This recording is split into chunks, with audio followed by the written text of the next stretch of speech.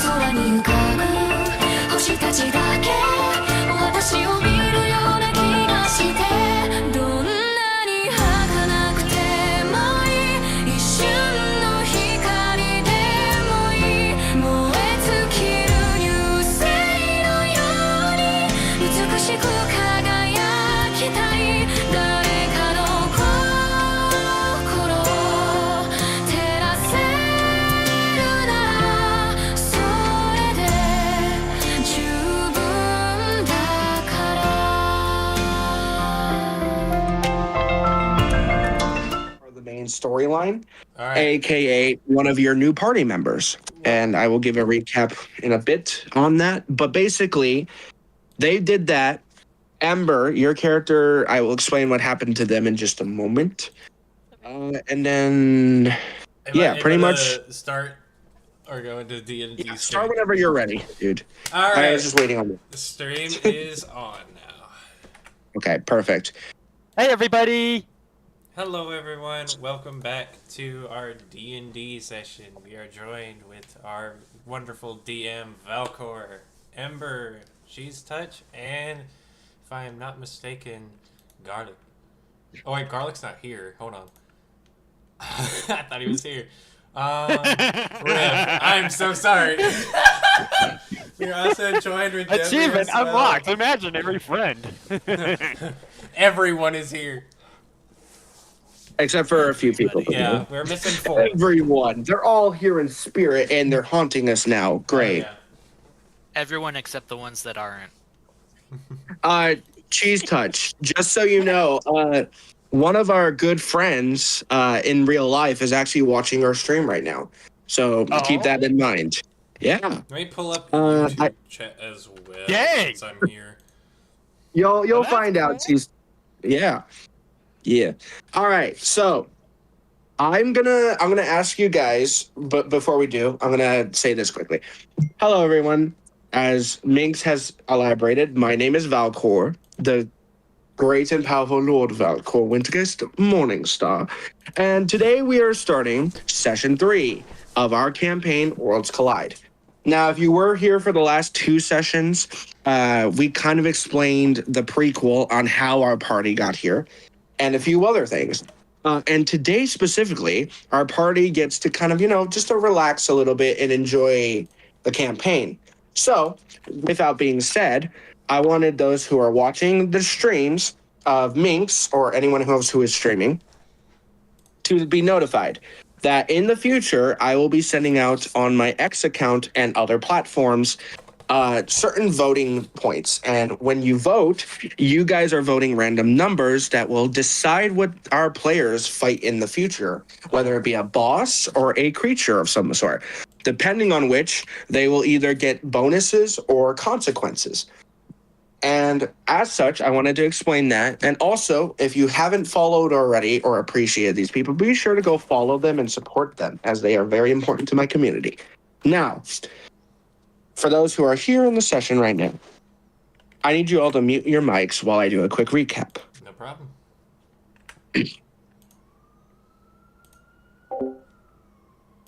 All right. So, last time we left off, the party had managed to enter the Raven Inn. They had a nice conversation with the dwarf, who you guys learned his name was, and if I'm remembering correctly, I don't want to say his name, Ballerin. Ballerin was apparently a person who was around for a long time. He expressed to you guys that your destiny is you've been brought to this planet, this galaxy, if you will, to stop an inevitable destruction of the multiverse. Should you fail, it could mean the destruction of your own universes. Should you succeed, you could become legends. In the concept of the time, you all were exploring the environment. Rifftop explored and felt this strange presence, but thought nothing of it at the time. Cuppa Joe, who unfortunately is not able to make it to today's chat because of an ear infection, but worry not, they will be back in the future. So Cuppa Joe found this very interesting small sword in which she almost got killed by an unknown assailant known as Bubba, a small runt kobold that Balrin takes care of, along with 22 other kobolds. Later on, Cuppa was met by Bubba, who gave them a gift as an apology of a book called Dusk, in which, unfortunately, for those who don't know Twilight, it's a joke. I apologize. The book was good. You guys managed to have some interactions with each other. Doodle had a interesting conversation with the Cheese Touch. And according to Cheese Touch, they probably hit a body, but we're not entirely certain. And you guys were tasked by the great and powerful Balrin to be sent out with Tiana, your android assistant, and Bubba, who unfortunately secretly followed you guys to help you in your journeys, to your first place, a strange labyrinth in which had statues and a large pond, and in the center, a massive form of a watery-like woman made of stone. You guys looked around. Minx was the first to notice it. Strange writing, both written in Draconic, Infernal, and in Celestial, upon which you managed to read the incantation properly, and the key was made, the second key, in which you didn't know what it does at the moment, at the time. Of course, Bubba, being a kobold, saw this shiny artifact of this key and tried to steal it, in which awakened a massive android entity. This entity nearly killed Bubba.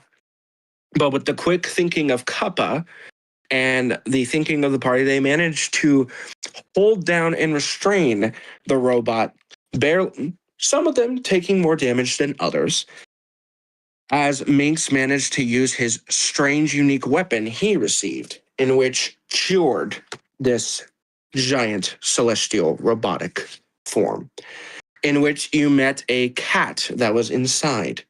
The cat's name was Shadow and became a part of your party. And as the labyrinth itself began to crumble down around you guys, a portal was opened by Bubba, and you guys began to make your way through. And as you did, a few of you sensed a presence, one that made your blood feel like ice and your bones feel like they were metal that had been stuck in a cold, dark place. You felt fear as if it was a part of your living organism, like you were fear itself. You felt dread like no one else had ever felt. You heard a voice saying they were back. And that is where we left off as the last two people entered. So, the party, in which I will say, has entered through the portal and are now back in the Raven Inn. Ember, who at the time of the last session was currently resting in her new headquarters, her room. They had been resting there during this mission, as in the last time you had seen her, you had fought a group at Axebeaks, large birds that nearly killed you guys. Ember has been resting, and of course, for you, Ember, to elaborate, as the rest of the party, when you first arrived, you met this woman who tended to your wounds. Her name was Beth. Beth tended to your wounds, and you noticed as you were sitting in your room, the room, just like everyone else in the group, strangely looked like it was familiar. Like you had a room like this in your other world, but you weren't entirely certain and you're not certain because you do not remember fully, but you believe this is what your room would look like if you were back in your old life. So, with that, the party who had just returned from their large boss fight now stands in a small square/circle around each other. Some of you are damaged, some of you are a bit worse for wear, but alive. The cat, who had which managed to hold on to, I believe it was Cheese Touch's back, is still with you guys. And it is now your turn to talk, party. You are all together, and you are all able to do what you wish right now. I personally, DM would vote to simply explore around the HQ because I'm still trying to get my bearings. Also, quick question, DM. Did I, by chance, manage to bring back a snack for the Pachyrhinosaurus hatchling? I will say, for the brevity of time, Cheese Touch, you managed to find some interesting blue seaweed, which you did check with Seraph, and it is edible for Pachyrhinosaurus. Good. Before I bother asking the dwarf, I simply politely pass by him, get to my room, and then just simply find Bumpy. Good. So the dwarf, pays no mind to you, and you head to your room and you feed your Pachyrhinosaur the seaweed, which I will get to in just a moment, Cheese Touch. Now, the rest of the party, what do you do as you return? Since we came back from this mission, correct? I would check on my egg that I have at my, basically, room, I suppose. Alright. Okay. Good to know. Can't move my... Oh, yes, I can. I don't want to resize it, though. So, I do want to ask, since I'm doing this, is there any changes? To the building itself? Yes, and also the egg. I will say roll me an investigation check. Okay. 1 for the room and 2 for the egg. So I will say for the egg, you may have advantage. Okay, I'll do the room first. Okay. While you're doing that, I will quickly go to Riff. Riff, is there anything you currently would like to do as you have returned from a, I guess you could say, successful mission? You now have the 2 possessions you got.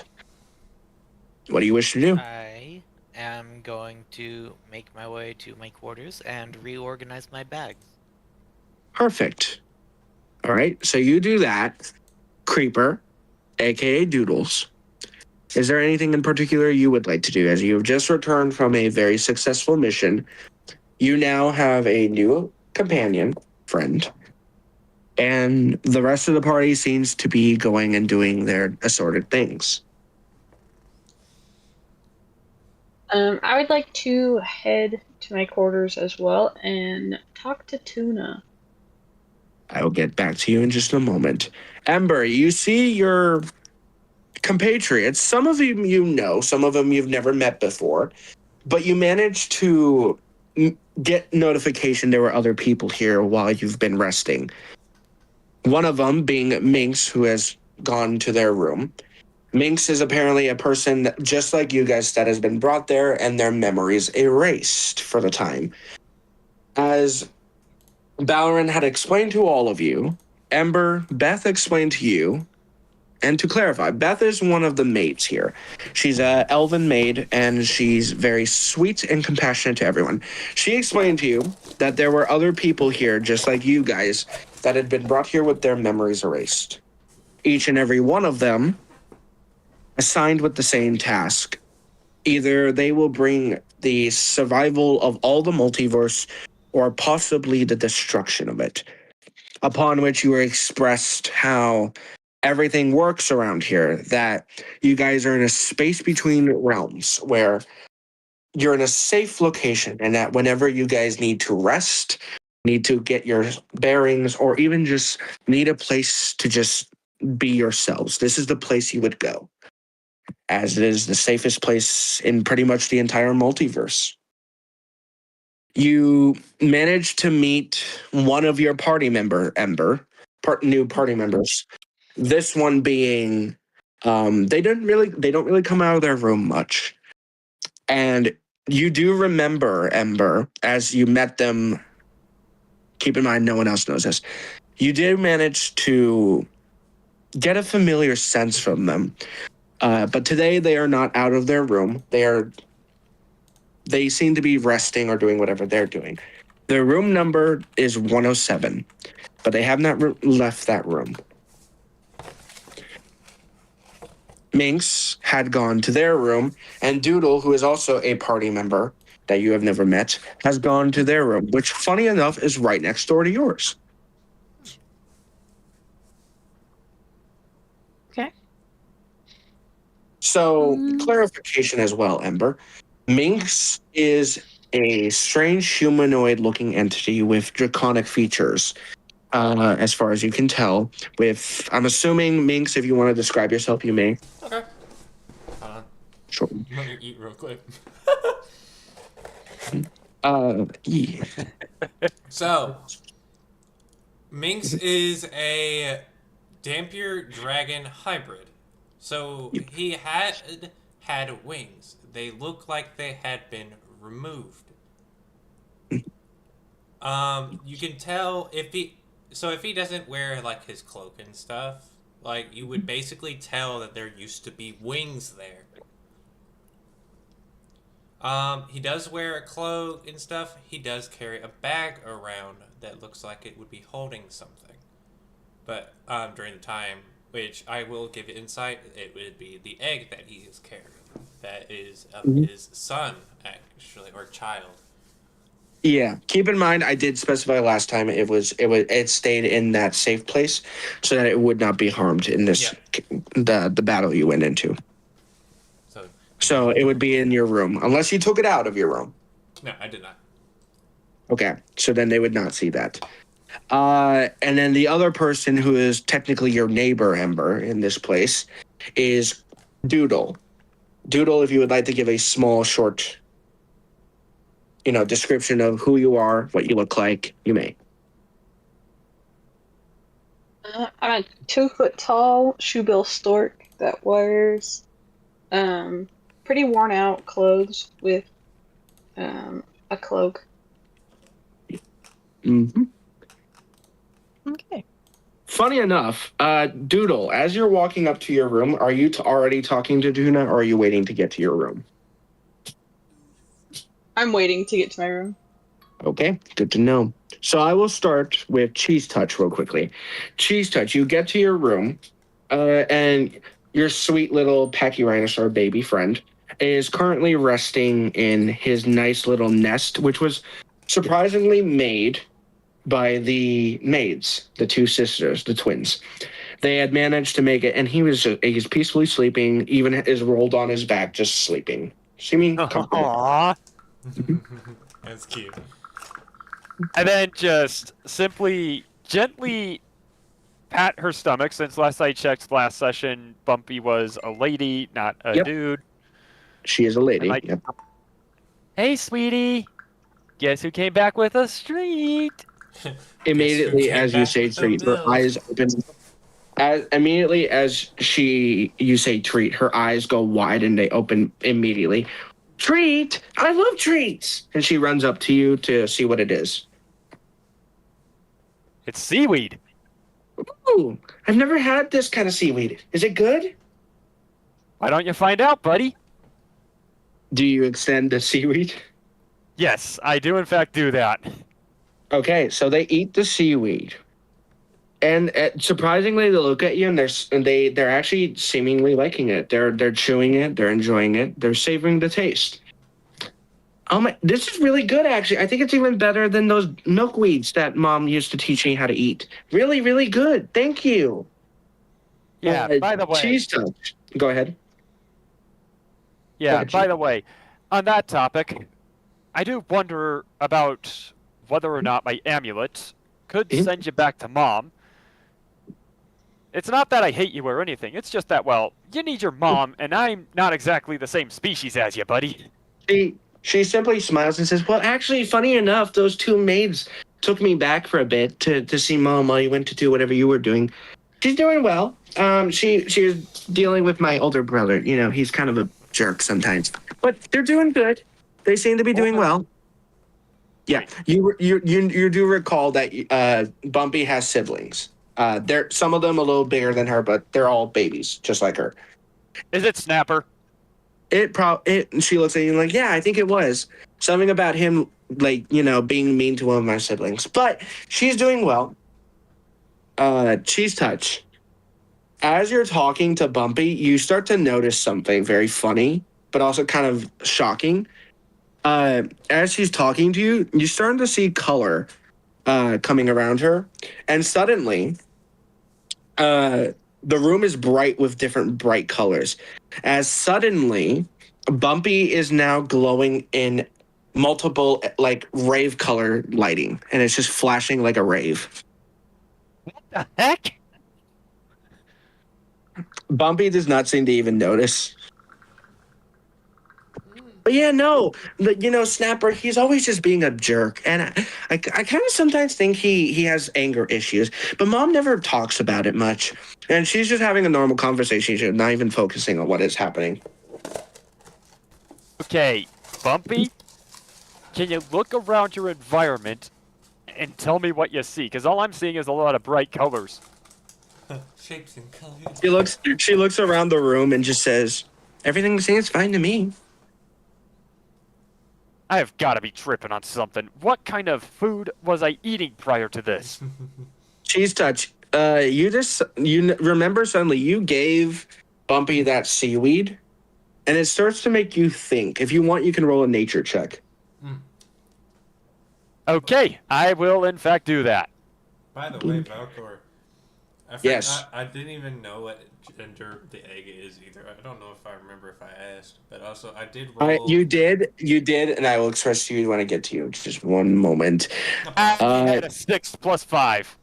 Yeah, I'll say for the brevity of this Cheese Touch, you know what it is.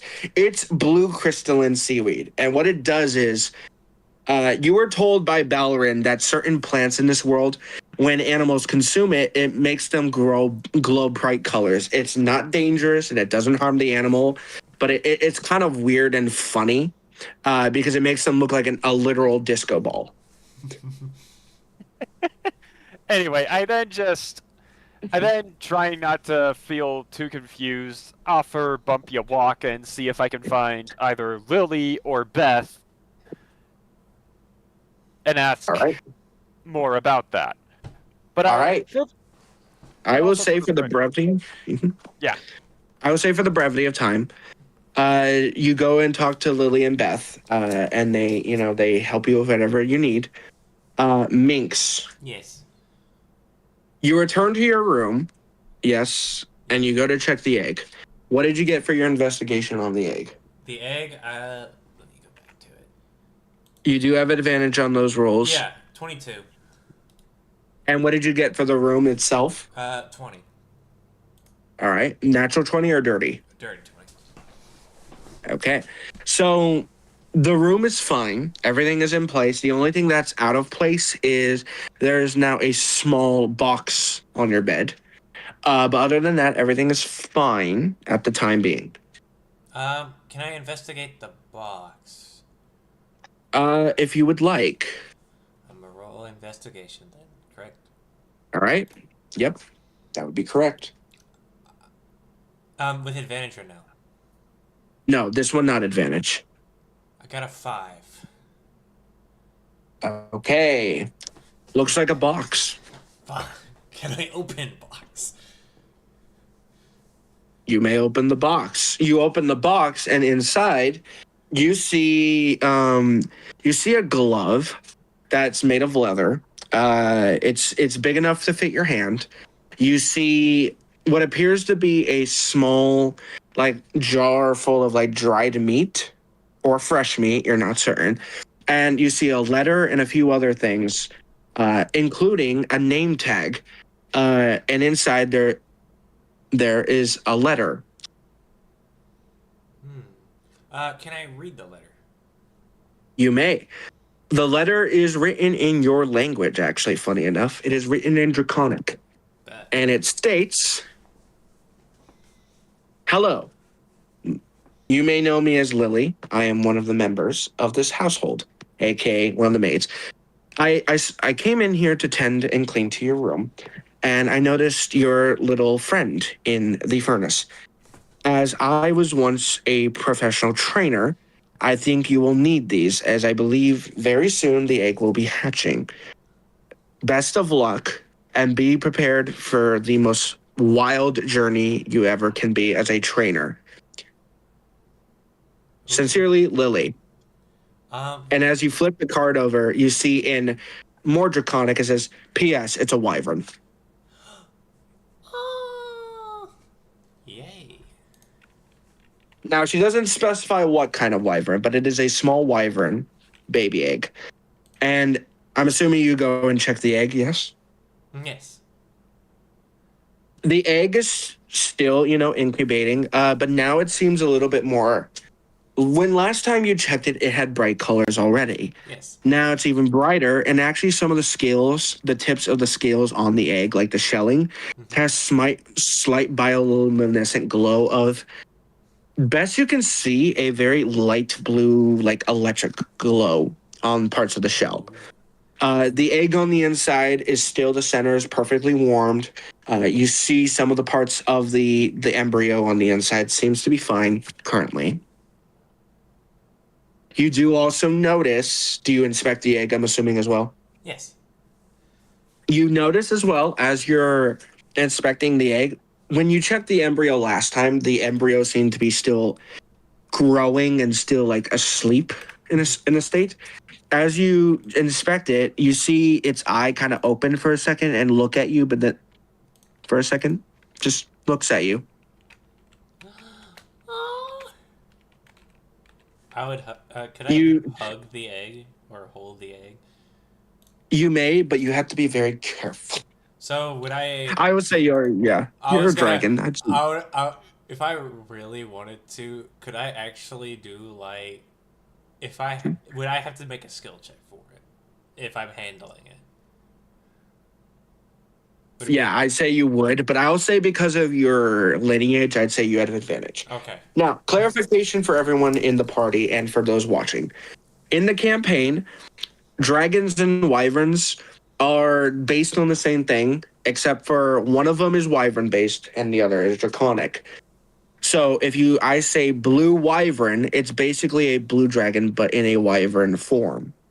So blue wyverns have lightning just like a blue dragon. The only difference is one has 2 back legs and large bat wings, the wyverns, and then the other ones are the 4-leggeds, the dragons. There are other species of dragons. But anyway, continue, Minx. So from where I'm at, or the stage it's at right now, could I tell what kind of wyvern? Roll me a nature check. And since you know your lineage, I'll say with advantage.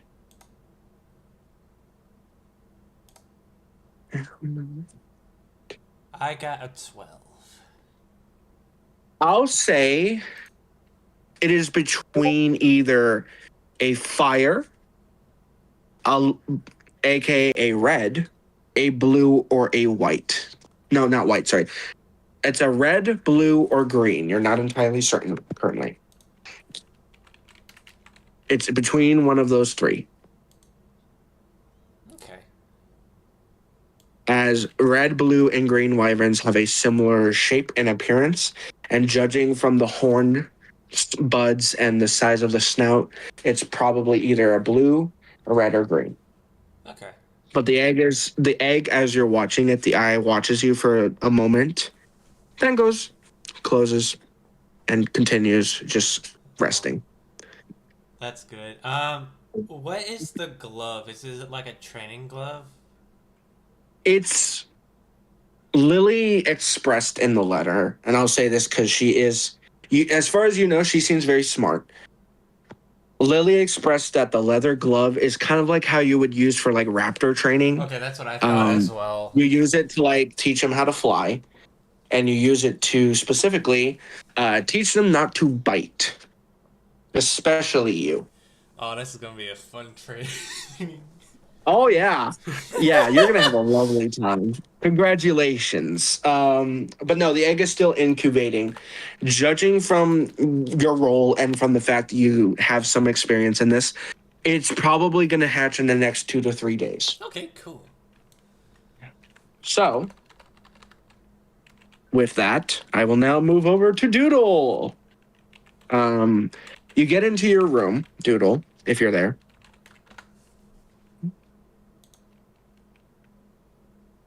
Yes, sorry. I'm here. You're fine. So, Doodle, you go to your room. I'm assuming you take out the box. Yep, I take out the box, and I talk to Tuna and ask, what the heck are we going to do with this cat now? Oh, a cat? When did we get a cat? Well, we now have a cat. It wasn't that a robot that tried killing us. Oh, that's interesting. As your friend, I will just say, be careful because, taking care of a pet is a very big responsibility, Doodle.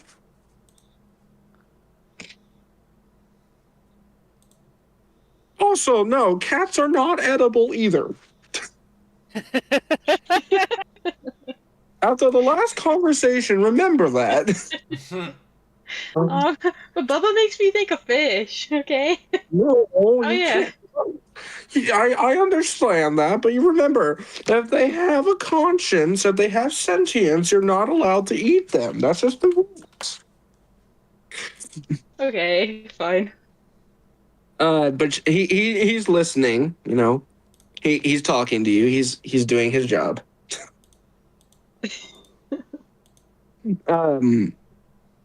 So I will say real quickly, Ember, because you're right next door to her, you hear Doodle having it's very muffled because of the walls, but you hear Doodle, and then you hear this sound. It sounds like someone's being shoved in a bag. As far as you can tell, that's what you hear, Ember. But anyway, Doodle. So Tuna's just hops onto your hand and is just waiting to see if you have anything else to say.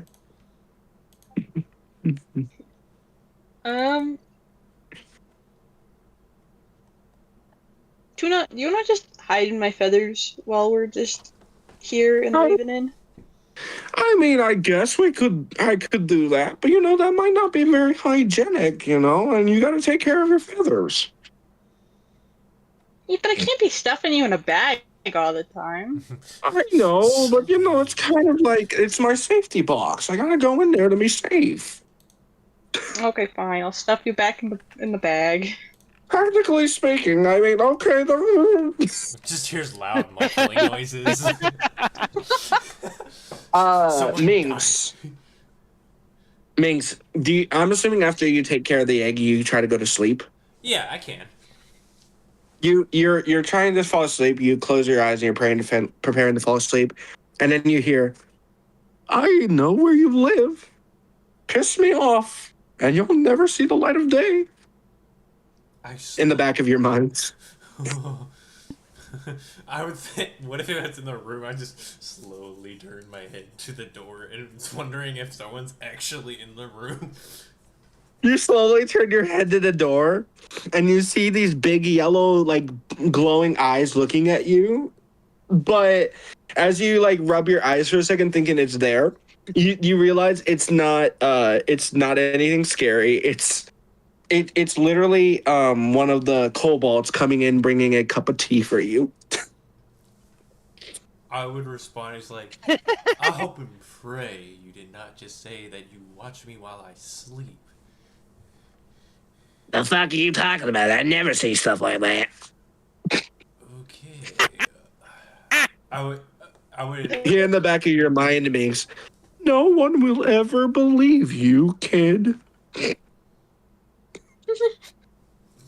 Is Minx alright? I'm suffering from schizophrenia. Anyway. So for the brevity of last session, I'm going to give you all a long rest as you guys came back and you now get to rest if you'd like. Riff, before the night ends, was there anything you wanted to do specifically? No, there was not. Okay. I will say, Riff, as you enter your room, make an investigation check for me. Will do. Hmm.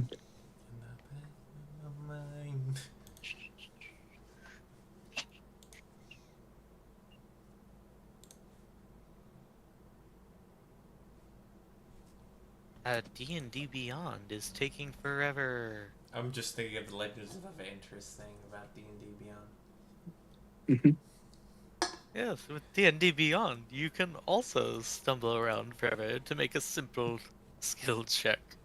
Ability saving throw. Hmm.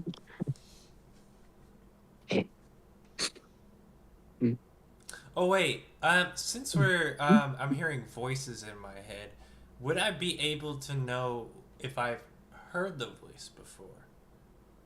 Yes, I would say you would know. It's the same voice that told you maybe you're psychotic when you called Doodle psychotic. Oh, I was about to say, can I make so a it's self-aware. perception check? Go for it. Riff, what were you saying? So it's self-aware. 21. Oh, yeah. I rolled. 21. You know it's a voice. It's very familiar. It's the voice that when you called Doodle psychotic, it said, maybe you're just psychotic.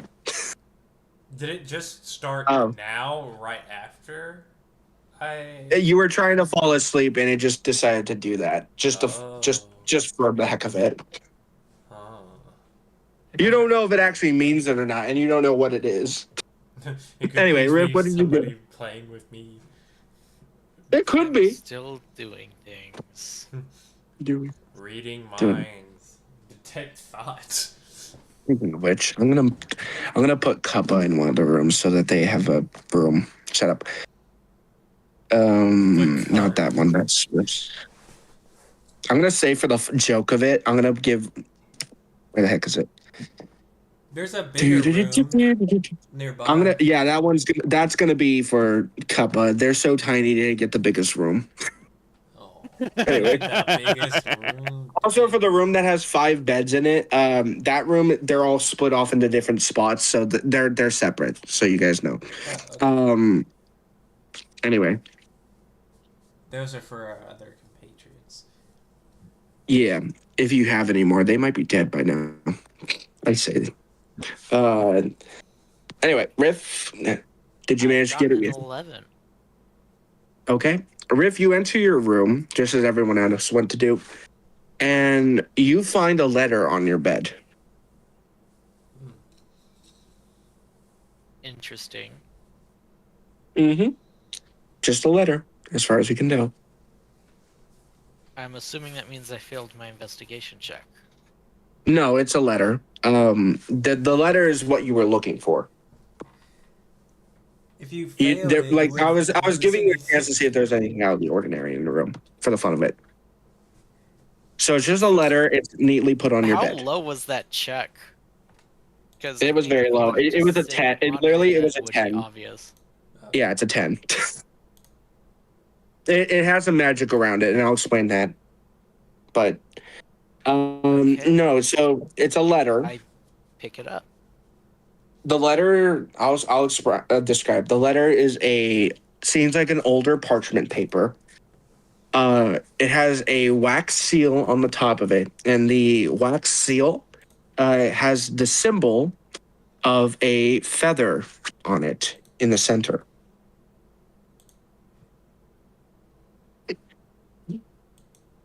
What does the feather look like?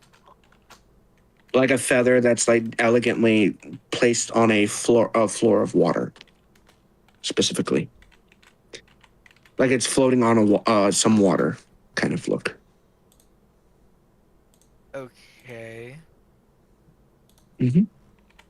I'm going to open the letter. Death no king. No, I'm not that mean. That'd be cursed. No, you open the letter. Nothing happens. There's nothing inside? No, there's a piece of paper, but nothing happens like that's bad or good. I wouldn't expect something to happen when I open the letter. letters can be used with spell stuff. That it was a joke. I was trying to make you scared. Anyway, all of a sudden, as you open the letter, you're engulfed in No, I'm kidding. All of a sudden, as you open the letter, there's a It's a piece letter. of paper inside. There's a Oh paper my inside God, the that horror. letter. It's another letter. There is a what appears to be paper on the inside. Mm-hmm. All right, I take the letter outside of the envelope. All right, the letter. Do you read the letter? That would be the next natural step, yes. Yeah. Well, okay. So, Riff, the letter is written in your kind's language, bird language, specifically, just like you and Doodle. It's in language only you two can understand, as you are the only ones that can actually speak a bird, unless you have the speak with animal spell. The language itself So it's is chicken written. scratch. Yeah, pretty much. But essentially, it is a language only birds can understand. You're reading the letter, and this is what it reads for you, Riff. Everyone thinks our kind is extinct, but we're not. If you wish to find out more of what happened to the people of this land that were like you and where we are, look for the tree that is alive. That's all it says. Okay, so I'm going to assume the feather was black. No, so the wax was made of red, so it had no color on it. But it looked like a feather floating on a small body of water, pretty much. But what does the feather look like? Like a feather, like curled up feather on water. It didn't. So It's hard to explain, like a a basic white feather. Chicken feather? Well, like I said, it didn't have color because the wax seal had no color on it. It was just a red wax seal. Okay, so it was an imprint of a feather. Yes, it was an imprint of, like, you know how royal people have that wax symbol. It's like that, but the symbol is a feather floating on water. Pretty much. That's what I meant to say. My apologies. But that's what it reads. But there is something underneath it that is in smaller writing. Riff, do you speak Sylvan? I do not. Then you cannot read this. But yeah, there's something smaller written below it, but you cannot understand what it says. Got it. So, with that, you all manage to get a good night's rest. You all may regain your stats and take a long rest token. You guys wake up as normal, another day in the Raven Inn. You come outside your rooms, if you do. First of all, you find food ready for you, any food of your liking. You manage to find, Balrin once again pushes the skeleton off the chair and sits in the chair. Bubba is sitting in the spot where Cuppa, is sitting across from them. But Cuppa seems to be a bit more tired today and has a little sneeze. And so they're just there giving them some nice tea. Bubba, is sitting next to them, of course. Upon which, funny enough, you notice something. You're all standing there. Who's the green leaf? I just realized that. Who are we you missing? all are sitting Might there. be Faye. Yeah. You're all sitting there. And then Balrin suddenly slams his mug on the table twice. And he says, "All right, listen up. We got a new guy here. They came in last night. And they're apparently gonna be joining y'all. So you better be nice." And he says something, kind of common for Balrin. You guys have only met him 2 days now, but he's doing the same thing he always does. "Oi, new guy, get your ass out here." Deadly, would you like to describe your appearance and your character?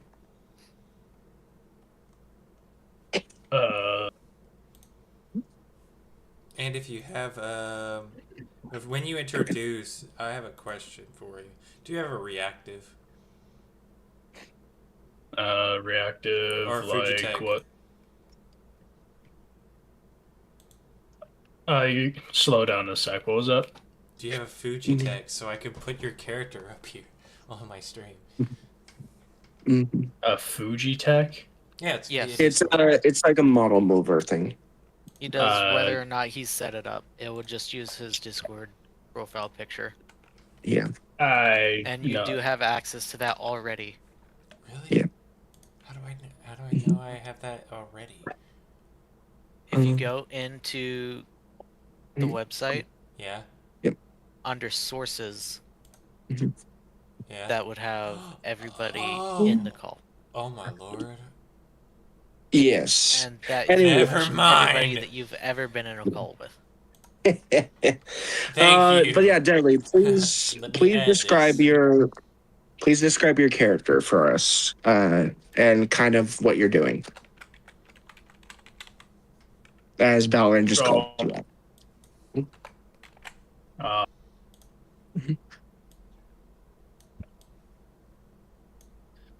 Dragonkin, so I got wings.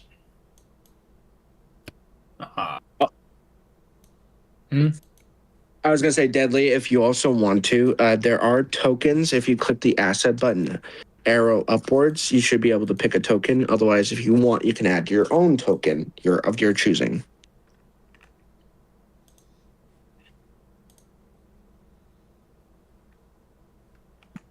But yeah, pretty much, yeah, you're a dragonkin creature. Yeah, Dragonkins, I got horns. Okay. Yeah, I was gonna say, just describe kind of some of your looks and your design. Horns, wings, like draconic legs, Okay. clawed hands, standard shit. Do you have a humanoid face or a dragon-like face?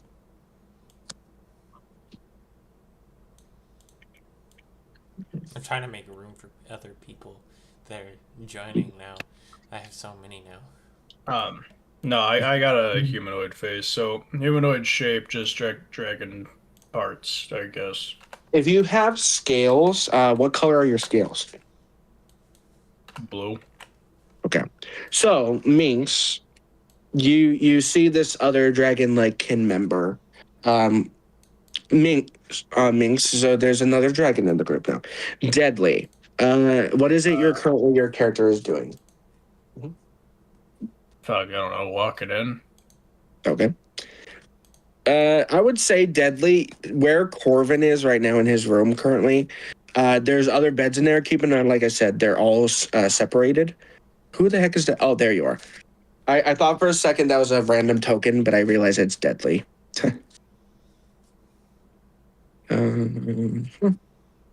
So I'll just delete that. And then Deadly, if you want to use whatever token you want, you may. And then you just click it and drag it to where you want it to be. There you go. So, Deadly, same as everyone else, you're kind of new to this whole experience. You remember you have a past life before this. You don't know who you are, though. You don't remember where this place was, and you don't know how you got here. You don't remember much about your past either. What you did receive when you first came to this realm was this message in the back of your mind that you are a person from a different place, different dimension, that you were tasked to do something here, and that you needed to find the Raven Inn, which you did. And then it expressed in your mind that answers will be clarified there.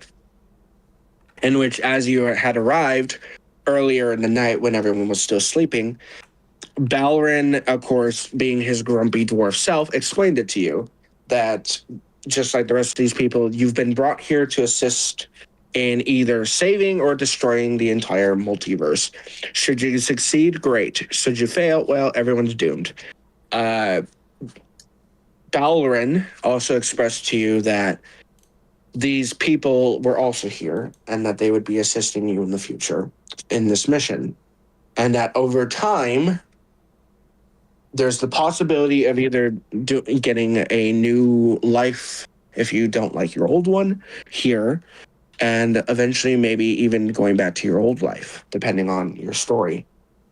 You were also expressed that your memories would eventually slowly start to return to you over time. It just would take time. So, for the rest of the party, this new member comes out of their room, sits down to eat breakfast. Is there anything that one want to either talk to them, or Deadly, would you like to talk to the party? Not really, I guess. I'm gonna have to edit my overlays eventually. Because I Anyway. have so many people. So, Deadly, you're not going to want to talk to them right now? I mean, we're eating food anyway. Yeah. So basically, Balrin just elaborated. You have a new party member to the group, and that they gestured to you, pretty much. Okay. Yeah. No, I just eat the food. Okay. So this new person for the rest of the party comes out of the room as Balrin gestures to them and explains the new party member, and just starts eating breakfast, not saying very much to you guys. Does anyone want to do anything specifically? What? I have a question for him. What kind of dragon is he, or like dragon race? I think I settled on blue because we didn't have the right one. I will say with the lore that you and me kind of discussed, Deadly, if you're still going with that, if I'm correct. The one with the I was still ancestor. gonna stick with that. I was still gonna stick with that, but You didn't have that in the character sheet and wouldn't let me finish it without putting one in. That's okay. That's fine. So for you, Minx, I would say then they are like a bluish color, but they have white, shiny hue to it. Kind of like they're made of like a pearl color. Like it's blue, but they have a white like shine like a pearl on it. Okay.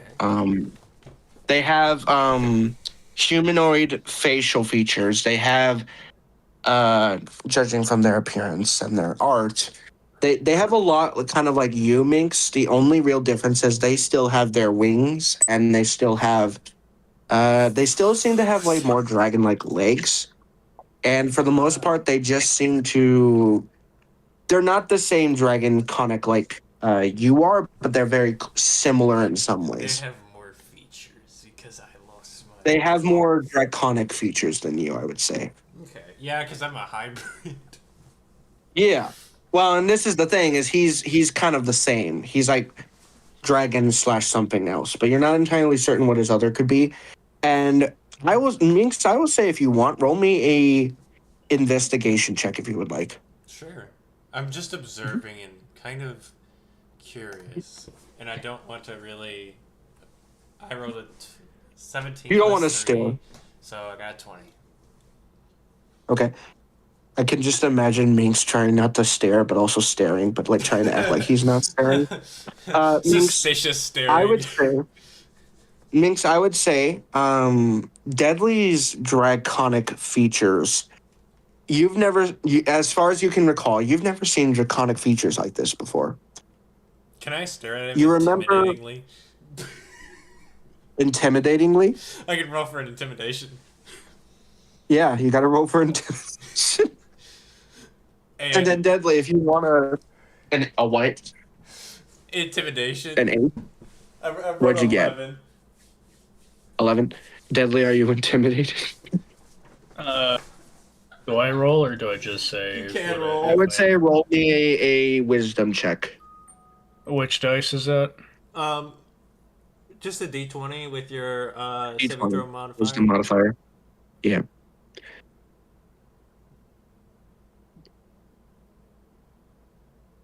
I love how Mink was already trying to act like the big dragon of the group. Oh my god. Hold on. This is all sorts of fucky. Yeah. Let's see. And it's what? Wisdom or charisma? It's a D20 plus your wisdom modifier. Wait, no, it's not wisdom. Okay. It's intimidation, so it's charisma. Yeah, it's charisma. My apologies. You're Well, right. either Vince. way, you It's- fail. I rolled a 13, and my Yeah. charisma is only a -1, so that's still a 12. No, you pass. I rolled 11. Yeah, you pass. You missed it by Yeah. one. You failed. You failed to intimidate him, is what he's saying. Ah. Yeah. Just So for you, Deadly, you just see this other draconic-looking guy just staring you down, like very heavily trying to look intimidating, but it kind of just more like he's just staring at you and not being like he's just big eyes just staring at you. dead ass.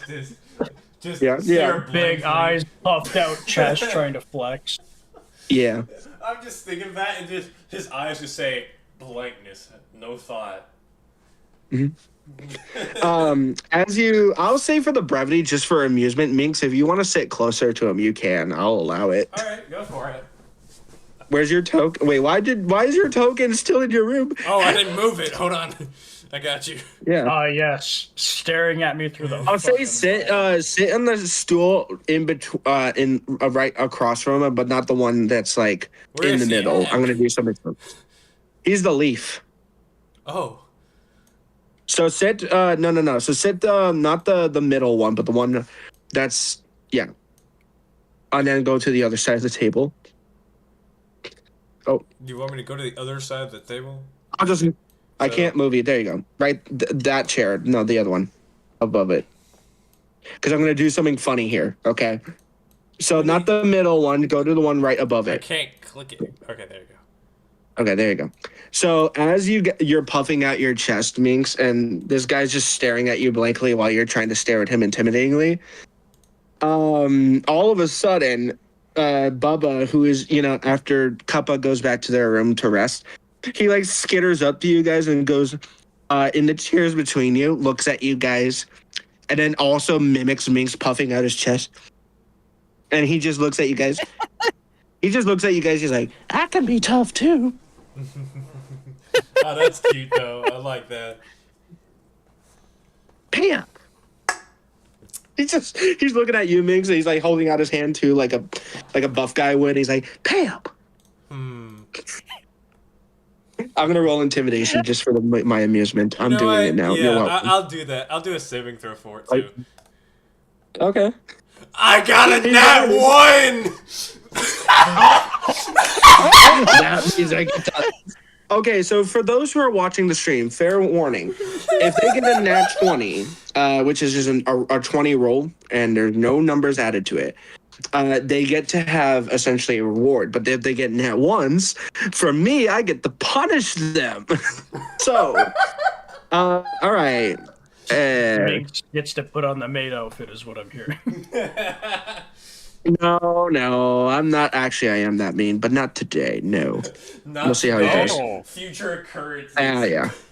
So, okay, Minx. He puffs out, he says that. Minx, you're immediately feel this, like, despite him being way smaller than you feel like he could beat you up. You don't know why. He's way smaller than you, but you feel like he can beat you up. You have to pay him 5 gold pieces.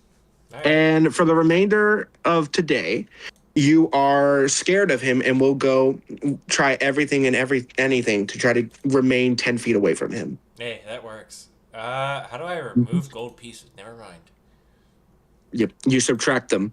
So Bubba takes the gold pieces, looks at you, Deadly, and says, "See, I'm the big man here. Everyone respects me." All of a sudden, the big dwarf guy just yells, "Oi, go back to your fucking room!" And he immediately runs off. Well, he gained something today. He gained 5 gold pieces. I think he's very pleased. Yeah, he's pleased. The one time a kobold can scare a dragon, this is the only moment he can shine. After last time, yeah. Worth it. So yeah, Balwerin is sitting at the front of the table, and he's eating his food, and he looks at you guys and he says, "All right, listen up.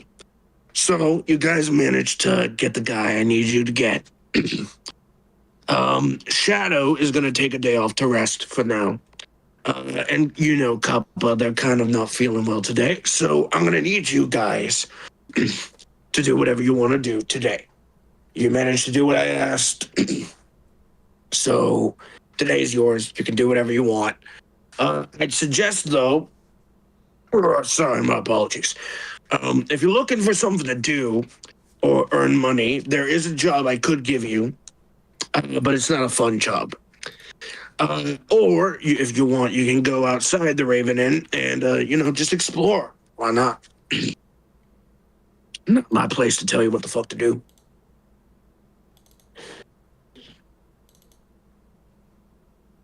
I'm trying to get the right label or border for frames for webcams real quick. Hold on. Okay. But yeah, and that's what Dalaran says to you guys. So pretty much the day is yours. You guys can either, go do this quest, go explore. It's up to you guys. I personally have more justification to explore more around the area, even though I've already done that when walking Bumpy. But I'm specifically looking for the elf maids to see if I can try to get a bit of a trade with Bumpy, like an exchange of Bumpy for a different paleofauna that would be a decent companionship. I will get to you in just a moment with that cheese touch. But the party, for the whole party, if you want, you guys get to decide what you do today, including you, cheese touch. So in character, you guys can either go explore and explore the environment around you, may find information of what happened here or how you got here, a little more than what you know. Or you can do a side quest that gives you guys possibly rewards. You don't know.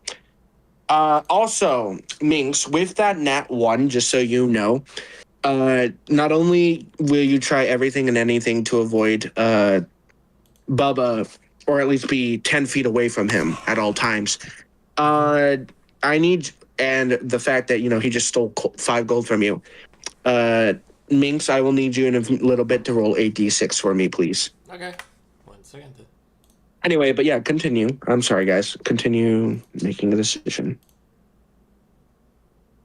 It's a 6, by the way.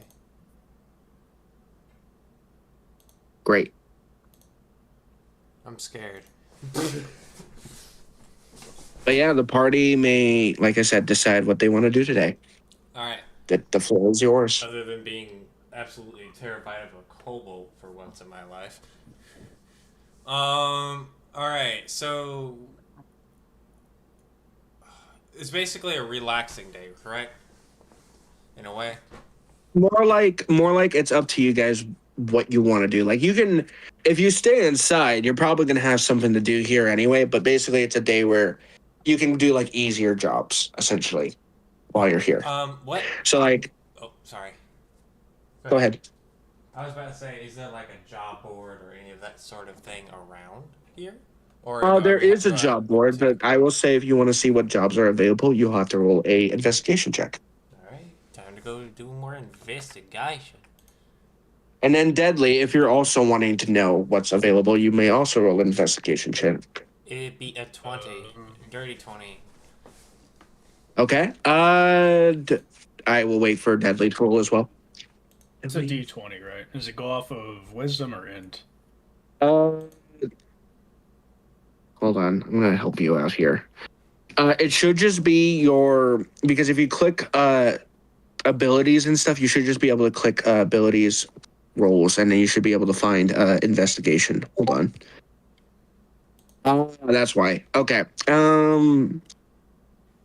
Yeah, so click your abilities, saves, and senses, and then you'll see the option skills underneath it. So you'll click that, and you'll scroll until you find investigation and then roll it. Also, why are you... Okay, got it.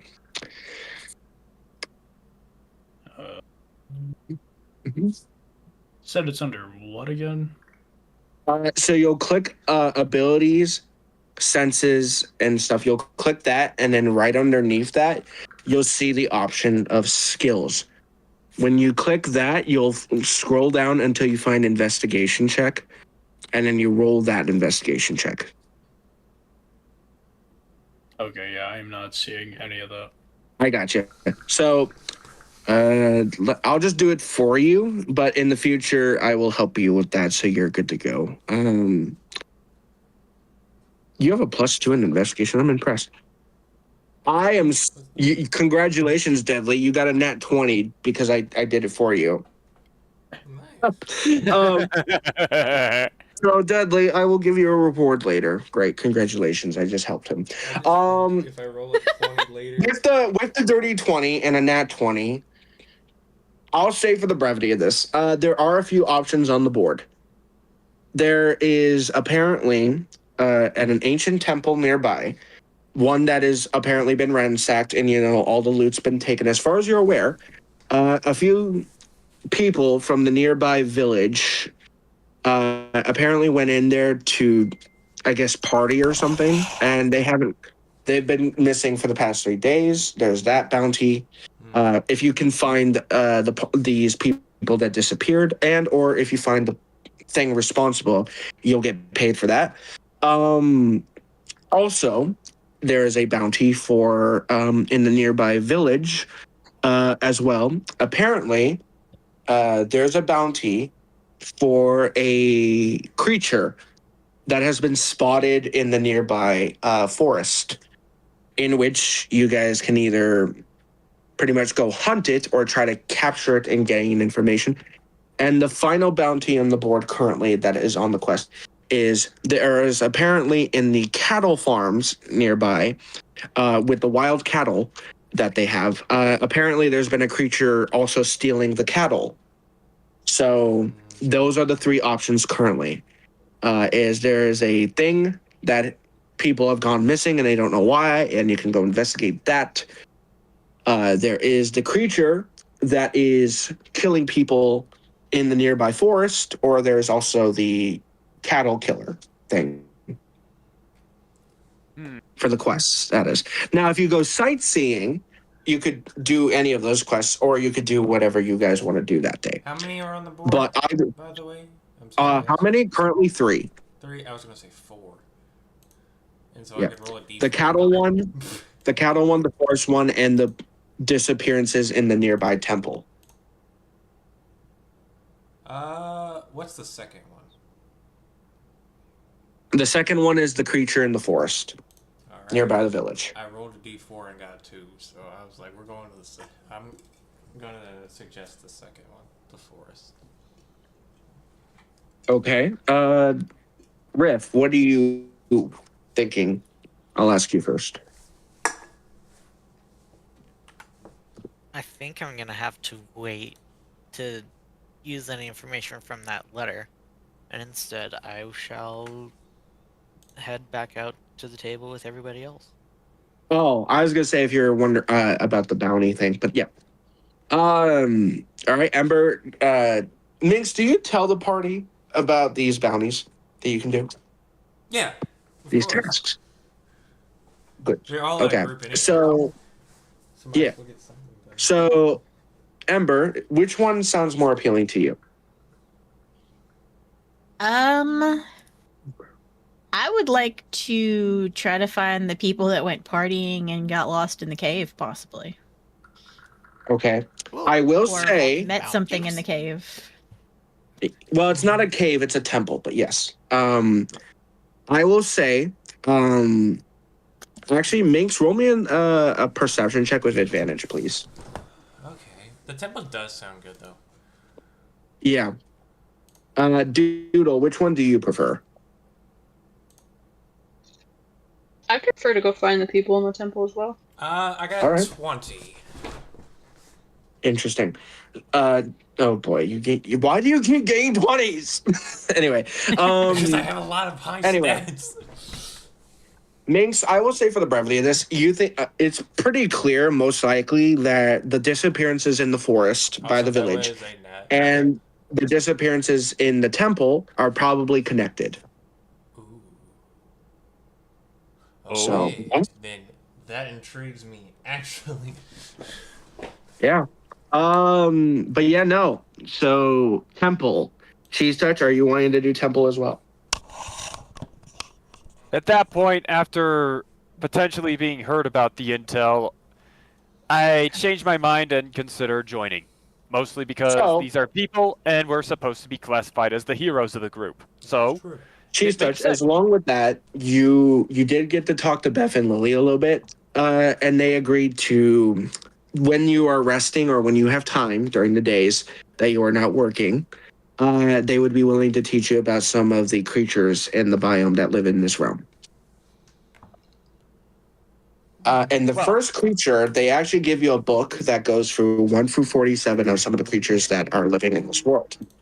I will say for the brevity, give me a little bit on that Cheese Touch, and I'll send you that book.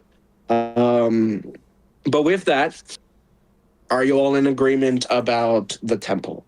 Yes. I think so. Yes. Yes. Alrighty then. Okay, so as you all agree, Balrin, being Balrin, kind of an asshole for some reason, he just looks at you all. Well, not my funeral. And he kind of just coughs and he just says, all right, We can always If you wanna practice go do that. necromancy. if you want to just go do that, just you can head out. And as he says this, the door to the house, the Raven Inn, opens, and it's just like before. It's covered in an illusion to make it look like it's something else, but it's clearly like last time. Like you can just walk through it. And where would the door be? Where you guys came in the first time, which is I will just mark it here. Oh, I was about to point where it's at. Yeah. Yeah. If you look right to your there. left, If you So- look to your right, we'll float ourselves all the way near the door. as you guys prepare to leave, though, Balrin extends his hand, like, "Hold up, I gotta give you guys something." Mhm. He as you guys stop at the door, he just grunts. He's like, I'm gonna hate this already, and he snaps his fingers. The door that is just open for you guys, you suddenly see it sprout very beautiful, elegant legs. Huh? Riff, I need you to do what? the voice, please. Well, hello there. Huh? Balrin's just standing there rubbing Ooh. his temples. It's been a while since I've had a chance to stretch my legs. Put the legs back away.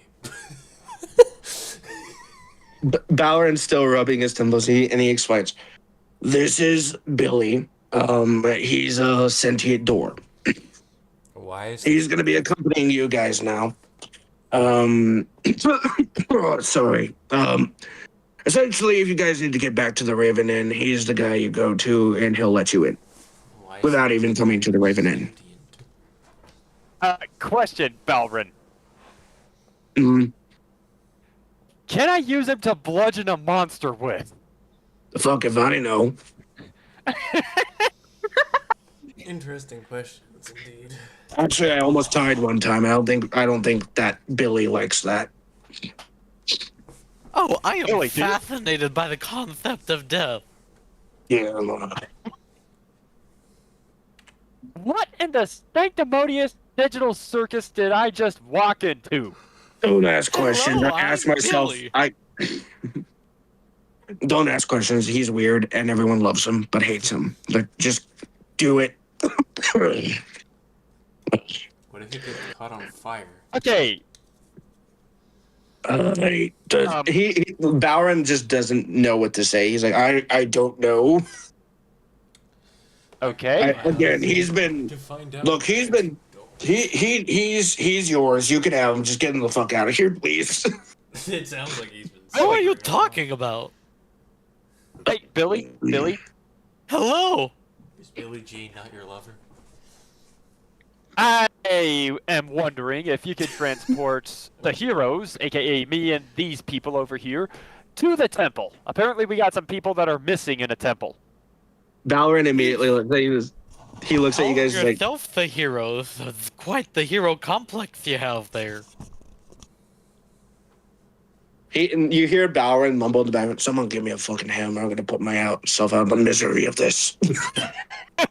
Now look And then he slowly walks at over him. and he tries to pat you on the back again, Cheese Touch, but again he slaps you on the ass because he's short, and he explains, "All right, elaboration. He can only get you here to the inn, and he can only go where you carry him.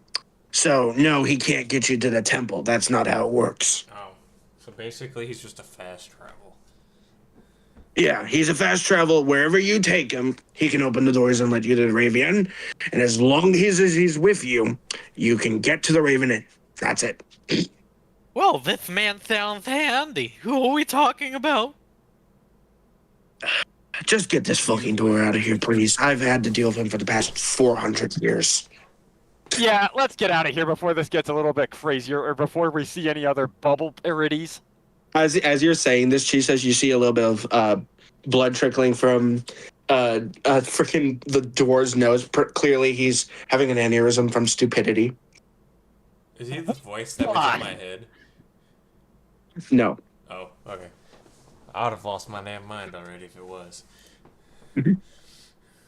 But yeah, do you guys all...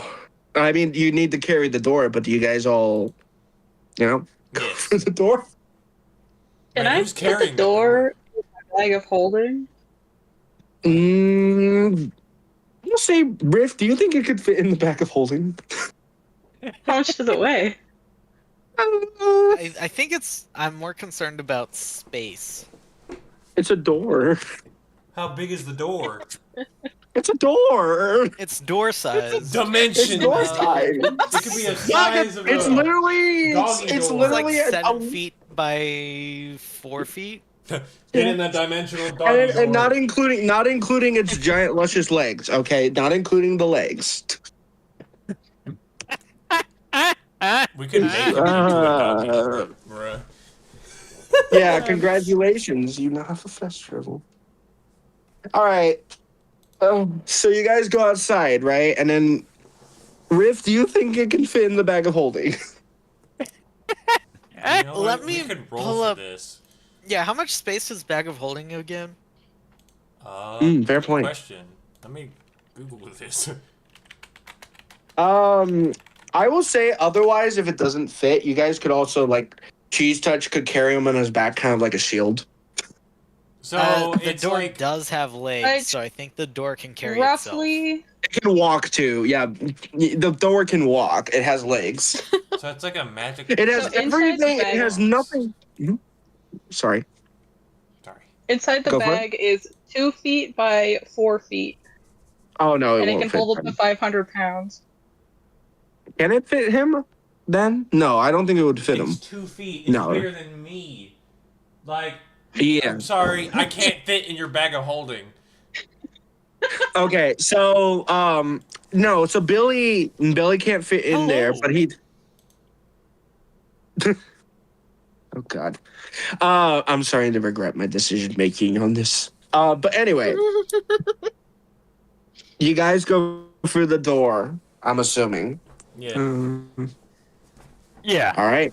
So you guys go through the door, and like last time, when you guys first arrived here, for those who were here at the time, and for those who just joined the campaign, you guys remember walking up to the door, and there were the scarecrows that guard the entrance. The Manticore is gone right now, currently, but you guys go outside, and as last time, you see the farmlands. I got to make it bigger though, so that everyone can fit on the map, or we're gonna all cry. I need it to be big enough for you guys, or we're gonna have problems. But yeah, no, it is clear. Currently, daytime, early morning, around 6 o'clock. The sun is shining, and you hear birds. You see the same old scarecrows.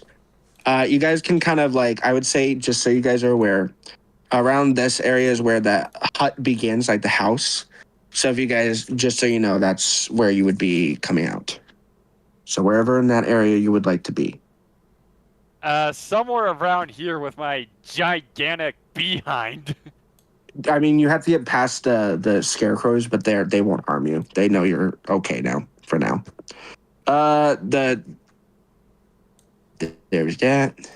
And I'll just put you over here. Okay.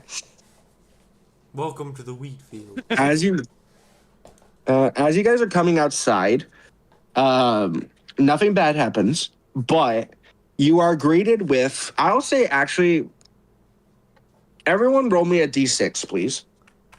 He said my curse. But I'll let you guys get your Righto. characters on the board first. What am I doing? Oof. Deadly. Okay. Hey, rolled a 3. You got a I got a 3. 2.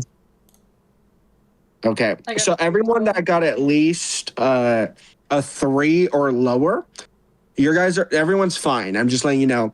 For those who got 3 or lower, you guys will see it first, and this is just for my amusement. I gotta get them on. I gotta get them on the board. Hold on. Oh, no. You guys see? No, you're fine. It's nothing bad. Oh, you It sure? won't harm you. They won't harm you unless you provoke them. But Food. you guys are met with a. There's that. There's that. Okay, you guys are met with like freaking giant looking cow creatures. Some of them kind of look like yaks. Some of them look like oxes. Some of them are just, minding their own business. And they're eating the hay, enjoying their life. But these giant freaking cow things, best way to put it, cheese touch. These creatures, your torso is as big as one of their legs. Jesus. Their muscle. There are some with longer curly horns and more fur, and are a bit more skinny. But the biggest ones have giant, massive mound of fur on the top. But the fur kind of goes past, doesn't grow all the way to the top. So you just see a giant lump of flesh on top that's like skin, indicating like they have huge, thick hide and also thick skin. These creatures seem to be about, I'd say for the size wise compared to you guys, 2 of the party members anyone that's within 6 feet or taller could fit like 2 people on its back. On the larger ones. The smaller ones with the curly horns that have spiked ridges, these ones are a bit smaller and skinnier, but they're kind of more like large goats. They're still like cows, but they have like some goat-like features in a way. They seem to all be grazing and just eating, and as you come outside, this one, the closest one, kind of looks up at you, Cheese Touch, and kind of walks over to you, and it's still just chewing grass. And when I say it's big, Cheese Touch, your entire like width of your body doesn't even measure to the length of its head, and it just walks over to you, and it's just looking at you in the eyes and just eating some grass or hay, just looking at you. I very gently extend a hand and then try to cast Speak with Animals. Hey, big Roll an guy. animal handling check. Okay, animal handling. There it is. I got an 18 total. It allows you to touch it, and then speak with animal. Let's see if Hey, these guys are smooth. Hey, So big what do you guy. say to it? She's good. Go for it. Hey, big guy. Don't mind us. We're just gonna go on a bit of a job, okay, buddy? He's chewing grass for a second, swallows the grass. Okay. And just keeps Okay. eating grass. By the way, have you seen any people that were disappearing by chance, or did you see any No. creature? Did you see I any mean- creatures? Okay, you first. No. I mean, we saw that big thing that took one of my brothers, but no. Big thing that took one of your brothers. Yeah. How big? Like, actually, no. Can you make a description of the animal in question? Just a big flying thing. Big flying thing. Oh, crikey. When he says this, okay. I'm kind of concerned. They're already big as it is. What's bigger than it? Geez, I don't know. Maybe given the fact that we're in fantasy La La Land, maybe a freaking rock? The only things I know that is bigger than that is probably a dragon. And I don't really want to deal with my kind and fighting one. This thing is still just eating grass, looking at you. Anyway, could you let me and my friends pass by chance? He's still just chewing grass, like he does not care, and he's like, I mean, I don't care. Just don't piss me off, and it'll be fine. And I just give the giant cattle some space, mostly because You hear as you're walking away, Cheese Touch, just in the background, a smaller version of it. Dave, stop pissing off the loco two-leggeds. Oh, but come on, they're fun. You can tell by the expression that the smaller one's a female yelling at the big one. And he's just still chewing grass, watching you guys leave. Actually, Minx, what color is your clothes right now? Red, actually. The cow is just looking at you. It's not aggressive, but it's just looking at you. I don't like you. Oh, I am disliked by the cows. I could bite the cows if I honestly wanted to, if I was craving. I mean, blood. you don't hear it. Cheese Touch hears it. You don't hear it though, because it all you hear is. You just hear cow noises. incoherent cattle noises. Translation: I hate you. Just have it all. Minx. Yes. Everyone, I'll say everyone can get to the fence other than you, Minx. I need you to roll me a dexterity check for me. Oh, okay. Uh-oh. What did he do to piss off the cows this time? You said dexterity saving throw? No, just a dexterity check. Oh, check. My bad. You're fine. You're not dying. No, you're fine. 11. Minx, you suddenly feel the ground beneath you rumbling, and you look up. You see this thing running at you, but not very fast, but it's running towards you. Do you start running? No, I want to stand my ground, actually. It's still coming at you. It's starting to pick up pace. You know what? I'm gonna still hold my ground. You know what? I am a pussy. I'm No. He's gonna die. He's gonna die. As he's only like a hair away from ramming into you.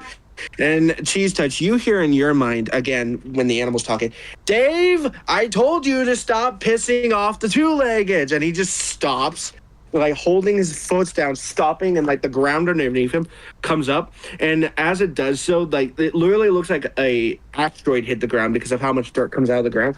And he's like, "Oh, come on! I wasn't even gonna hit him. I was just having fun. God, you're no fun, woman." And he just walks off. Damn. I ain't no pussy, but I could have got my I can't do ass hit. anything around here. Minx, not scared of giant freaking cattle. I would have been Only scared of a squashed. tiny little kobold. That's true. Now, Minx, I need you to do a dexterity saving throw for me. All right. Oh, Uh, 3. Well, if I can't, ram him, he lifts up one of his legs. You take 12 points of damage as he boots you in the gut. Damn. All right. And as he does so, Minx, you're sent flying back, and that's why you take the 12 damage. It would have been only 8 if it kicked you. You get sent flying back into the fence, and you're just like, you know how in the movies after you hit a fence, you kind of just look like you're laying there, like, what am I doing with my life? That's what you look like right now. Damn. And then you see one of the spikier horned cows just looking at you. And for Cheese Touch, you just hear, ha, ha, ha. Oh, that's funny. Anyway. Damn. I'm being neglected. This is why I roll ones. hey, Minx, are you okay?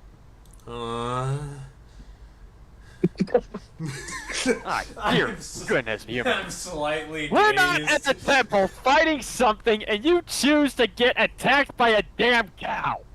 I look over like, the fuck you mean I gotta You just hear in the Cheese Touch again. You hear in the background one of the other younger male cows. He got owned by Dave. Fuck them. Hey, I'll have you know this guy didn't know any better of what to do with Dave. I say, talking to the cows. Roll me a charisma check, Cheese Touch.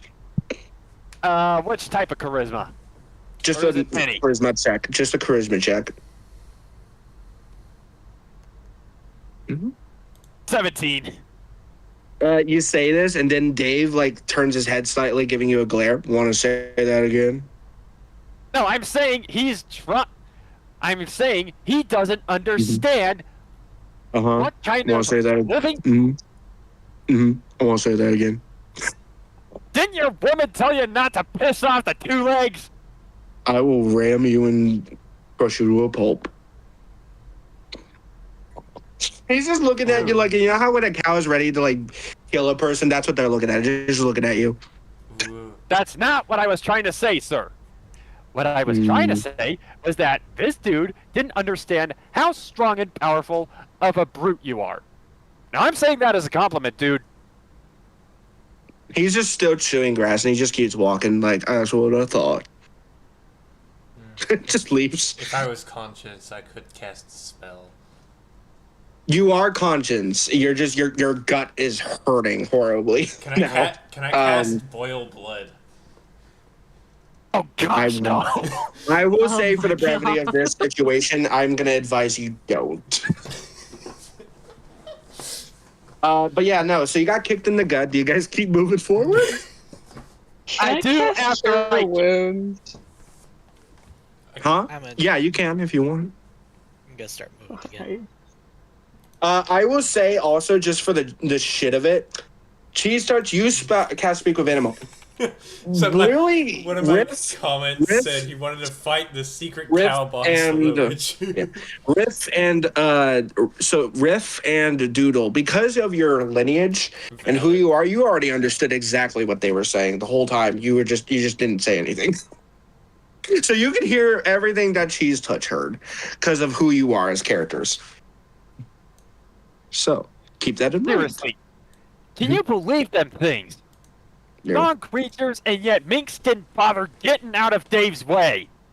Who's Dave? Closer to us when we were back in the field, doggone it! Also, Mhm. did you cast Also, I Cure got a Wounds? 21. Okay, I was Cure about to say. Wounds. Dave's the one that Yeah, I got a really doing 21. the God. How much? All right, Minx, they gave you for cure wounds. They rolled a 21, so you get back your health. Oh, okay. 21. Congrats. Let's Yeah, go. I just thought I would ask because it was funny because you're wearing red and the joke. Never mind. Yes. Hey, that's worth it though. Yeah. So you guys keep moving. I'm assuming through where you're going. Yep. To the temple. Yes. All right. I will say, as you guys keep moving, you're about like a good 15, 20 miles away. Not miles, but 15, 20 like feet away from the cow. Like you're where Dave is currently. It's about 80, 90 feet back. As you keep walking, you hear the cows start mooing very loudly. Cheese Touch, Doodle, and Corvin. What you hear is, "Oh shit, it's back! Run!" And yeah, you just keep moving. I just briefly looked back to see what other animal we could have been up against had we not chose the temple. What you see, Cheese Touch, roll me a perception check. Okay, perception. Not that. That's not what it is. Wrong button. Uh-oh. Hi, something from That's not what Resident we do. Evil. Jesus. No. Can I use passive perception? Yeah, that's it's just a perception check with advantage. With advantage. Yeah, with Okay, advantage. maybe I'm looking at the wrong direction. So where was? Okay, there's perception. Mhm. 10 total. 10? Oh, you'll see it then. You're fine. Minx, Yes. you see, not Minx, sorry, Cheese Touch, wrong person. Cheese Touch, as you look back, because you and Doodle and Corvin are the only ones who understand it. When you look back, you see that guy that was laughing at Minx after he got kicked in the fence, that goat-looking cow thing with the curlier spiked horns. You just see him look at you, and he says, mummy. And then suddenly this freaking talon, this like freaking, you know how I said the creature's body was like way bigger than you? You see this talon wrap around its torso, like it's like the size of a freaking mountain, maybe. Like this talon that big. Grab him and then just go into the air. Oh, well, shit. So in the equivalent to the size. What? Is it bird-like or is it more reptilian than bird-like? I will say the size of the talon itself.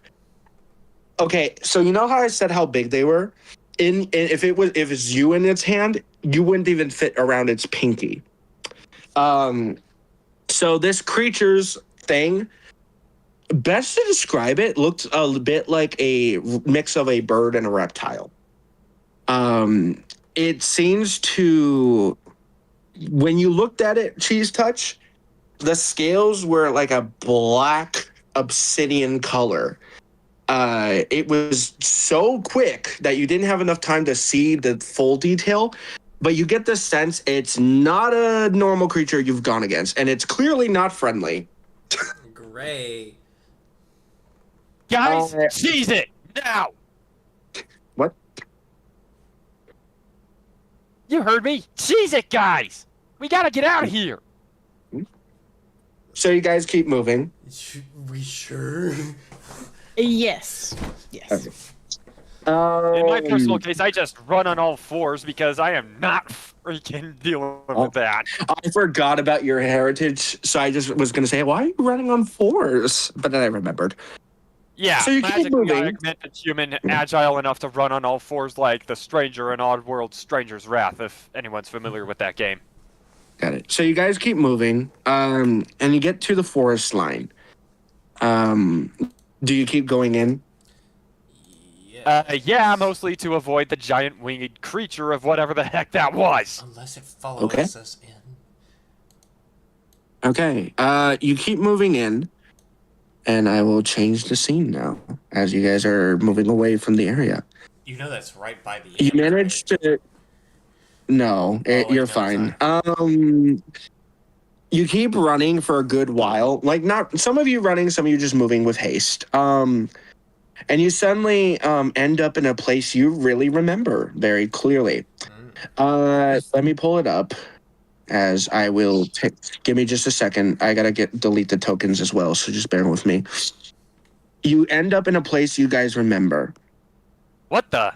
Oh, You end up in the village, the one that was abandoned, and where you found that skeleton of the child. Huh?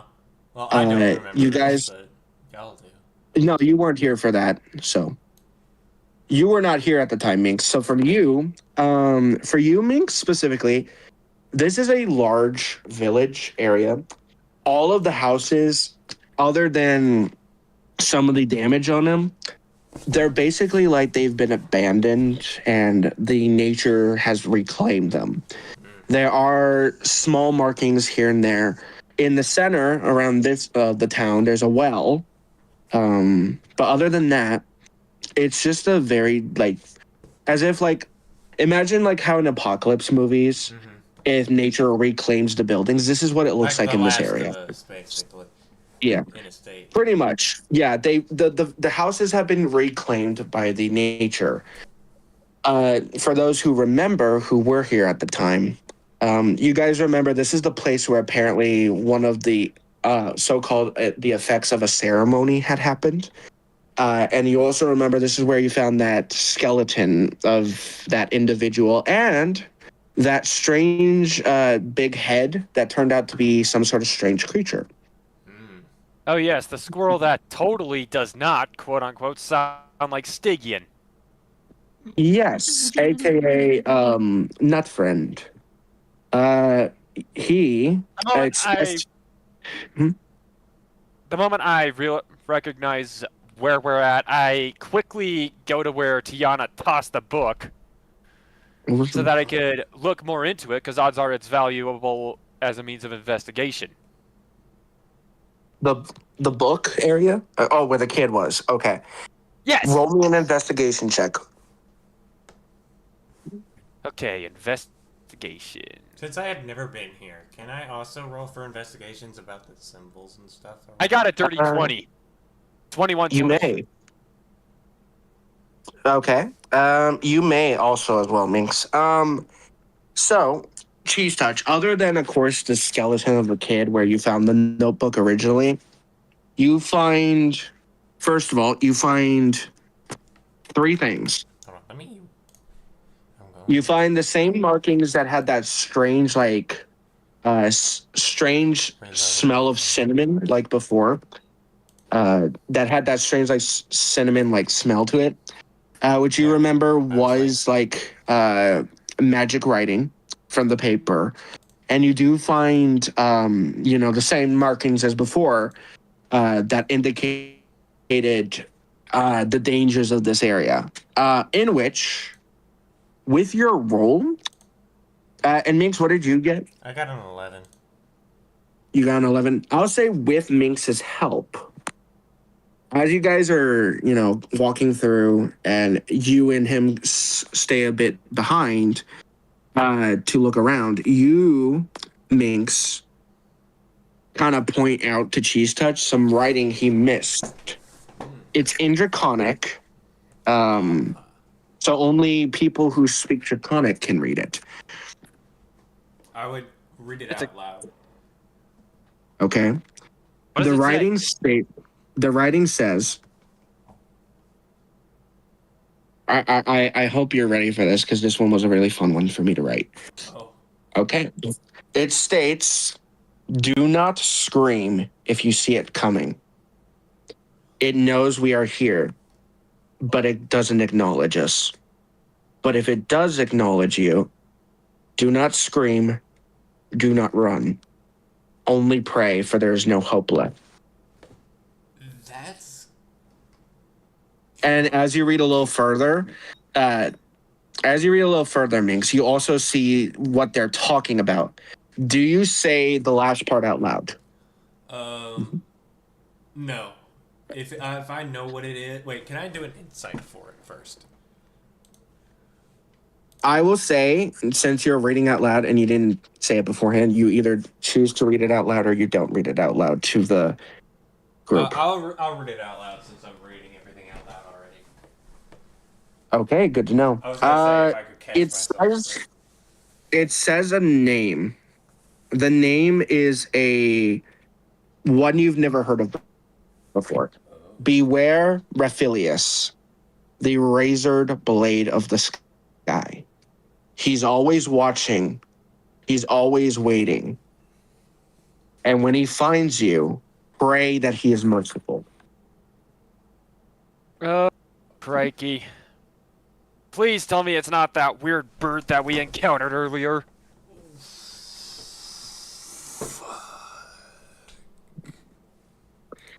Also, Minx, I will say, roll me this time, Minx. Roll me in our perception check with advantage, as you were the one that can read it. Okay. For the current Minx. Perception. Uh-huh. 21. With advantage. Okay. You also notice nearby a large carved, and I'll say this. What did you get? Sorry, again. Say 21. it again. Oh, then yeah, you see it. You see large claw marks that, if you were to describe it, the trees nearby that they're marked into, like, tower up into the sky, and this thing like was reaching the top and scraping downwards. But at the very edge of the bottom, there's a large stone. It is written is written specifically in emergence of draconic and vampiric, so only you can read it. Oh, great. And it reads, I see you. Welcome, Minx. Oh, great. It knows my name. Ain't that nice? And as you're looking even closer, Minx, as you're looking closer, you see something is underneath some of the grass nearby the rock. Do you go in to investigate it? Yes. I would very cautiously try to go in and investigate it. Okay. roll me. I'll say roll me a strength check, please. Oh, actual strength check. Mm-hmm. Advantage or no? No, this is not advantage, just a normal roll. I got a 4. I'm not that good in strength. Okay. So at first, you're having issue getting whatever it is out of the ground, but you finally managed to pull some of it out. You kind of regret that you started pulling it out because as you start pulling it out, you realize immediately it's a body. Oh. And as you keep like pulling and pulling it, because your instincts are saying something's under there, you pull out. No, it's not harmful, but you pull out a body of not a body, but the some of the vertebrae and the skull of a dragon. Oh. And it, as you're looking at it, there is a full. How do I describe it? You realize that you're starting to pull it out.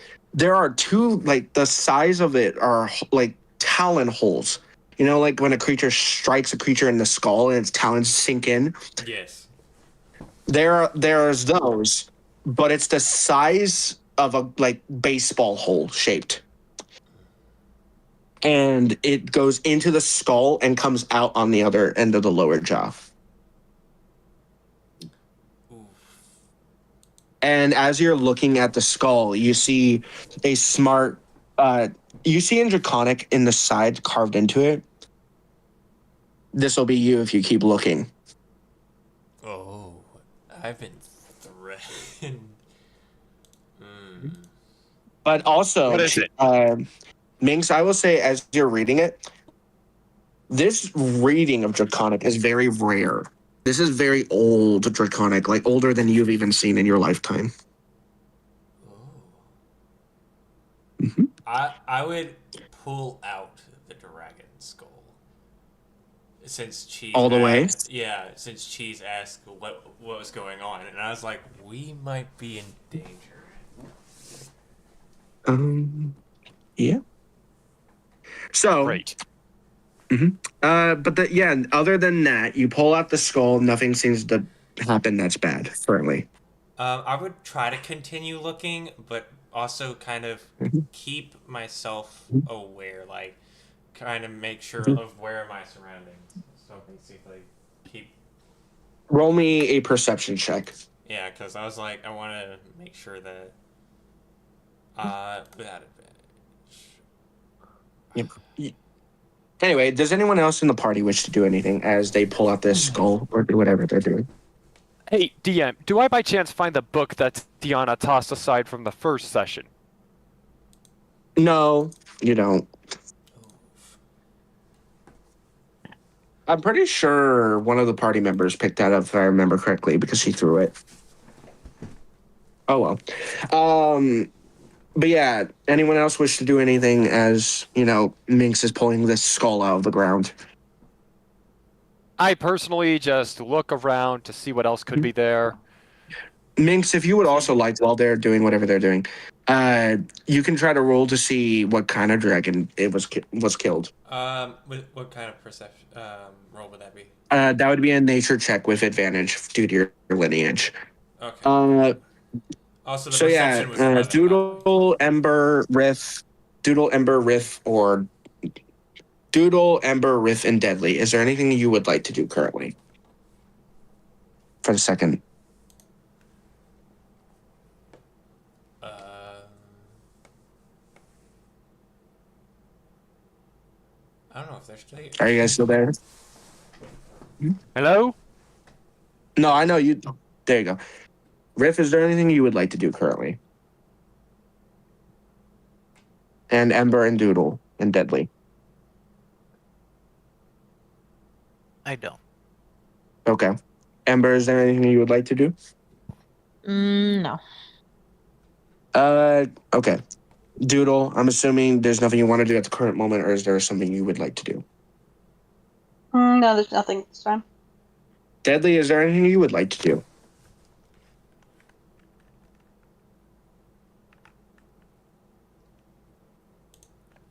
Deadly? Probably not. Okay. Also, Deadly, while I have you here for a moment, I need you to roll me an investigation check with perception check with advantage, please. What dice? Oh, right. Sorry. I forgot about that. One moment. But while I'm doing that, Minx, what was it you were trying to do again? I apologize. Oh, that's right. The dragon. I rolled a 16 for that. Okay, you can tell immediately what it is. You remember from your recollection from, because of your lineage, that one of the largest species of dragon known to exist are the bronze dragons, the largest species of dragons, and one of the most friendly dragons. As you were told throughout your lifetime that metallic dragons are friends to humans and most likely will be the ones to protect you guys in your life. And at least that is slightly what you remember from your memories, but they're fuzzy. So basically, the skull is of a juvenile bronze dragon, which in this case means bronze dragons are symbols of protecting the innocent. And this is basically a message saying, fuck your protection. Great. Hate that. Also. And what's up, Mace? Would I try to continue trying to dig this out or see what else is in this hole? I like I said, you only managed to pull out the vertebrae and the skull. Because when you pulled it out, you took off the rest of the vertebrae from the body. But yeah. Okay. I will say for that, that's what you get. Mm-hmm. Deadly, I did roll your perception. You got a dirty 20. And I will help you with that next session, before next session, Deadly. But with that perception, Deadly, you see someone off in the distance, maybe 40 feet away, watching you guys, specifically watching Minx. Minx is not aware at the time, though. Okay. But you see them, Deadly. They are spying on Minx and the party currently, 30 feet away.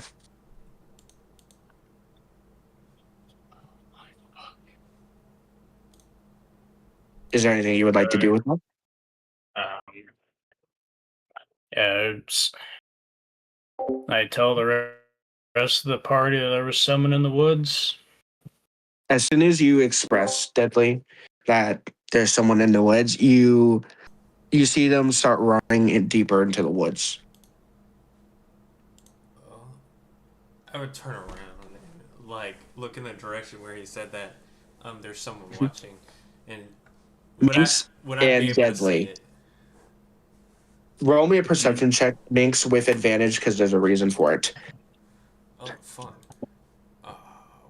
Deadly, I will say with your role, as you were studying them watching, you get a sense of familiarity. They have dragon blood in them. 19. All right, 19. Yes, same thing. You see this individual, you can't see their face and you can't really see full much, but you did see them watching as soon as Deadly pointed them out and them running away. And you also get the same sense of blood familiarity, of draconic blood in them.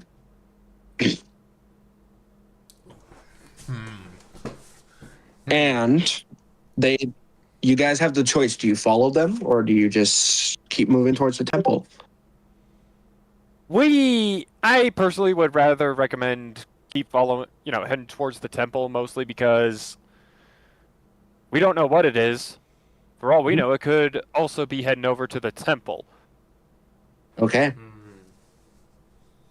Also, if people have gone missing, time is going to be important. If we take too long to get over to the temple, things could have disappeared. So we should take longer. So you guys keep moving then. All right. Yep. Yes. And I'd be very cautious though, Yes. because I'm like, now we're being basically either followed or watched. So I'm pretty much kind of on edge at this point. Okay, good to know. So you keep moving, you keep traveling. And I'll say for the brevity of this, I need anyone who is interested to do perception checks for me Perception checks. as you keep moving forward to see if anything else is spotted along the way. Of course. Okay, and I rolled an 8 total. Okay, I got a 4. okay. I got a 16. Okay. Thanks, I might need to remove your dice for a bit. 26. No, I had Oh my my god, dice Riff. was cursed earlier. I'm sorry. And then Riff I and had to Riff got a reload my 26. D&D. Riff and freaking Minx, I swear their perception's too fucking good. I need to punish them some point to get rid of that. It's not as good. Uh, Perception's plus all right. 2. If it's something visual, I get advantage. God. Oh, I damn, know. Doodle. Jesus Christ. So you keep moving forward. For the most part, everything's normal. It's a normal walk in the woods. Animals, every so often, you guys see, and they scurry away, or they just watch you guys. Minx, Yes. you still feel like you're being watched, but at a distance. And you get this sense of familiarity, like you've felt this before, but you don't know where. Corvin or Riff, you notice every so often, specifically you because of your high roll, you see every so often an individual off in the distance watching, then they disappear. Then they're on the other side of you guys watching and disappear. They're very, very carefully trying to like follow you guys, but stay a little bit ahead and just watching you guys keep moving. But as you're watching Riff, every so often they get a little closer and then they back up. And they get closer, then they get back up. It's as if they're trying to see where is a good angle to try to see whatever they're trying to do. And Whenever as you I guys, see them getting closer, Mhm. I'm not really gonna say anything to anybody else, but I'm just going to fully stop and just stare directly at them and not move until they back up. Riff, I will say roll me an insight check with advantage as you do see them. I thought you were going to be like, roll intimidation. Nat 20. Oh my god. I'm gonna have to reward you now. Now I gotta reward you later. Fuck. Nice. Riff, you see them as you notice them and stop multiple times as they get closer. They just look at you, and they have this. Their smile it's normal smile, but it's creepy, like a psychopath creepy. And they just wave at you before disappearing again. And you just keep Every single moving time. every single time. Oh. Hello, friend. It clearly Hi, does friend. not give it. After like the 6th or 7th time, I'm just gonna tell everybody else, hey, I think the one that has been following us is the one doing the kidnappings. Oh, Wait. you say that out loud? Quietly, but yes. Okay. All right, Riff. So you guys hear Riff, aka Corvin, very quietly express this warning to you guys. That's not the right map. My bad. I was about to say, damn, this temple looks That's nice. the one I want. There we go. But you hear him. You hear Riff explain this to you guys. That guy that's been kidnapping people is, he probably saw them. Is nearby. You manage to get to a certain point where you see as you're going in, and I will say for the brevity of time, you guys come around right here. This is where you guys will start. Oh, my YouTube just crashed, I think. All right, and then I will shrink you. Oh, okay. As you enter this area, She says, now I gotta fix you. Bugger. No, I'm kidding. But yeah, no, you guys enter this area. And as you do, I need everyone to roll a perception check for me. Alright. Okay, let's see if I can roll high again. I rolled a total of 10. I got a 3. Damn, hold on. Actually, you know, at the sake of brevity and the sake of entertainment, you guys can all clearly see this. It's You're 3, fine. but it's an I'm gonna say, because I said it before you said it, that you're fine. okay. And you already have your punishment for later, so you're fine. You enter this area, and as you do, you guys enter, and as you're walking, and you know, Corvin expresses this, you guys notice the environment, the natural sounds of wildlife and stuff stops. Oh. Everything is Here. quiet. Too. You keep walking slowly, and you see the ground, like the normal gravel ground beneath you and the dirt and grass starts to change into moss. Then it starts to change into it's clean moss, but it's on stone, not like just rocks anymore, but it's like stone shapes. And as you keep moving, you see it's beginning to look like flooring. And then you see it in front of you, a set of stairs going upwards. Where Cheese Touch is going up. Are you sure about that, Cheese Touch? Yes. All I right. am very No, you're certain. fine. So Cheese Touch being Cheese Touch starts to go up the stairs. You sure you want to do that, Cheese Touch? I'm giving you warning. I would like to roll a perception check. Roll that before I Okay, started go for it.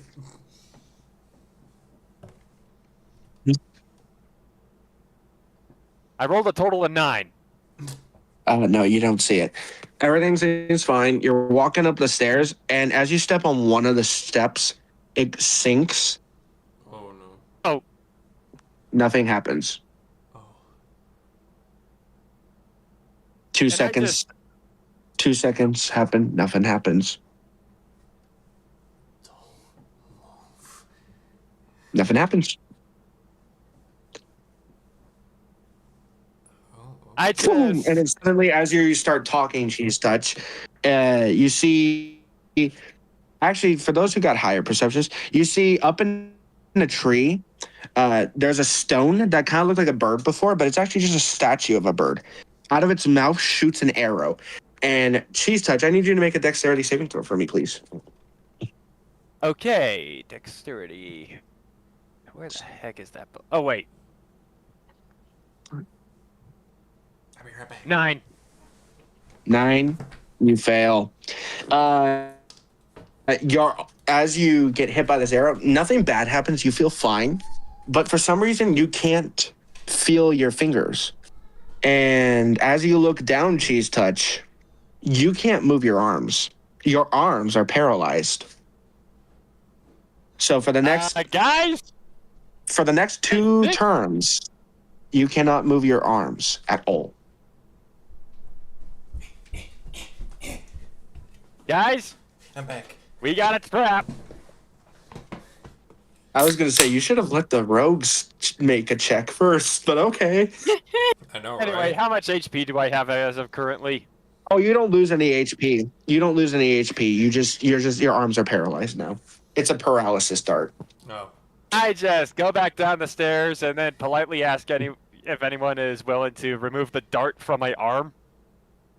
I will. Oh, it's not in your arm. I immediately It's in your do butt. remove the dart, though. It's in your butt. Cheese Touch. Yes. You're on number 2. If you two want to try to see what kind of paralysis poison it could be and work together, you can, and I would allow it advantage to do a check. I would actually like to see where it could have. Nice. It came from a tree line. In this tree, you won't see it, but it's a tree up here.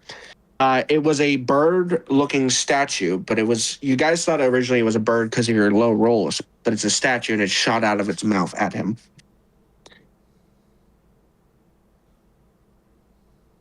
It seems whoever put it was clearly trying to make it look like a wild animal. But yeah, no, if you guys, like I said, Riff and... Trees was fun. My stream is kind of being It bad appears to have just been a on trap. YouTube. Sorry. That's fine. Continue, Riff, sorry. Yeah. Riff, you were saying? I thought that the one that was watching from the trees was finally making his move, but it appears to have just been a regular trap. But yeah, no. So as Cheese Touch, after you came down the stairs, that stone that sunk inwards where you stepped goes back to normal position. Okay, whoever clearly set up this place clearly doesn't want intruders around here. Minx and Deadly, I need you both to roll a perception check again with advantage. Okay. But continue, Cheese Touch. Doggone it, Hey, why did I have to I got- absent-mindedly... Sorry, you're good. Keep going, Cheese Touch. Why did I have to absent-mindedly assume that it was not gonna be this kind of case? Evidently, I just ran into that stupid little cliche about the whole ancient temple has a trap thing. Yeah. But yeah, Minx, what did you get? Got a nat 20 plus 2. So 22. Fuck, now I gotta give you 2 rewards. Deadly, what did you get? Oh, wait. Deadly, you would Deadly be gets a rolling reward. perception. So do I. So, Deadly, I'll say... Or- Okay, good. Yep. So, Deadly, you got a 19 again. Okay. Yeah, you're good. So, Deadly and Minx. You, as, Cheese Touch got hit by a dart, you start to see across the stairway, a little bit higher up, you see some of the pillars around, and I'll just mark them here and over here. Some of them are damaged, but most of them are still readable. They're written in Draconic. So both of you can read them. And they read, take a step, but do not take the wrong one. For each step can have a reward or a curse.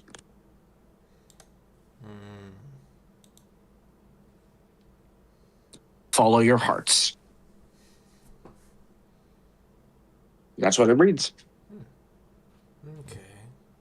I would like to examine So- the stones to see which ones would be traps. Like, so traps. is it like a walking path? Like, are they all lined up, or are they sporadically placed? As far as you can understand, the wording is referring to some steps, just like in real life, have actions that are good, and some have consequences for the actions you take. So some of the steps are good, and some of the steps are bad. It's some riddling bullshit, pretty much. Actually, you know what? It says follow your heart. I'm just going to walk up there with my normal pace. Dexterity saving throw, please. I believe that I am pure of heart, so what could possibly go wrong? We hope. With advantage. That Dude. is okay. With advantage, as you are That is following a your heart. 19. You feel your instincts telling you which steps are safe and which ones aren't. And as you're walking up, nothing bad happens. All the steps stay the same. And as you reach the top, Riff, actually, everyone who wishes to follow, they may. Okay. But they would all have to do the same. Oh, same. I follow as well. All right, I'll do it. I need I'd you like to follow, but I want to be flying, so I don't have to. Oh, touch the yeah. ground. Oh, I just realized this whole time, Riff. For those who have wings, you can fly up there if you I'm want. wingless. If I had wings Oh, again, how I unfortunate. would. But no, Oh, I failed. yeah. So once. everyone's safe.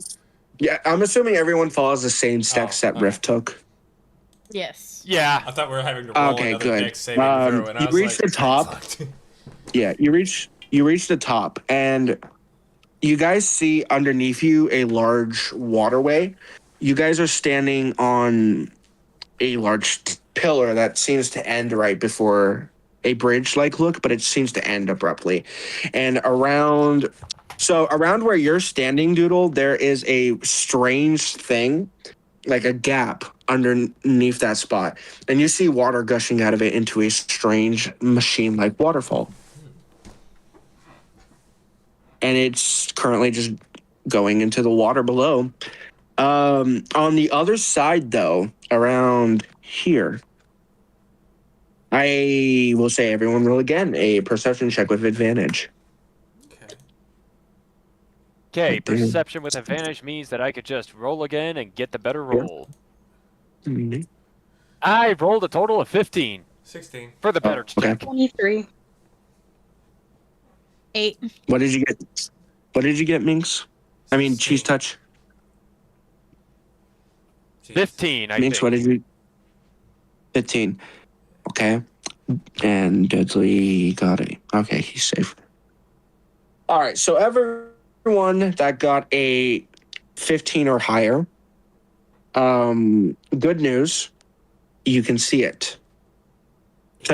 You see across the waterway, unlike the rest of this abandoned temple, you see very polished stone on the other side. Right where the big X is, you see a very shiny, polished statue of a dragon that seems to be made out of pure silver. And on its left and right of it, you see large. I'll keep in mind these are just statues, so don't freak out when you see them. They're fine. I'm letting you know that now. They're safe. They're not a threat to you guys. That one and that one. And like then we got to remove it. The cow is still here. Ignore the size of the cow. What cow? Damn it! The cow came back. It's alive. No, the one that got attacked was not followed that. us. It's not that cow that got taken. It was a different one. But yeah. What's Dave doing? You know what? There you go. So you see Dave two like survived. draconic-looking gargoyles on each side of it. Each of them looking across the water, but then in the middle is that silvery statue of a dragon. And as you guys, admire the look of that statue, you hear, and you look over and you see one of the cows just watching eating grass. It's Dave again. What are you doing over here? Watching. He's just eating grass. I have cow PTSD now. Respect. Dave, you're saying this out of character, right, Minx? Yes, I am. So Minx is, you have PTSD from being kicked by a cow. As because you do, Dave suddenly looks over at you, Minx, and gives like a very sarcastic wink. No one else sees it but you. I'm gonna kill that cow. Clearly, he's being. I'm gonna kill that cow. But no, he's just watching. And then Riff, remember that 26 you got for the perception? Yes. You do see off in a tree line about 30, 40 feet that direction, ignore me, you see the same face again. I'm going to do the same thing, and I'm just going to stand up straight and stare right at it. He just smiles again and waves. I just keep staring. Okay? Minx, make a dexterity saving throw for me, please. Oh. No, sorry, wisdom. Wisdom saving throw. Wisdom? Okay. Wisdom saving throw. I'm at least. Wisdom saving throw. With advantage or no? No advantage. Just a wisdom saving throw. 9. Actually, worst of all, it would be at disadvantage Oh. So I have to roll it. because of who this person is. Yep. Whoever's the lowest It'd be a number. 9. Okay, then you fail. You hear in the back of your mind. Actually, I'm not going to even say what you hear. I'll just DM it to you. Oh. Yeah, but everyone else, as you know, like Corvin points it out, he's just staring, smiling at you guys. I actually shivered in real life. Jesus. What in the sanctimonious Labubu is that? Fuck is a Labubu? Just some weird demonic plush bunny from my world. Thanks. I sent you what he says telepathically to you. Oh. This individual is just smiling, looking at you guys, and then as he's watching, he suddenly Minx. You get that feeling to do whatever he says to do, as suddenly he looks at you, Minx directly at you, and then just says, "Follow," and he jumps into the water, submerging. Do I follow him? Do whatever the thing I told you to do is. I will follow him. Minx, if anyone wants to try to stop them, they can. I would like to roll a strength save and grab Minx by It's a the collar of his shirt. strength check for you, Cheese Touch, and Minx strength save, please. I'm gonna use my strength save. I got a 2. No, it's not a save, it's a It's not a check. save. It's a check. Uses a sexual stat. I'm gonna fail it anyway. What did you get, Minx? I What did rolled you a get? 3. I got a 2. I rolled. Okay, you know what? For my amusement, roll me, Cheese Touch, a d6, please. A D6? Yes. Oh boy. Normal Oh, d6. fucking hey there. Mhm. I rolled a natural 1. Fun for me. So Yeah. you grab him. You grab him, Cheese Touch, and you're managing to hold on to an extent, but he's struggling and being a bit difficult. Do you try to talk to him at all? Minx, what's gotten into you, buddy? I must. As you're talking, Oh. continue, Minx. I must follow him. They want. Uh, Oh, I'm who? just As you- struggling The weird to looking speak. as you keep moving, Minx, you're struggling, and he's holding on, but you're still managing to move just barely enough, and both you and Cheese Touch tumble into the water. Oh. You're coming with me. So you guys fall into the water, you two specifically. For the rest of the party, they just fall into the water. Nothing bad happens yet. And as you two fall in the water, Minx, you see it. Cheese Touch, you don't. Oh. You see that person looking at you, but Cheese Touch, you don't see anyone there, but you see it, Minx. He's like right in your face, just smiling and looking at you. And I need you, Minx, specifically, to roll me an insight check with advantage. Oh. Mm-hmm. 11. I'm fighting my You know schizophrenia. him. Oh. You know him. It's your brother. Oh no. He grabs you by the throat and is trying to pull you down. For Cheese Touch, you see Minx kind of just staring at something, kind of look confused and scared, and he's being pulled by something. You can't see it though. My camera froze. I just grab my amulet and then summon an aquatic creature of some sort. Hopefully something that is useful for Okay. the situation that I'm currently in. All right. Roll me a d12, please. Then Cheese Touch. Okay. Or Fighting my inner demons today. I rolled a good to 2. know. So, Cheese Touch, you summon a creature. Unfortunately, this creature is It's not what you're expecting, but it could work. It's a marine iguana, one of the prehistoric kinds. It has a long neck and has kind of like needle-like teeth. It's long and slender. It's about a little bit smaller than you, but it's about maybe, I'd say 8 or 9. Like, it's about the size of like maybe Bubba, but a little bit bigger than Bubba, just a little bit. So a random type of nothosaur is what I'm hearing. It's like the Triassic amphibious creature with the long neck and long tail, and it has like those needle teeth. That's what I'll send it. nothosaurs are. Yeah, it's a nothosaur, pretty much, and it's just hovering there, waiting for instructions. Okay. I just telepathically speak. I just telepathically communicate with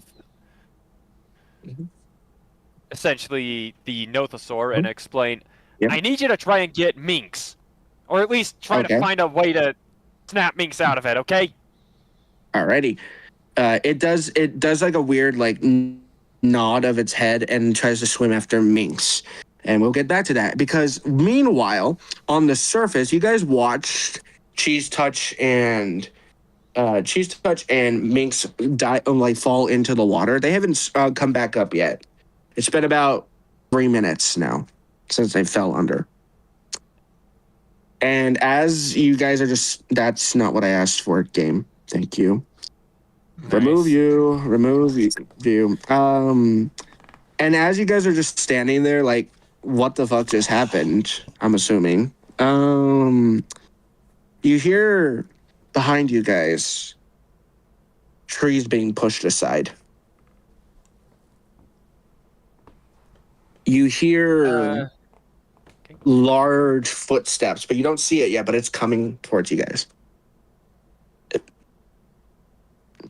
What do you guys do? It's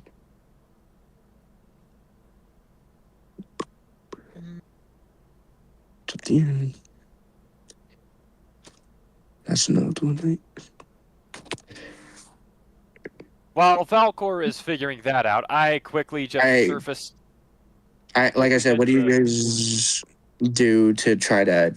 Do you guys do anything as you hear this, whatever's coming towards you? Anything, pretty much. I try to find it. I try to see it before it gets too close. Roll me a perception check with advantage, Riff.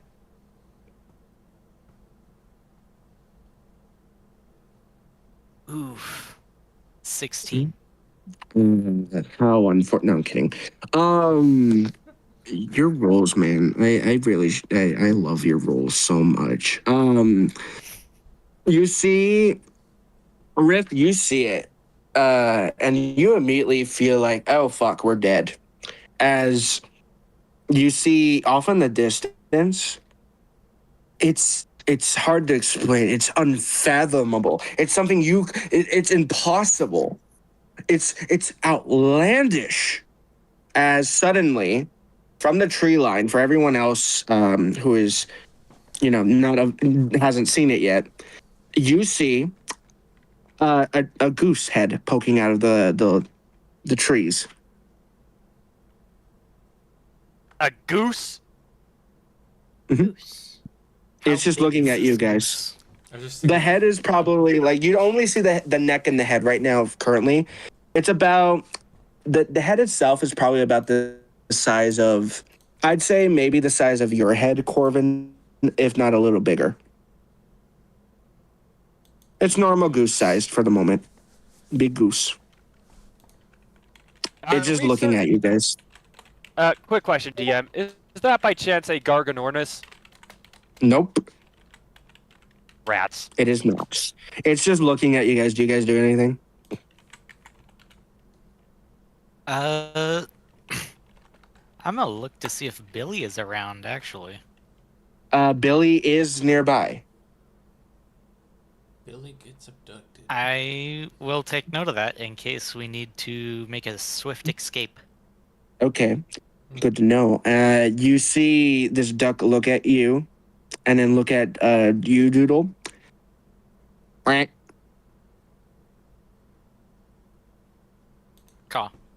It just says quack. I reply, caw. It then looks at you. I'll say it looks at you, Corvin, and then it emerges out of the grass, and it's not just a normal bird. It's a big buff goose with a big muscular body, like a human, but muscular. And it says, "Oh yeah, let's get this started." And it's like it cracks its feathery knuckles. I need you all to roll initiative. Y'all firing a giant goose man. Giant masculine-looking goose, yeah. I got a 13. Okay, initiative. A 13. Okay, I Ember rolled got a 17. Ember got a Got 13. 16. Okay, so Ember, you got a 13. Yeah. Cheese Touch, what'd you get?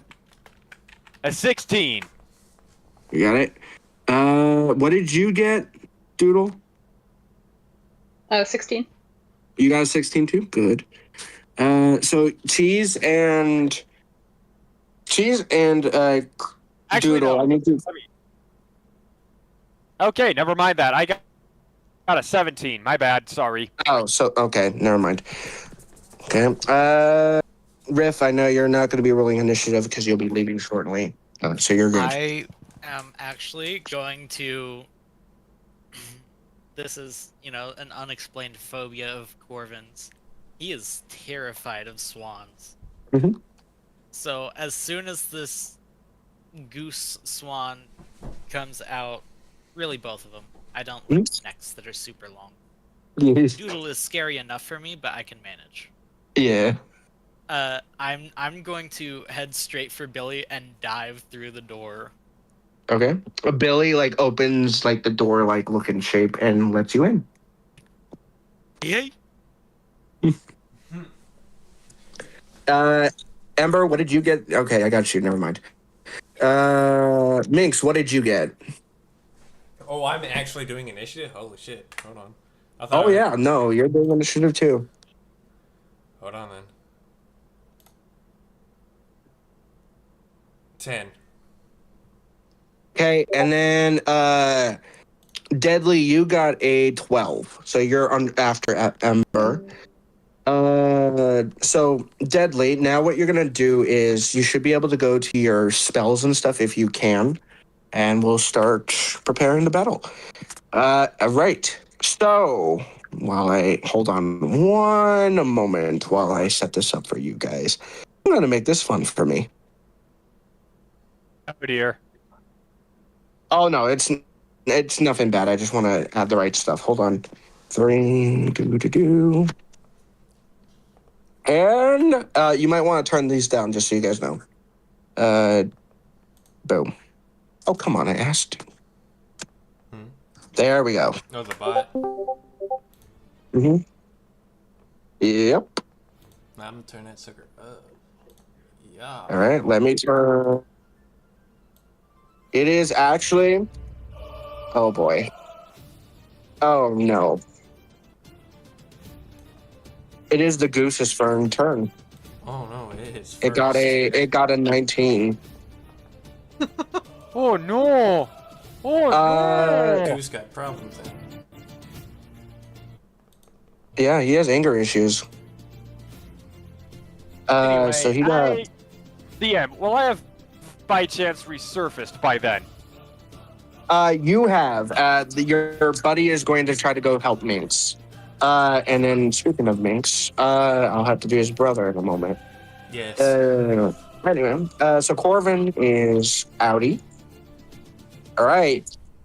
So the duck or the goose. It's like a big buff jock dude, and he's just laughing as as Corvin leaves.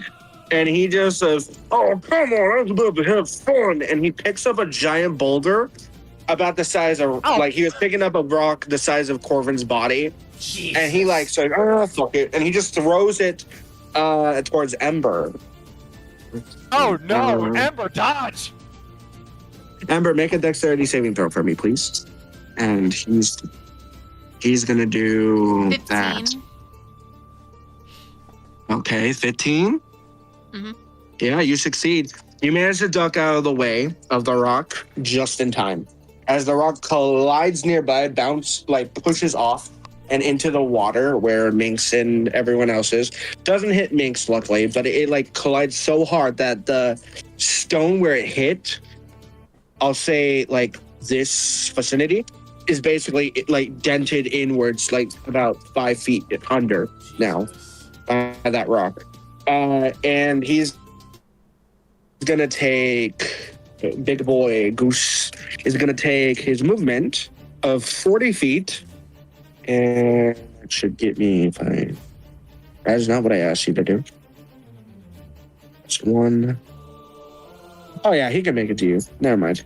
He's gonna get it right about here, because that's as big as he is. He's stepping up the steps, and he does step on some of the bad arrows. The bad spots, right? The arrows hit his body, but they just bounce right off. And he's just walking up the stairs. Wow. And you know that scene in JoJo when they do that like fancy, sophisticated buff walk? Yeah. That's what he's doing all the way up the stairs. He's like very fancily acting like a buff guy walking upstairs. Like a JoJo scene, like walking up. And as he gets up, he's going to use his bonus action, and he would like to Goose Rage. Oh, it's a barbarian. Oh god. And you just hear hold on. I know it's not a goose sound. You just hear as he's raging. And then that's the end of his turn. That's the end of this turn. So it is now. Minx, what did you get on your roll again? I rolled a 10. A 10. Okay. Oh yeah, then you're okay. So it is Ember's turn. I mean, no, sorry, it's Cheese's turn. Cheese, you're up. I wrote it down. Okay. After I resurface and see that there's like a big freaking goose over there, I'm like, hey, yo, you up, hey, big guy. I've seen your kind before. I'm gonna enjoy this. I just instantly rage and unsheath my, two. Your arms are paralyzed. Your arms are paralyzed for 2 turns. That's right. Like, hey, big guy. I'm sorry. As you're saying this, Jesus, I can totally imagine you like walking up, trying to be all intimidating, and your arms are like noodles. Just hey. Who do you think you are? Okay. Oh, I will summon another animal, hopefully something bigger. You can only summon 2 animals a day. Remember that. Okay, so let's just try to summon a different animal, hopefully something to take on the giant goose. Roll me another D12. Great. I got another 10. Okay, you managed to summon.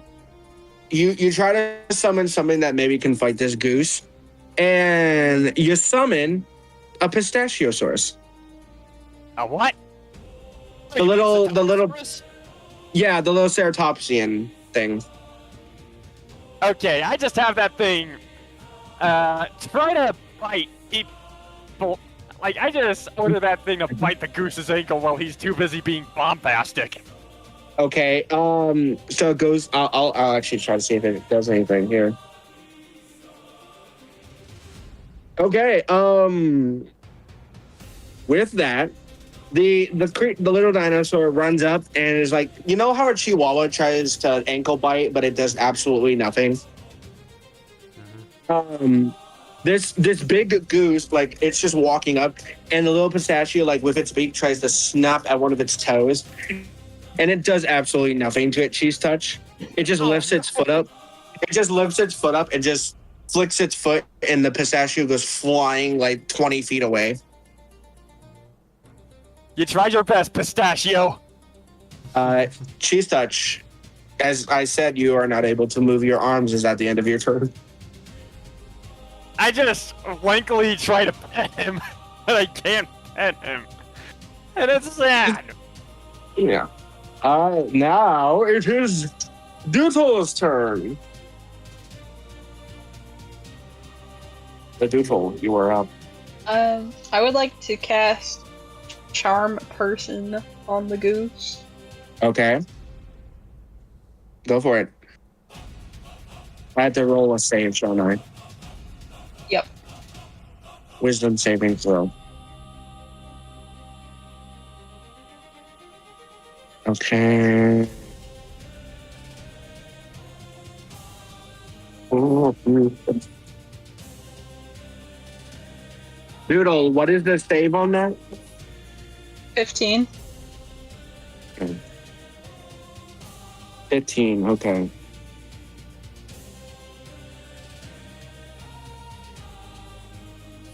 Wow. No, he fails. Damn, you charged a big. Yes. You charmed, but what do you want us to do? What do you want to try to do?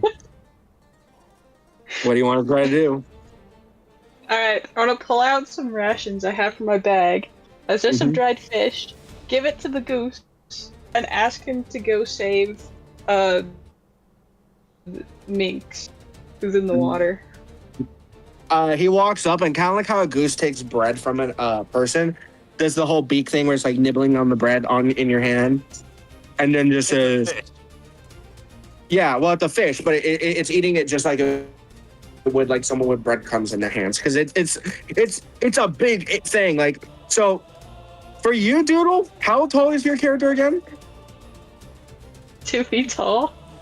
Oh yeah, no, this guy is like 8 foot tall, so he's just like he's just bending over eating the fish, and then he's like, "Let's do mission, I am still let's do flying it." currently, so. And as he eats the fish, oh, you're flying. Oh yeah, then he still does it.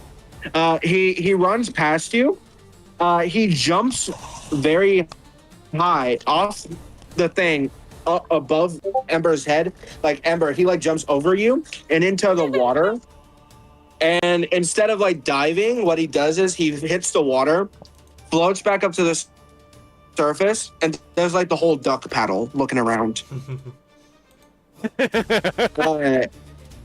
So Is that the end of your turn, Doodle? Yeah, that's the end of my turn. At the start of his turn, he'll be able to try to save Minx, maybe. Then that case, I guess I want to tell everyone not to attack the goose, or else the charm will end. with that, I would and instinctively with give that- Pistachio his need to take a breather from attacking the goose because, you know, he tried his best, but I'm just advising him not to at that point. Speaking of, as the goose jumps into the water, Ember, it is your turn, but your old enemies return as suddenly from the tree line, about 2 of these little shits appear. One of them's male, and they're both male, and they're just looking at you guys. They brought Oh, rainfall. great. Not those things again. For you, Doodle, you hear them immediately say, "Oh shit, it's the guys that killed Jeff and Dom. Get him!" And they still running towards you guys. I was out part of this I get a- time. Out there. Yeah, Ember, it is your turn, by the way. Yeah. Ember, you see these things. So, So Ember sees them and just sighs and is like, again, these guys? Uh-huh. Mhm. And gets the crossbow ready. All right. You may do whatever you wish. Do you do a shooting action or you hold your turn? I am going to hold my turn for right now. Hold your action. Okay. Is there anything else you would like to do? Movement or bonus action? I am going to move right here to this corner where All right. he's dented it in a little. Okay. With that, I will also say there was a third axe speak on the way. He starts running towards you, the water's edge, to try to jump. But he totally did not register that there's a giant cow And my game is being stupid again. Hold on. Someone wants to join the room. Who wants to? Yes, I know Deadly wants to join the room. He's already in the room. But no. So this giant axe beak, the one over here, the third one, tries to run past, but he did not register that there's a giant cow, like way bigger than this thing. Like Dave, the cow, does you guys a favor just because he doesn't like the birds and because he's Dave, he doesn't care. Full on boots it like he did Minx earlier, and that bird, as it gets booted, you just hear as his all of his bones in his chest snap inwards.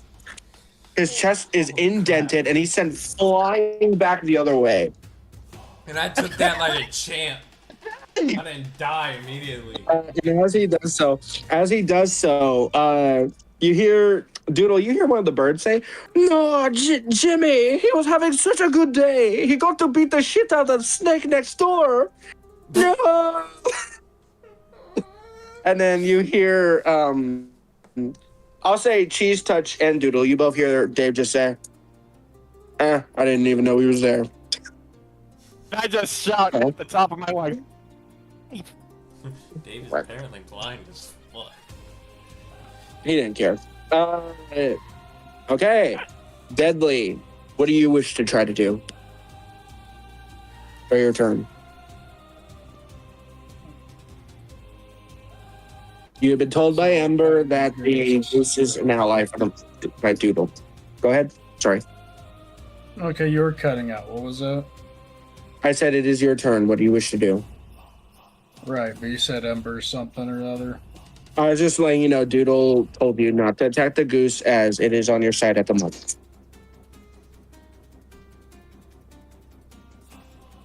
Okay. But, so yeah, you do have... Stack speaks or whatever. All right. What would you like to do specifically for your attack or whatever? So you have your movement, and then you have your actions or bonus actions.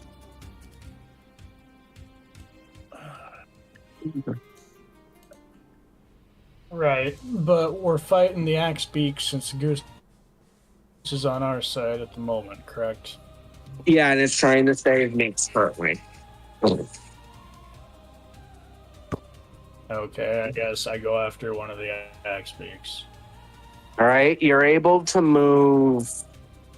You're able to move about, if I'm not mistaken, I'm reading this correctly. Yep. Okay, so you're able to move about. This is saying you do have wings, by the way. So if you want to fly, that's an option too. Would you like to walk, like move, like walking wise, or like flying wise? No, I'll fly. Okay. Okay then. So you have about 40 feet of movement. So you could make it to one of the axe beaks if you wish to. Okay, I'd make it. Where to is one your of the axe character? beaks. It's not Right. on here because you didn't put it on. Oh, I'm sorry. Hold on. I'll add it. I'll give you this one. I feel like this one will do for you. Because your characters. Okay. You should be able to. Not that one. That's not the one I wanted. That one. There you go. All right. So you make it about to like right about here. I'll say that one. Oh, Deadly, you are here. I see you now. Hold on. Let me move you. Yeah, I got you. I got you. You're the pro. Yeah, there you are. Deadly, you're right there. You're this guy. Okay. Yes. I See it moving around. Okay. So you're able to move him to one of the axe pieces of your choosing. All right. Okay, I guess I attack this one. Okay. Do you wish to do a weapon attack, an unarmed strike, or you can also do a breath attack, but you're only aiming at one enemy then. Okay. Can I grapple it? You may. All right. Do a strength check for me, please. Then. No. So it will be under the first page. You'll see probably. You'll see strength.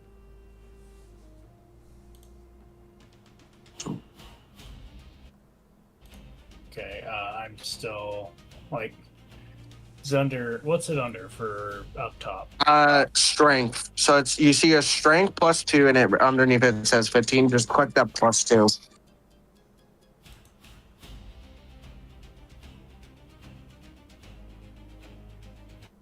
Do you see it? Hold on.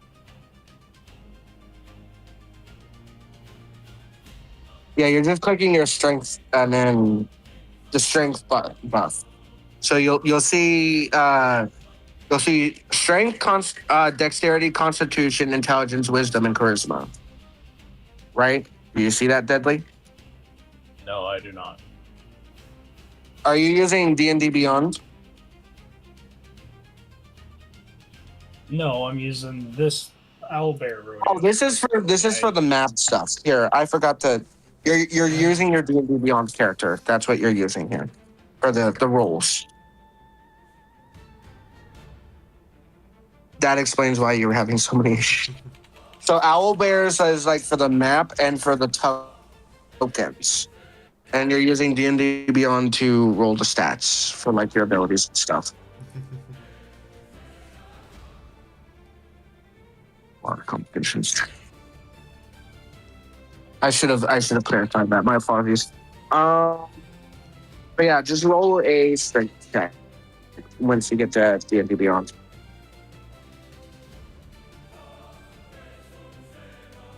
My bad. Sorry, Deadly. It's fine.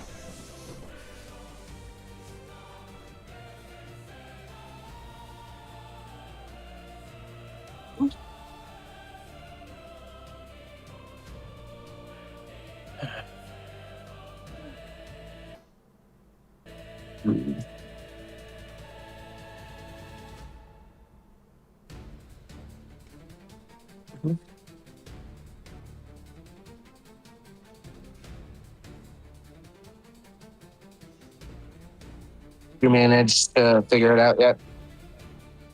No, because apparently the website's being retarded. I'll do it real quickly for you. So you want a strength check? I'll help you fix it before next session. But well, you got a 19, so the axe beak got a 12, so you succeed. So you managed to grapple it. Okay, I got my shit now. Okay, so I did roll for you your strength, and you got a 19, and the bird got a 12. Okay. Would you like to keep that roll, or would you like to roll again for yourself? I'll keep that one. So you have it grappled, so it cannot move, but it can try to struggle. But currently, it has failed its save, so you have it grappled. Do you want to do any bonus actions, or is that the end of your turn? Okay. Can I can still use my breath weapon, can't I? You can. Yes, you can, because you are holding it, so it has disadvantage on its save. Okay. And hear me out. I open its mouth and I use my breath attack down its throat. Damn. Okay, Godzilla. I see how it is. He's What doing did you a get kiss for of the roll? death. Yeah. How much damage do you do? I mean, Devin. Goddamn blue. You click. Oh, right. You never mind. Hold on. You do 2d6. And you do, because it is at advantage. Shit. Okay, so you. Good to know. So you do 12 points of damage. Me to it. And is that the end of your turn? I mean, what else could I do? How do you want to do this? I mean, I've already grappled it. I've already used both my actions, haven't I? So you were doing the breath attack. How do you want it to look as you're killing it, is what I mean. Oh, are we going off of my character sheet or what the homebrew is? How do you want to finish the creature off, is what I'm saying. I figure it's pretty conducive if you're using a breath attack down something's throat. It just goes from there. Got it. So you breathe down this creature's throat, the electric breath, as you are a blue dragon. You breathe down its throat, and its body starts convulsing due to the electricity.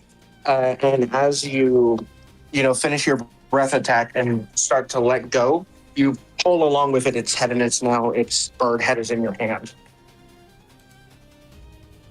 Is that the end of your turn?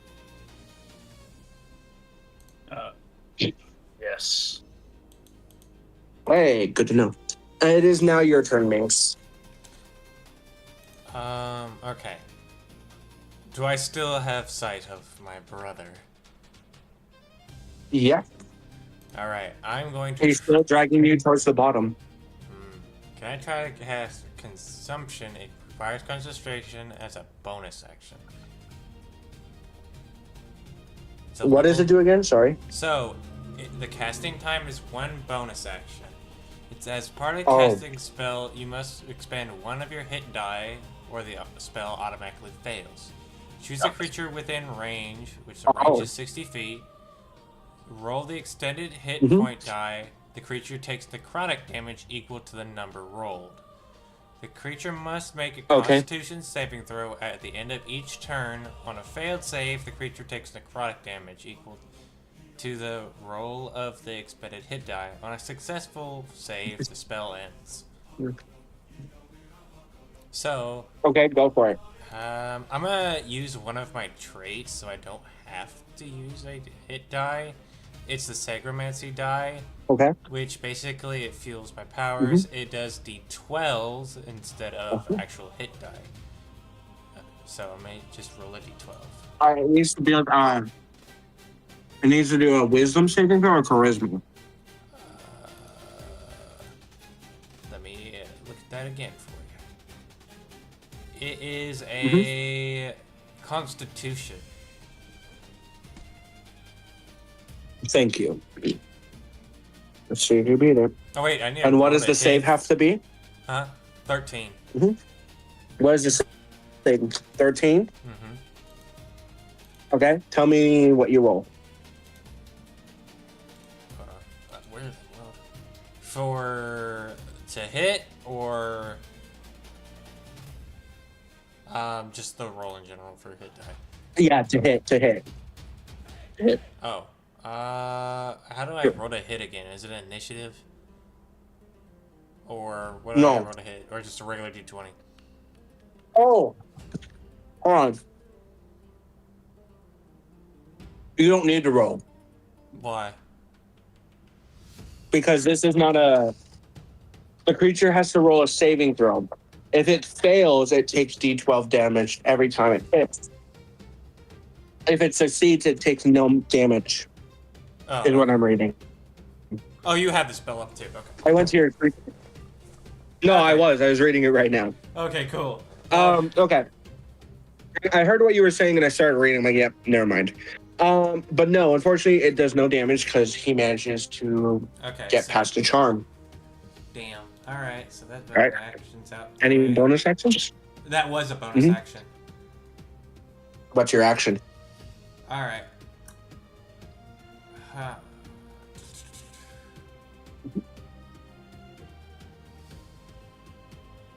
Let's see. Well, he's far away. I can't do boil blood. I'll just cast the fireball or firebolt. He is holding you, by the way. Oh, he is holding me. Oh, Yeah. then I'm gonna boil his blood. Go ahead and roll to hit. All right. So, roll to hit is a d20, correct? Mm-hmm. No. Let me look. Hold on. I remember having this spell. It's a very specific thing.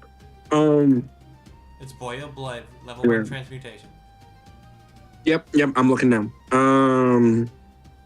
What is your? Interesting.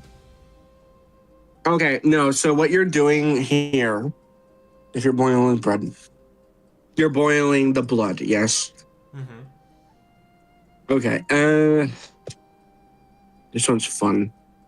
I used to love this spell a lot, so that's why I have a lot of time with this. Interesting. So what you need to do is, I'm just trying to make sure this is the right thing I'm saying. Oil and blood. What am I doing? Is that a willing? I just realized. I know. I'm trying to read the stuff. I'm sorry. It's being weird. Interesting. Okay. So as far as I can tell. Yeah, no. You're so what you're trying to do is roll the hit. So if you click on boil blood, it should tell you what you need to do to get the stats up for boil blood. And so if I remember correctly, it's a blood hunter ability, right? Well, for me, it's a Sagomancer servant. That's right. Okay. I'm trying to figure this out. Sorry, one moment. My brain is. I remember using it a lot. I think it's also in Blood Hunter. Yeah, it is.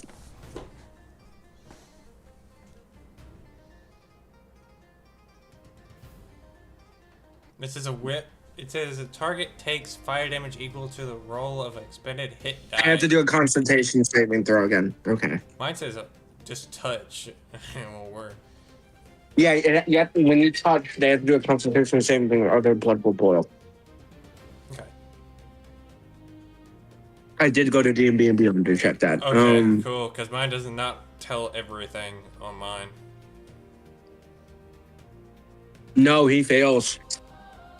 Alright, so I would have to use hit die, which I'm going to use the same my same trade and expend one of the die so I don't have to use my own hit points to roll a d12 for damage. I rolled a 12. Okay. And it will take 12 points of fire damage. 12 points of fire damage. Not bad. And that will be the end of my turn. All right. It is now your brother's turn. As you touch him and his blood starts to boil. He makes the water around him as he yells is like he's annoyed that you're trying to boil his blood, but he's underwater. Time to. So he yells out in pain. He yells out in pain, and bubbles come out of his mouth and stuff because you're in water. As he suddenly just in his anger, towards you.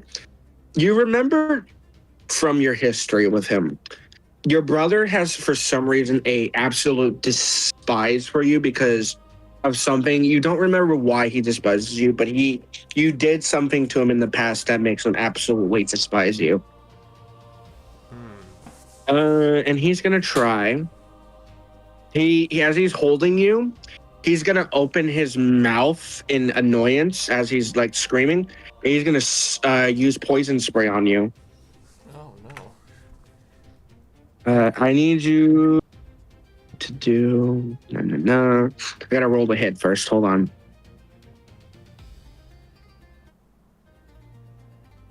Does a 18 hit? Yes. You take 14 damage. Damn. And that's his action. Oh dear. I wonder what his bonus action might be. I'm scared. So, as his action, he spits his poison into your face. And he pushes off of you. And as he's pushing away, he goes to try to punch you in the face. Oh no. He doesn't have his weapons as he's just going to try to punch you. Unarmed strike. I think a 17 does hit, right? Yes, it does. Wait. So, you take 2 damage. Damn. Okay. All right. As the end of his turn, top of the round. Doodle, you're up. I mean, Doodle? No, sorry. Goose is up So it's not first. the goose. The goose. Yeah, it's the goose. So the goose, along with Cheese Touch's thing, Cheese Touch is swimming down towards you, Minx, and he finally manages to reach you and starts trying to push you up towards the surface. And the goose, still being charmed by Doodle, kind of sees the creature pushing you up towards the surface more. And he's going to try to grab you, Minx, and pull you all the way up. Okay. So we're By the way, it's a small Nothosaur. Yeah, I know. He's using his energy to push him up, is what I meant. Cheese Touch. Okay. So Okay. I will end up. Where will I end up? Like over here? Mings, so no, you're not out of the water yet. But Mings, the goose manages to get right above you as Cheese Touch's little creature manages to push you towards the surface. He full on pushes, like shoves his hand into the water, manages to grab you gently by the scruff of your jacket, and pulls you up to the surface with ease. It was nothing for him, and he just, as he does so, he just full on. You know how a mother will put a baby on its back, kind of thing? This big buff goose literally puts you on his giant masculine muscle shoulders and starts very slowly, duck-like, paddling towards the shoreline. You're still on the goose, though, currently. I'm riding on a goose. Let's go. A big buff, masculine-bodied goose, might I add. Hell yeah. That totally that's the end of doesn't his look turn. cool. That's the end of its turn. Cheese, you're up.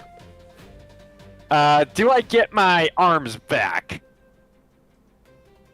Next round. Okay. This is your Free. second round. Almost. We're about to kiss his hands soon. I'm gonna.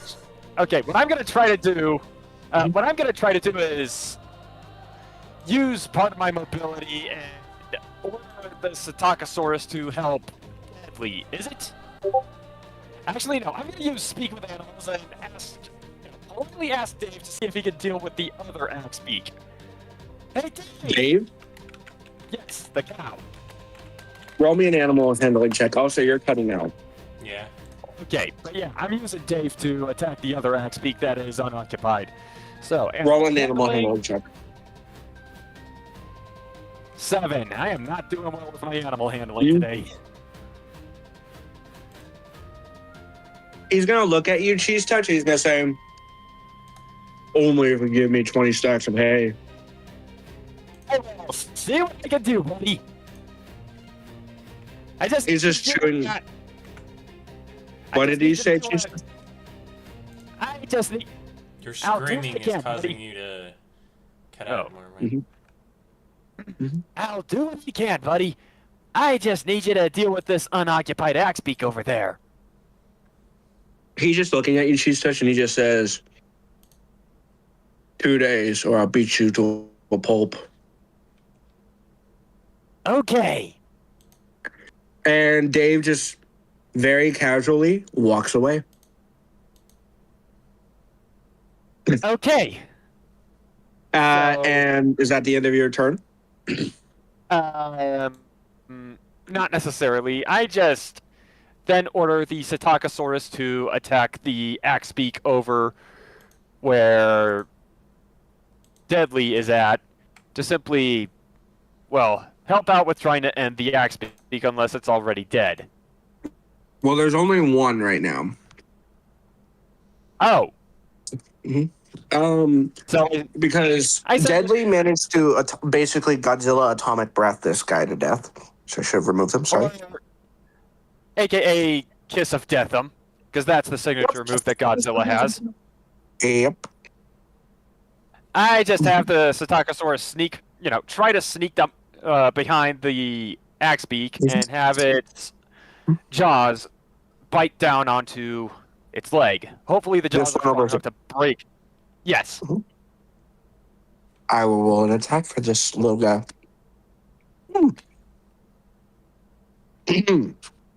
So, Cheese Touch. Okay. This your little dinosaur runs up to it, and like the bird kind of looks at it like, what are you gonna do? You're not gonna do anything to me. And then bites down on the bird's leg, and it makes a weird squawking like, noise as its foot has just been bit by a tiny creature reptilian size. And as it bites down, keep in mind, Psittacosaurus is usually about as big as a small. It's about as big as a German Shepherd, kind of. No. This bird is a little bigger than a German Shepherd, and he's like trying to kick this creature off its foot, and the bird takes. Okay, it takes about 8 damage, so it's not too bad. Is that the end of your turn now? Yeah, I just cheer at the top of my lungs. Get him, Pistachio! Get him! Okay, so in that case, Doodle, Hey, it I got is my arms now your turn. At the start of your next turn. So, Doodle is now your turn. As you're preparing to do your turn, 2 more axe beaks show up. And I guess Dave is not doing the work, huh? Dave, well, you don't know. He just walked off for whatever reason. Mm-hmm.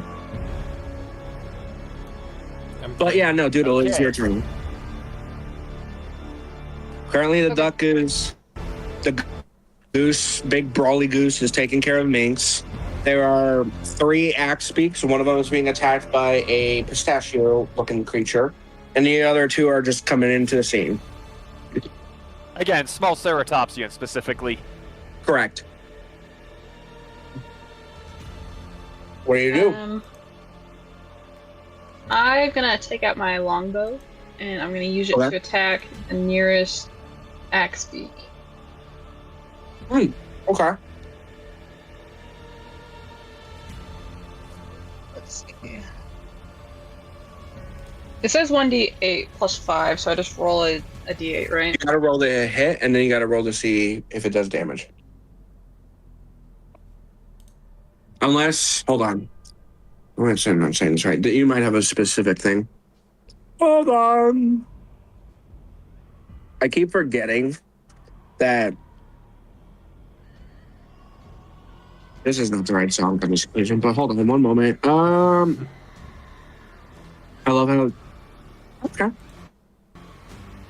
Okay, so you gotta roll a.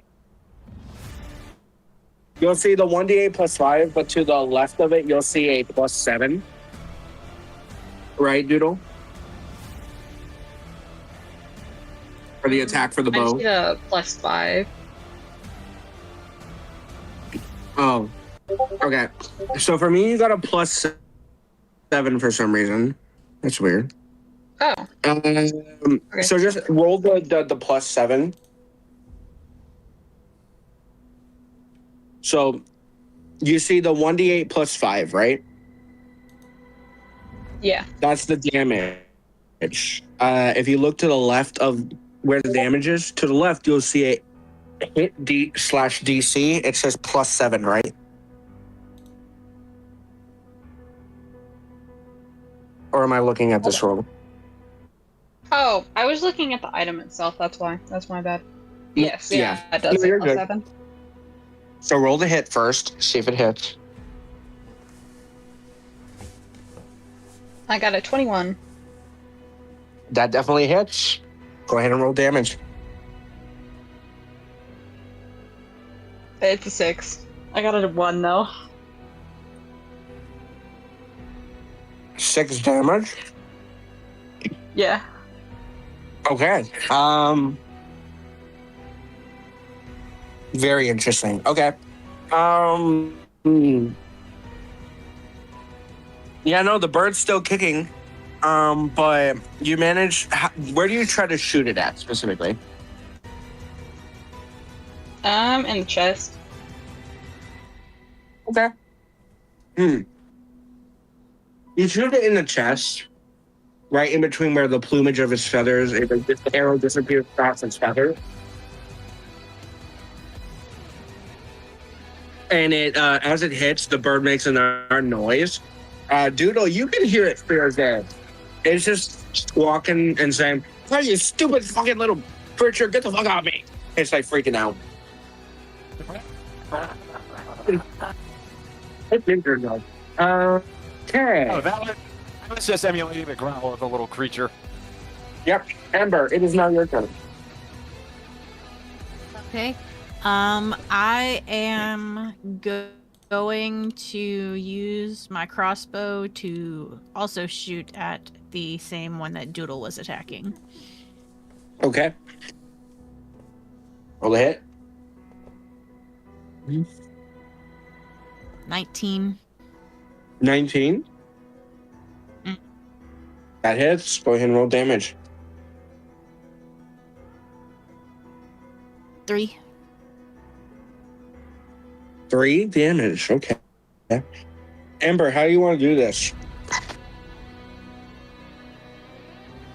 I was also aiming for its chest.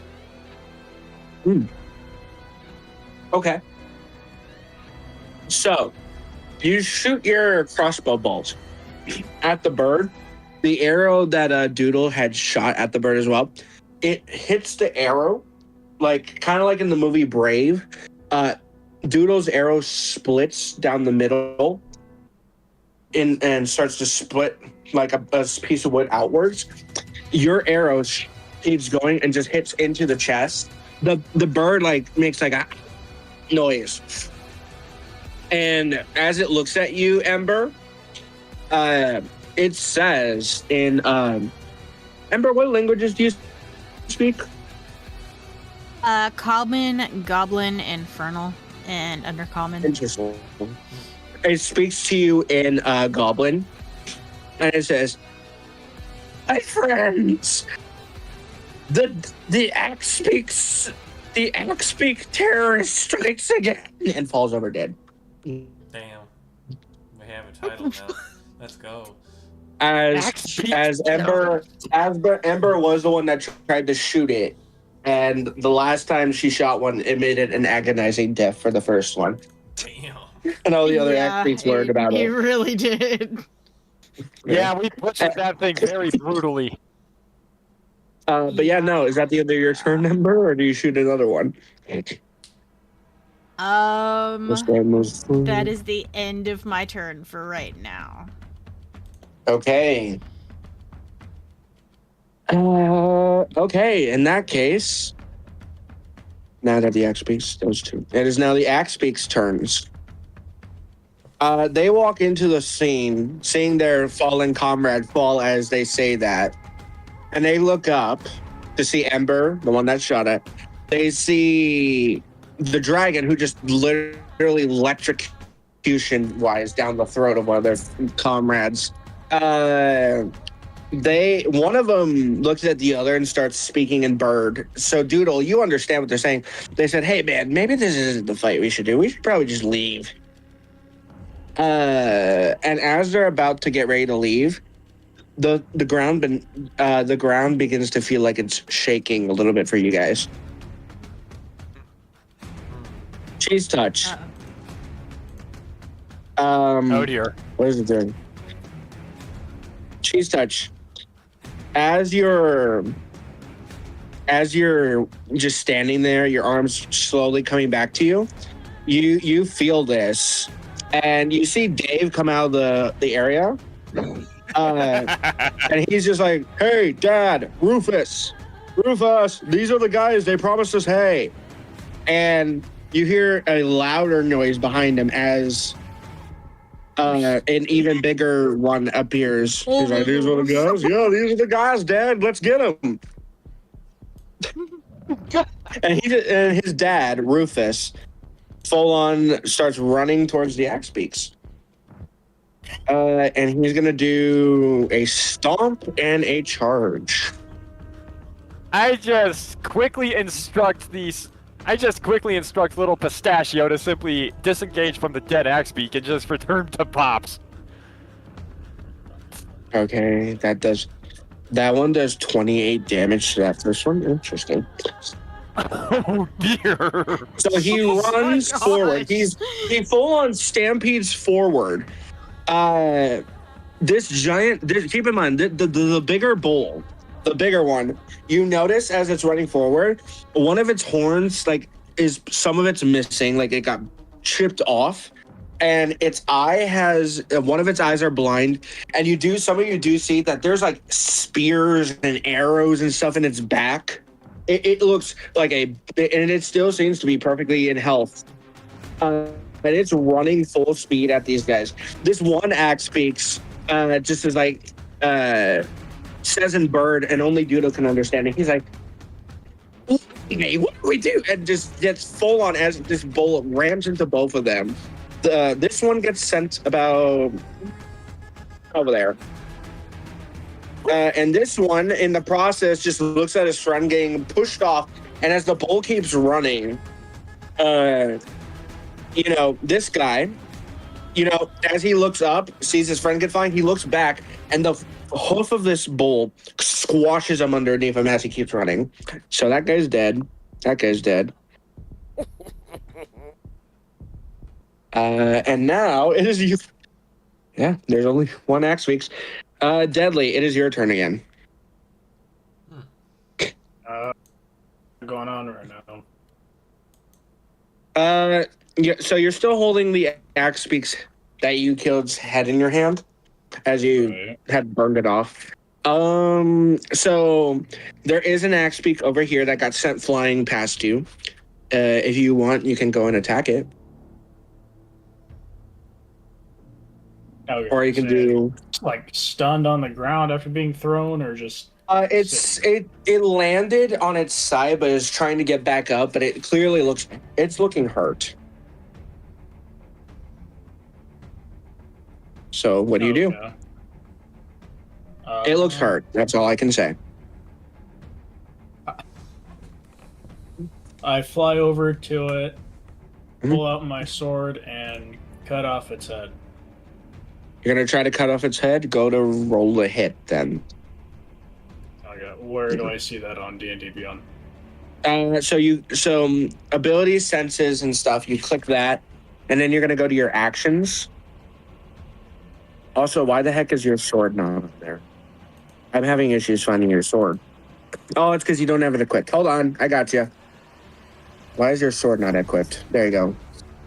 Now you should be able to. So actions. So roll the. Click the +4. Actions. Yep. +4. Okay, I click that. Yep. What'd you get?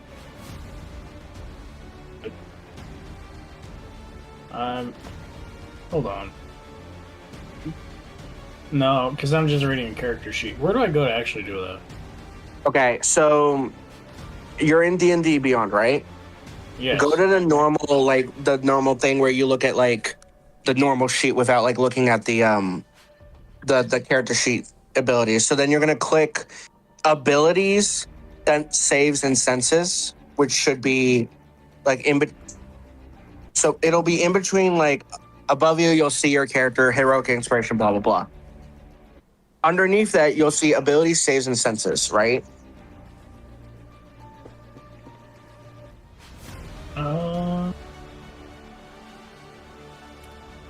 Yeah, I'm not seeing it.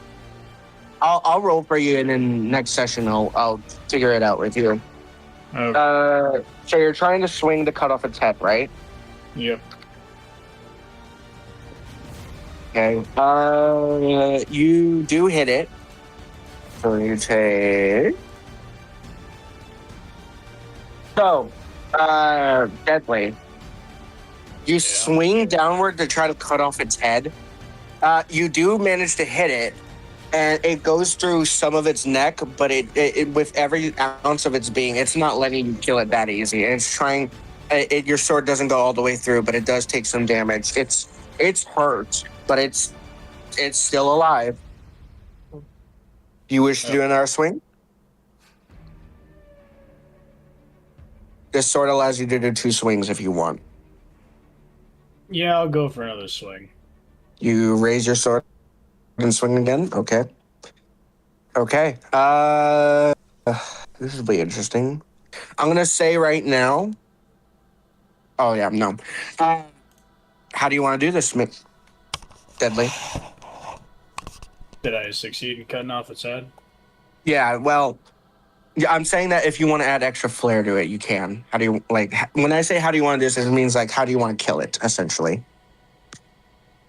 But, I mean, obviously, cutting off its head, there's not much you do for flair on that.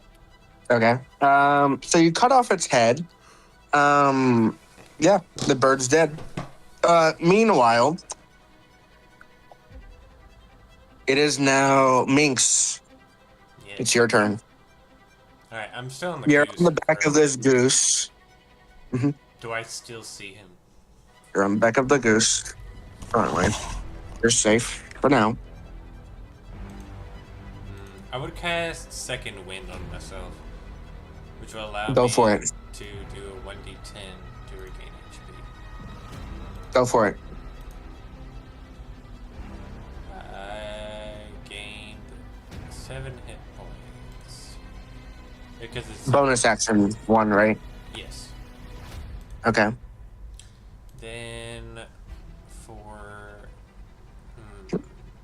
it's in the water, so I can't really feel like doing fire spells. Mm-hmm. If you want to hold an action, you can. Please do not hit the goose. Yeah, the goose is charmed, so if you hit it, it will end the charm. I'm gonna do this one thing that I did whenever restarted. I'm doing life tether. On your brother? Yes. Go ahead and try. So I gotta do a wisdom yeah, saving throw if I remember. wisdom saving Mhm. throw. It has to be a 13 or higher to be a save. Or well, it has to be a wisdom saving throw. I'm gonna let you know right now, he succeeds. Shit. He got a 17. He got a 17. So that spell fails. So, Okay. That'll be the end of my turn. Okay. As you end your turn, Minx, you're on the goose, right? Still Yes. interesting. Okay. You guys watch as Minx is just, everything seems calm. The birds are dead. The goose is still charmed. Everything seems fine until suddenly, where Minx and them had disappeared into the water.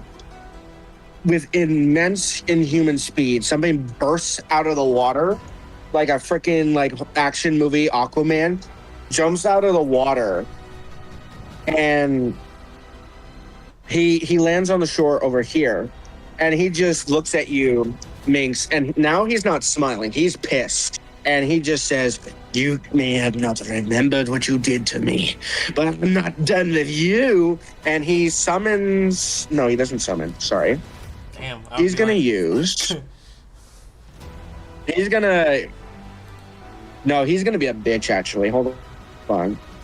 He's gonna use his 60 feet of movement to get to. Yeah, he's gonna get to Doodle with his wing movement. And first, he's gonna use his bonus action, and he's gonna try to do flurry of blows on you, Doodle. Let's see how he does. He's gonna beat everyone He's gonna up do now. flurry of blows. See if he hits him. I don't even know if he'll hit him, so I'm trying to see what he's gonna do here. I'm scared that you haven't messed He might not hit you. Where the hell is my variables? My abilities. Feature tree. There we go. That's what I want. Okay.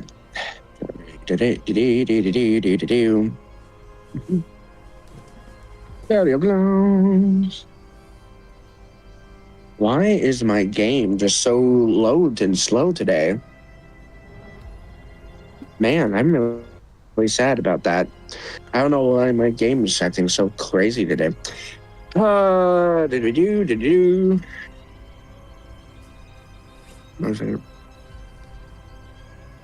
is it? First of all, does Doodle, specifically, he does, as a flurry of blows, he does about 4 hits on you. Does a 15 hit? Yes. 15 does hit. I guarantee you a Yep. 5 does not hit, right? No, I have 14 for armor class. 5, okay. So a 5 doesn't hit, but a 15 does. Yeah. 5, 15, okay. This creepy ass music. Does a no, 12 doesn't hit. Does a 17 hit? Yes. So 2 of them hit. Okay. So he does specifically to you, Doodle, 14 damage. And as he does that, he does the last punch. He then turns to Ember, and he's like, you know how a person that's like clearly lost their mind does, like they look frantically around.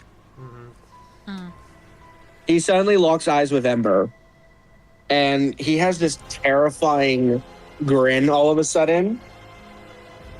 And he looks at you, Ember, and he just says, "In Infernal, I bet your friend on the other side is not doing too hot." As he suddenly... I mean, you wouldn't know because your memories are currently disappeared for the moment. Yeah. As suddenly, as he says this, I need you to do a wisdom saving throw for me, Amber. I'm scared of this. You have to beat a 16. No. Ember, you now feel on the back of your mind the need to attack. Specifically, you need to attack Minx. Oh. Okay. And that is the end of its turn. Oh. Okay, welcome back. It is now back to the top of the round. It's the goose's turn. The goose is still taking you to shore, Minx. Okay. And you are now at the shore, Minx. I'm out of That is the end of its turn, currently. Also, fair warning, guys. If you need, you can summon your assistant, Tiana, if needed. Oh yeah, that's right. Keep that in mind. Also, Yeah. Cheese Touch, you still have that one thing you can use. Like, is it my turn now, or... It will be in just a moment. The goose drops you off. It is now your turn, Cheese Touch. Your arms are now movable again. All of the axe beaks are dead. It seems Dave held up his bargain. The only enemy right now, as you can see, is this weird guy that's for some reason pissed at Minx. That kind of looks like Minx in a weird way. What the fuck is that? I don't like Nothing. that. That's creepy as fuck. Don't worry Okay, about it. First, let me get the inventory. Huh? I'm gonna use the summoning crystal. Summoning crystal. Are you sure? Yes. Are you positive? Yes. You can also Ignore name that. him whatever you want, by the way. All right. Roll me, Ming. Cheese Touch, roll me a d6, please. Okay. Because depending on Please who be a it good is. summon.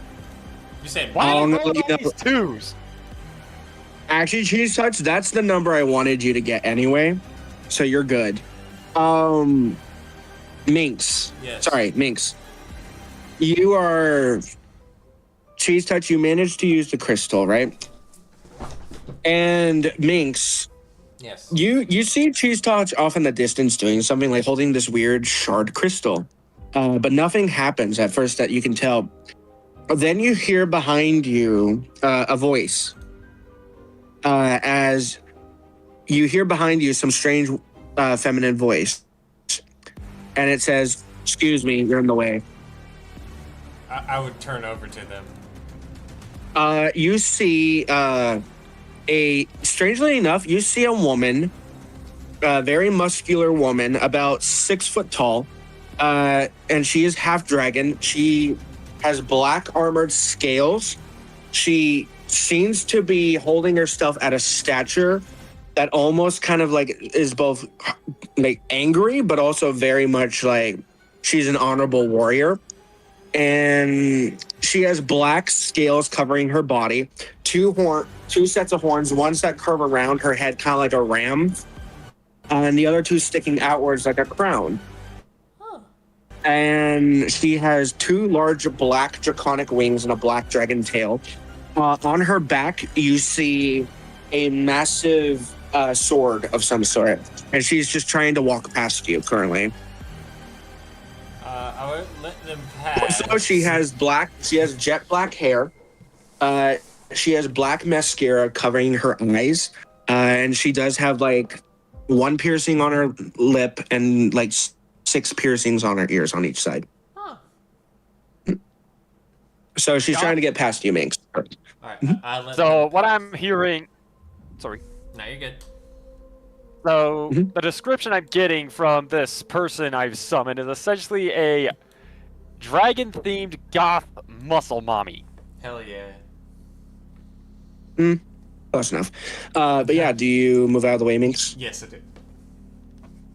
So, Cheese Touch, you summon this individual. They suddenly, as they walk past you, Minx, they bamf out of existence for 2 seconds. And they reappear next to Cheese Touch. And they say, "What are your orders?" Apparently there's a hostile version of Minx that could probably need a beatdown just to humble him. Okay. Keep in mind, not the friendly one. Keep in mind, not the friendly one on the goose, just the hostile one about to attack Ember. She cracks her She just cracks her knuckles and says, "Bet." That is the end of her turn. Is that the end of your turn, Cheese Touch, as well? Yeah. All right. It is now Doodle's turn again. Also, while that's happening, Doodle, it is your turn, and as it is your turn, I'm going to add the next enemy in. Damn, we're getting enemies left and right in this shit. Uno and Dos. Minx and Nix. They are not minxes, I can assure you that. Okay. But yeah, it's your turn, Doodle. Alright, I want to move away. I'm gonna fly above the water. You're gonna fly above the water? Okay.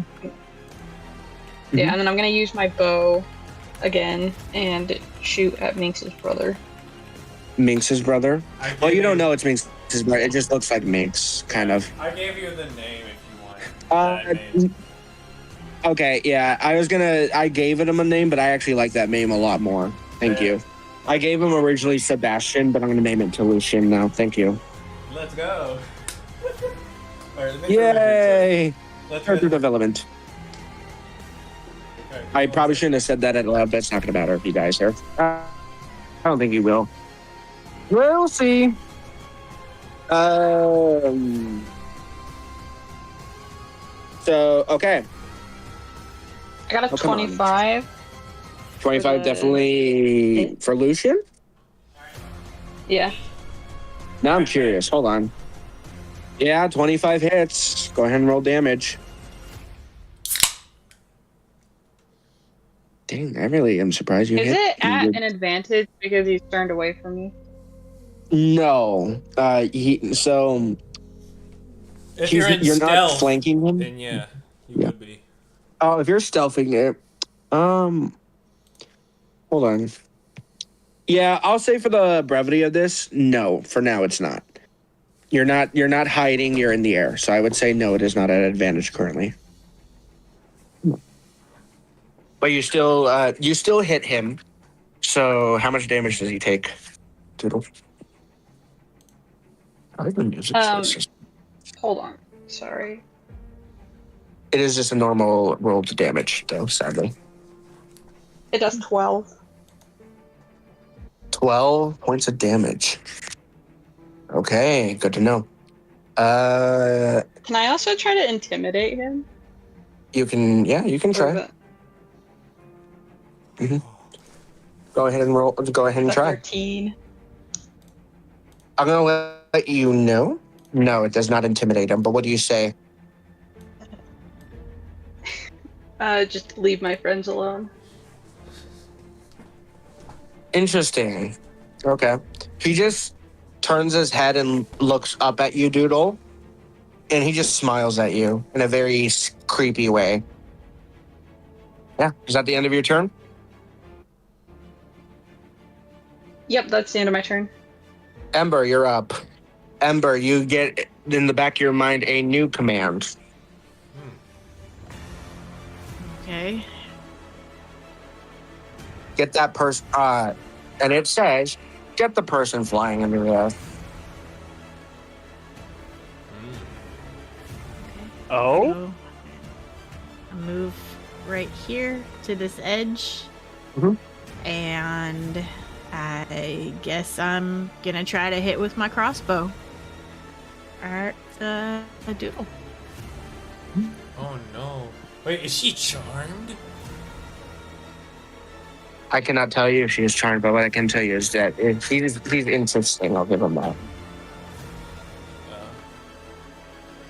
I'm gonna let you know. I'm gonna explain it to you, Minx, if you do kill him. But go ahead, Ember.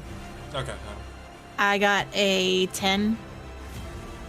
I don't Doodle. There's a 10, and I don't think a 10 hits you. No, I it don't doesn't think it hit. does. I will also let you know, Ember. There are rocks and trees in the vicinity, and you do have your legs. Keep that in mind.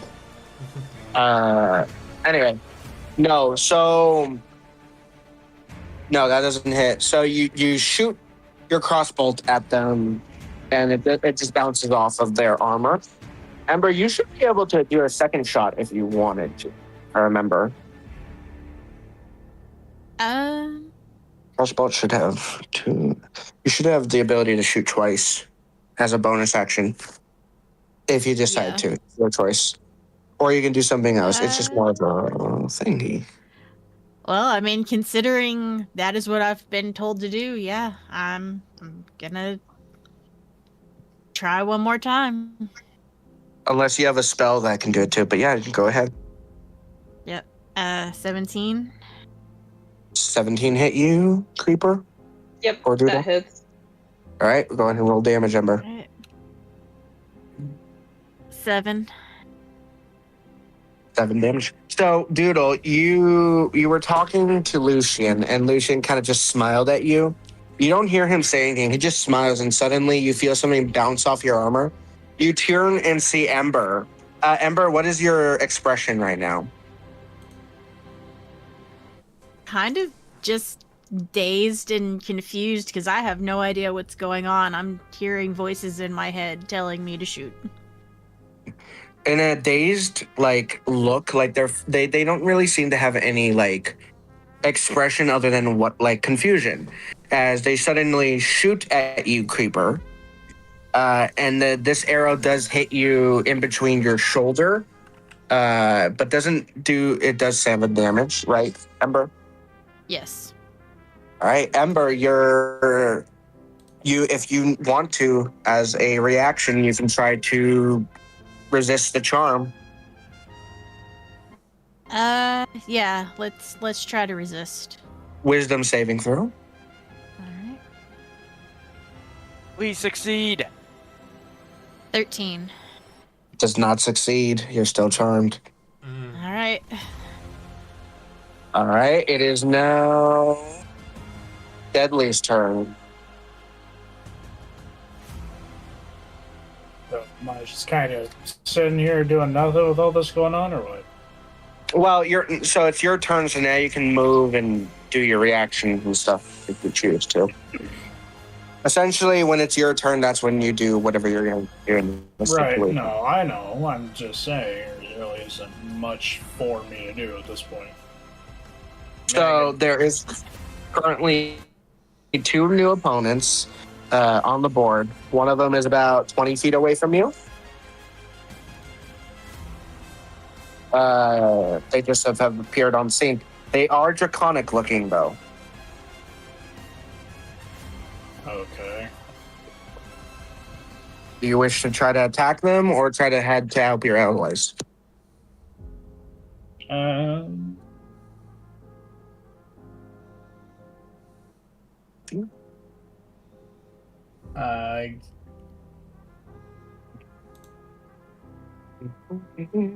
So you're talking about the thing that's above my character, right? Yeah, the creature right here. This. Yeah, I'll attack it. You're gonna try to attack it? Okay. So you move up to it.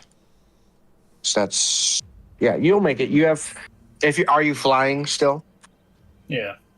Oh yeah, you can make it to him. What is your first attack? So what does this creature have on it? As far as you can tell, it's a draconic looking creature. It's currently holding a sword and a shield specifically. Sorry, I'm incorrect. That's the other one. This one is holding a, you know those spears? I forget what they're called, but like the Japanese spears where they're like, it's a long staff, but the very edge top is like a large blade. I know Yeah. what you're referring to. It's a Guando. Yeah, it's like a guando. It's a naginata. Yeah. Yeah, it's like that. Naginata. Yeah, so he's holding that right now. That's it currently. But you can either do your abilities or you can do your weapon attack, or because you have 3 weapons. You have your 2 axes and your sword. Or you can do a breath attack. What do these things resist? I cannot tell you that unless you try to see what their abilities are. If you roll an insight, you could probably figure it out, but that will cost a bonus action. Okay. Up to you. I'm not going to tell you what to do. I need to change your HP real quickly.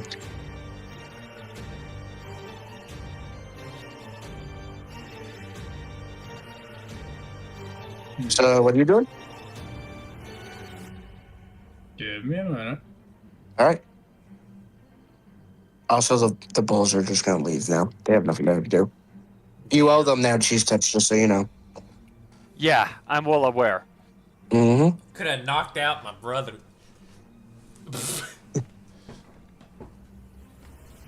As they leave, Cheese Touch, you hear, "That's for killing my younger brother, you piece of shit." It's blaming the dragons for nothing. Damn. It's blaming my kind. Doesn't hate dragon. Yeah, I mean, as far as you know, something like a dragon just took one of its family members. That is true. For the Continue on this. Deadly, what's your plan here?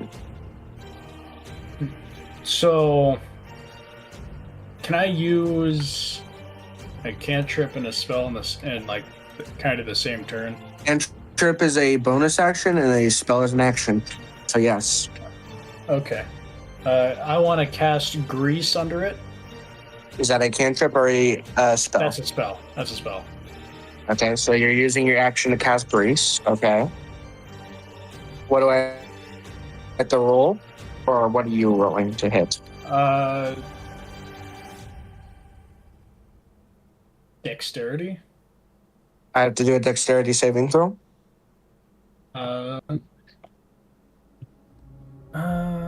It just says it covers the ground in a 10-foot square centered on a point within range. It turns into difficult terrain for the duration.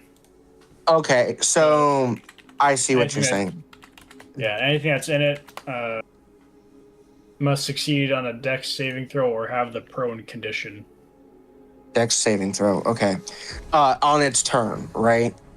Right, and I believe that is 9. Okay, so on its turn, it has to roll a dexterity saving throw. Okay. All right, what's your bonus spell cantrip you were going to do?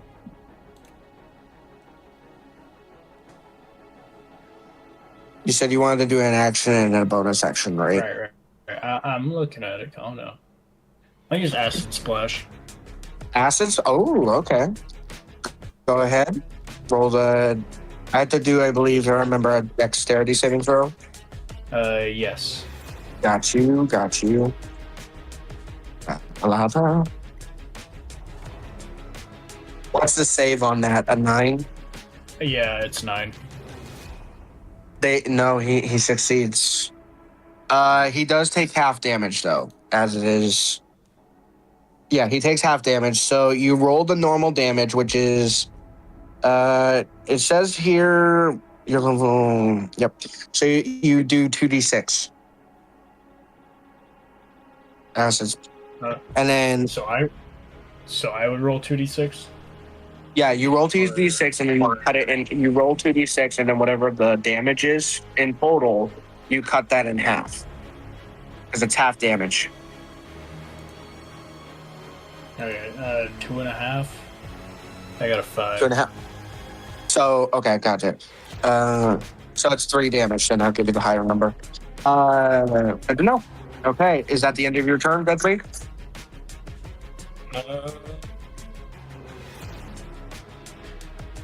Actually, let me. How close am I to the thing? 5 feet. Okay, let me. You're in combat range. Yeah. Let me. But you did just up. use your. Let me back up, if I can, so I'm not affected by grease. Okay. Yeah, that's fine. I'll allow it. How far back do you need to be? 10 feet. All right, so right there. So right there would work. Okay. It is. Is that the end of your turn now? Yeah, it's my end of my turn. Okay. That is not a song I want right now. I don't need Twinkle Twinkle Little Star. Thank you though. I don't know why I still have that on my playlist. Anyway, it is now your turn, Minx. I have a question for you. What What's your does question? my brother have? Like, what can we visibly have that he has on him? You're trying to see what he has on him Yes. currently? Roll me a perception check. I forgot to ask. Leon said Vetus. 15. What was it, Deadly?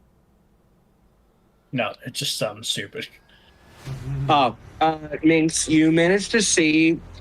You know, you haven't seen him in a while, but you don't remember the last time you guys talked to each other, because your brother has always, like, you remember this at least. Your brother got really, really pissed at you for some reason, and it was justifiable. You remember you can't remember why or what you did to make him so mad at you, but you remember that you kind of deserve it, but you don't know what you do. But what you do know is Dishonor on you. Your dishonor brother- on your family. from your history, from your the memories you do know, whatever you did that made him kind of mad at you, it caused him to spiral and seek out darker power. And he kind of became like, he kind of eventually started killing off your other siblings. But you do see he's wearing his, you kind of remember him wearing something similar.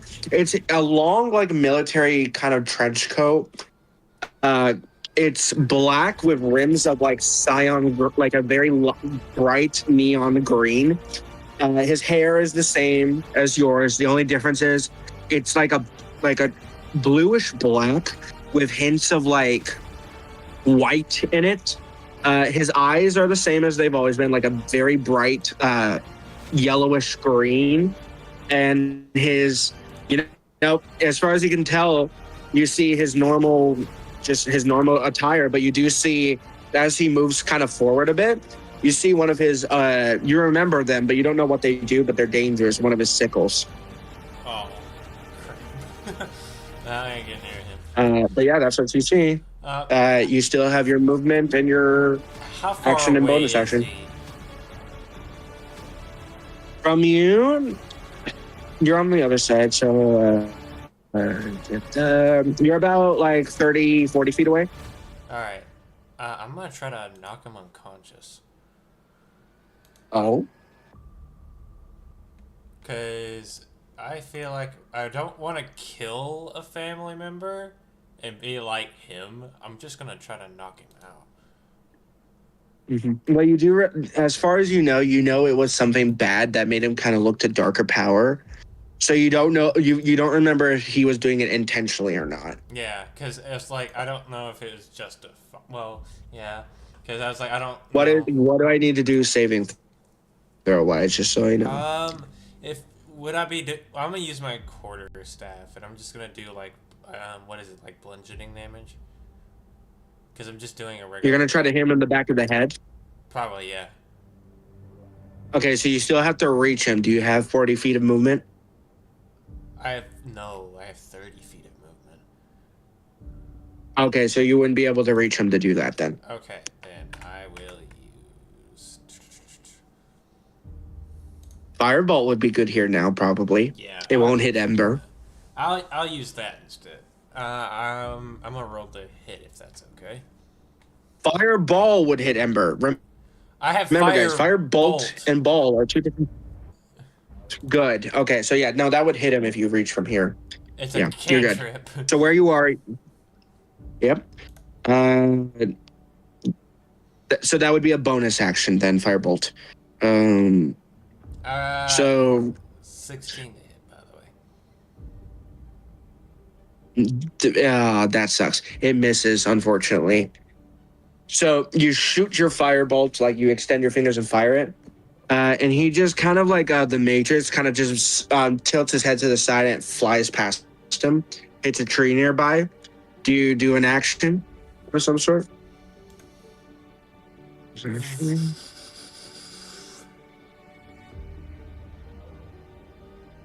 Oh, that's not range.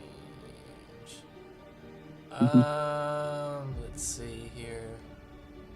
I'll probably just use my movement just to move closer. All right. How far is? So you're using your action to move forward further. Yeah, I don't know where 10 feet away from him is, so I'll just move it right there. I'll move him for a second. Probably about there. Okay. That's as close as you can get. All right, that's the end of your turn. Yes. It is now then your brother's turn. Okay.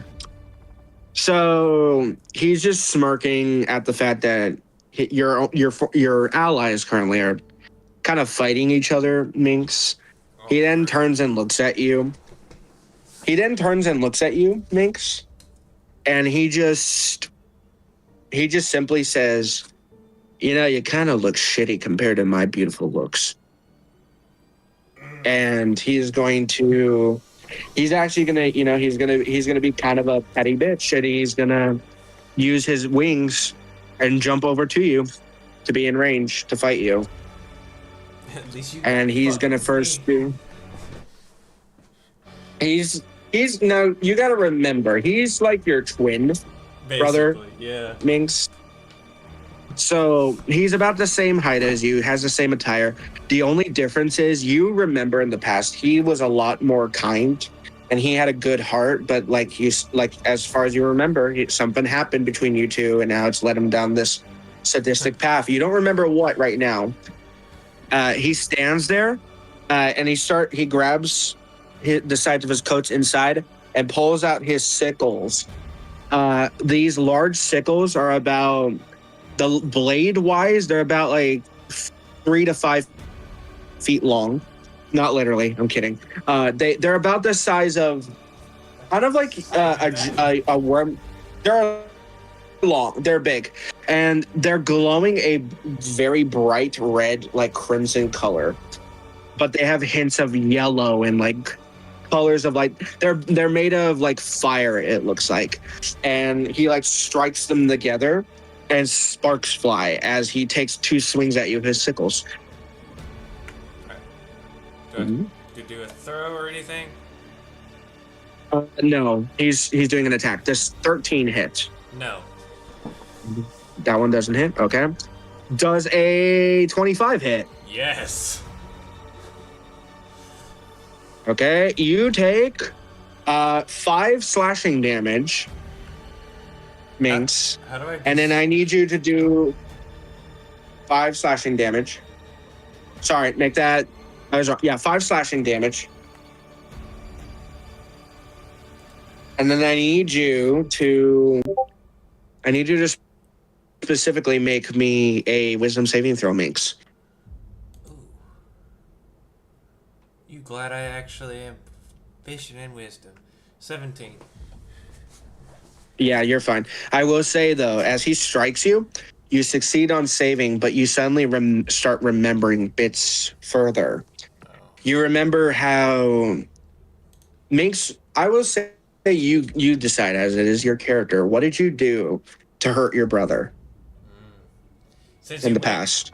What it for me? I'm like, okay. Well, when he was still a nice kid, what would you have done that hurt him? That is a good Like something he would have found, like something you would have done that may have not been intentional, but it damaged him in the process, or something like that. Something that would have scarred him. Well, remember, I was like, okay, Mentally, my character was into the dark arts and stuff. So reason In I the past. yeah, did blood magic and stuff. I would not touch necromancy. I don't, because that's like bringing back the dead and stuff. So I'm like, okay, if his decision was like, okay, I can work with. like let's resurrect somebody, and I'm like, So well, what happened- equivalent exchange. So what happened, I'm assuming, is you start to remember, Minx. You were learning your spells like normal, like every day. Your brother came in and he seemed very excited because he was offered the chance to join the School of Necromancy. And you, of course, not liking necromancy because you don't remember why you don't like it, but you knew you hate necromancy. You started to explain that necromancy is a sin against your kind and he shouldn't use it. And he was just trying to talk of you. And you felt angry that day. You were mad about something else that day as well.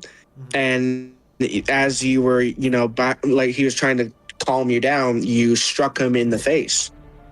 And he left. And then since that day, he left. He left the family. And then not even 5 days later, he came back and he started killing your family members. And you remember these blades he's using right now, they were used to summon some sort of entity far more dangerous. And you remember that, at least in your timeline, from what you remember, he was using this entity for one purpose and one purpose only, and that was to kill you. For the slaughter. He didn't care if he lost his soul. He wanted to make you see he was a good brother still. Even if it killed him, he wanted to prove that he was better than you. So that was his power. Yep. So by the way, that was his action. It's now his bonus action.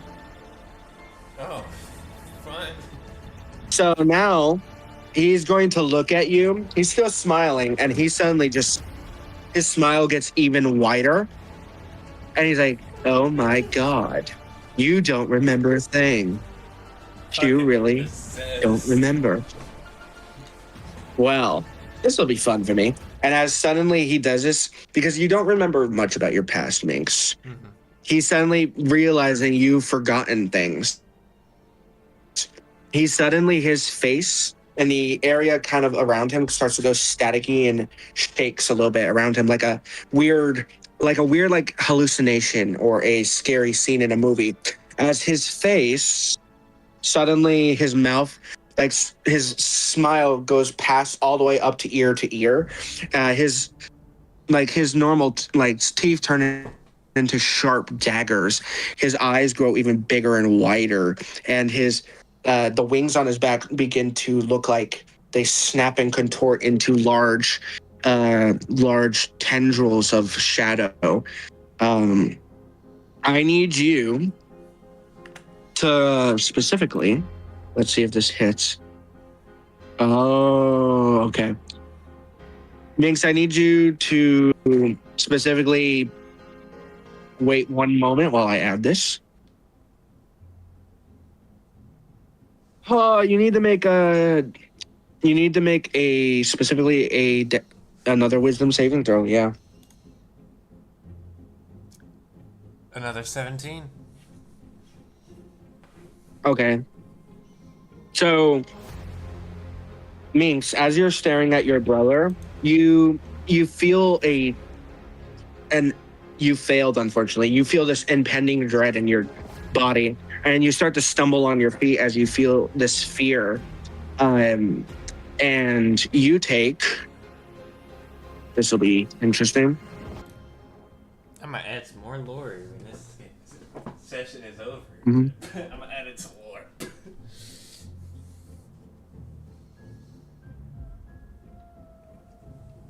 You take 11 points of damage, Minx. Holy shit.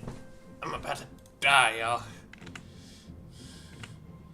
You remember, everyone has 3 lives, so if you die, you'll still be brought back. That is the end of his turn, and now we are back at the top of the round, which, unfortunately, it is no longer the goose that is at the top of the round. It is these guys. So this guy, right here, is going to specifically... Let's see what he does. Yeah. So this guy is going to do his attack. Specifically, he's going to spread his wings, get up into the air, and he's going to use about, let's see, I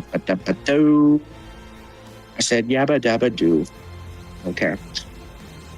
Yeah, no, he's going to do that. And then he's going to use his 30 feet of movement to get about here up in the air.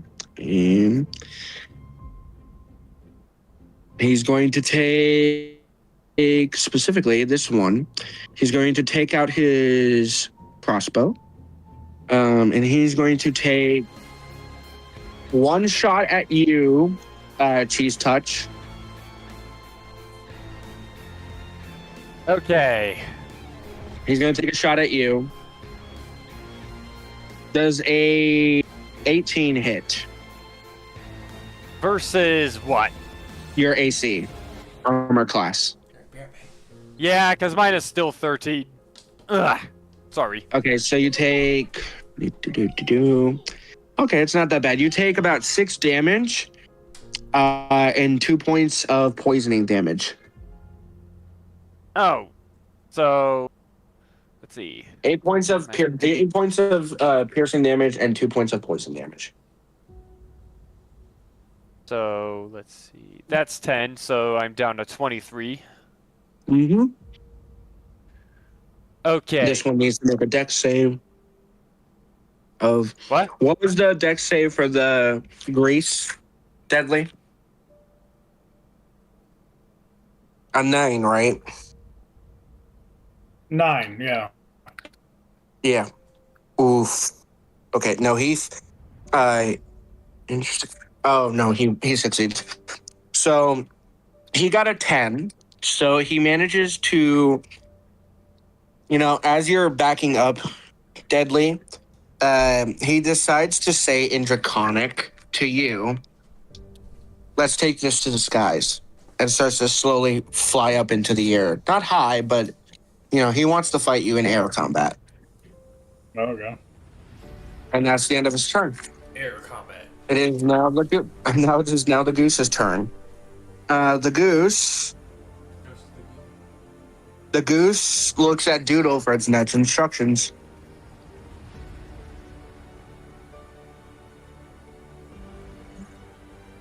Doodle, what do you wish the goose to do now? I'm going to tell the goose to go get stronger and do some training off in a very far away mountain. You don't ask it for any more help. No, because if it gets hurt, it won't be charmed and we'll be screwed. Fair enough. I mean, to help with the enemies, that is. Okay. If the enemy hit it, wouldn't it still break the charm? No, it would be if your allies hit it, it would break its charm. Oh. Can I change what I tell it then? Yeah. Sweet. I'm gonna tell it to take care of Minx and get that strange man off of him. Minx just fucking dies. Yeah, no, right? Not kill me. 2 Help more me. hits and I'll be fucking And get the dead. strange man off of him. Got it. I got full ass. Once you take care of him, give him the concrete shoes. All right, Minx, congratulations. You're about to be saved in a second.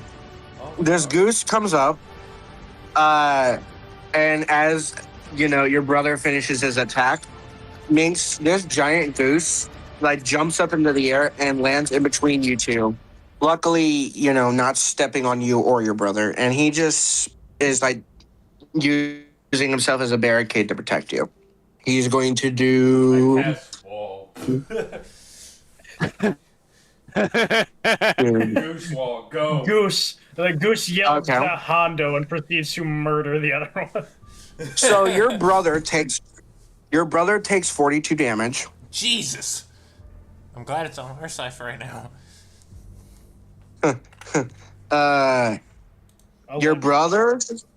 Your brother takes this damage, and the moment he does, his entire sadisticness is just gone in an instant. And your brother lets out a angered sound, and he's going to use his legendary reaction. Oh. And his body, black magic and green pulsing soul-like entities leave his body as suddenly it like covers him, hiding him in shadow. And then suddenly, your brother is not just your brother anymore. He is bigger. He is meaner. As emerging from specifically where your brother was standing, where the heck's the token? You see a giant draconic form. Okay. He has taken on his dragon form. Thanks. Well. And he slowly rises up. Now, funny enough, even though he's a dragon, he's about the same size as the goose currently. So he's about like 10 to 12 feet tall, height-wise. And his body is covered in like these green acidic-looking chemicals. He has like rows of like fins down his back. His horns still look the same. His eyes are still that like aura reading green color, like souls. And he rears back, and he's going to your brother's going to try to do this. He's going to use soul raping. Oh. Let's see. No, he fails. So your brother... Let's see, actually. Are you in range? No, you are in range. Okay. Minx, I need you to make a Constitution saving throw. Ah, shit. Oh, does a 5 count? Roll me a d6 for me, please, Minx. Sure. I'm gonna get my ass beat by my brother. 5. 5. Minx, your brother rears back and shoots this strange energy, and you watch as the duck manages to like resist whatever this is. You, on the other hand, as soon as it like some of this hits you, you're not damaged, you're not dying, but Minx, Cheese Touch felt it before, but you've never felt this before. You feel this earth-shattering fear hit your body. Your blood feels like ice. Your bones feel like they've turned to rock. And Minx, the world around you suddenly goes black. There's nothing there for a moment. And then suddenly, as you're staring into this darkness, 2 piercing fire, like the pits of hell looking eyes made of fire, just are staring back at you from the darkness. It's about 10, 15 feet away, and they're just staring at you. Oof. Do I know what it looks And they're... like? Or is it just the eyes? You don't see anything but the eyes. You don't see anything but the eyes, but it looks at you, and it says, Do you want your brother to die? No. What are you willing to do to keep him alive?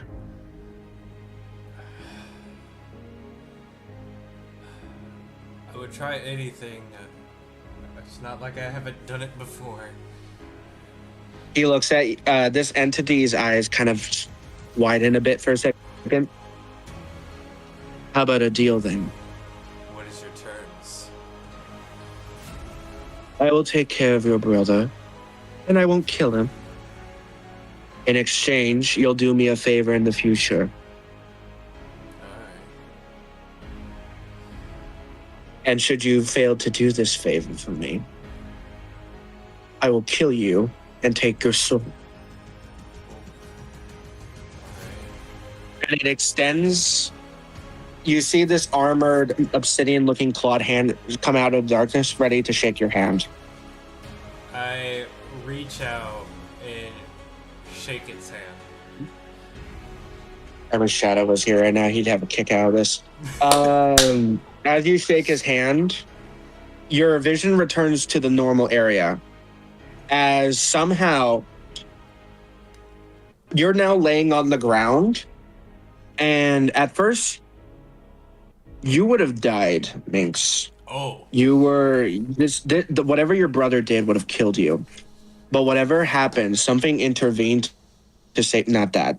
I didn't ask for that, and I didn't ask for that. That was that little token of mine was supposed to be like a gag for people to find, but they never found the other. Minx, you'll know this from the prequel, but no one else will. So, V and you and Riff are the only ones who would know this from the prequel, but your character doesn't know this. So whatever that attack was would have killed you, Minx, but something basically stopped it. You guys on your end, all you see is this energy gets sent out towards Minx, and suddenly you see something. Actually, everyone roll me a perception check with advantage, please. Oh, okay. Okay, perception. Okay, a 19 and... I rolled a two. 19 at my highest. I rolled 2 twice and got 4. Both times. You'll still see it, Minx. I Right. wish you said I didn't see it. 21. Just say I Oh didn't yeah, everyone see it. will see this. Minx, you'll see it as after you wake up. Okay. I was like, tell me I You don't guys see it. look up. You guys see this energy building up, but then you hear this sound.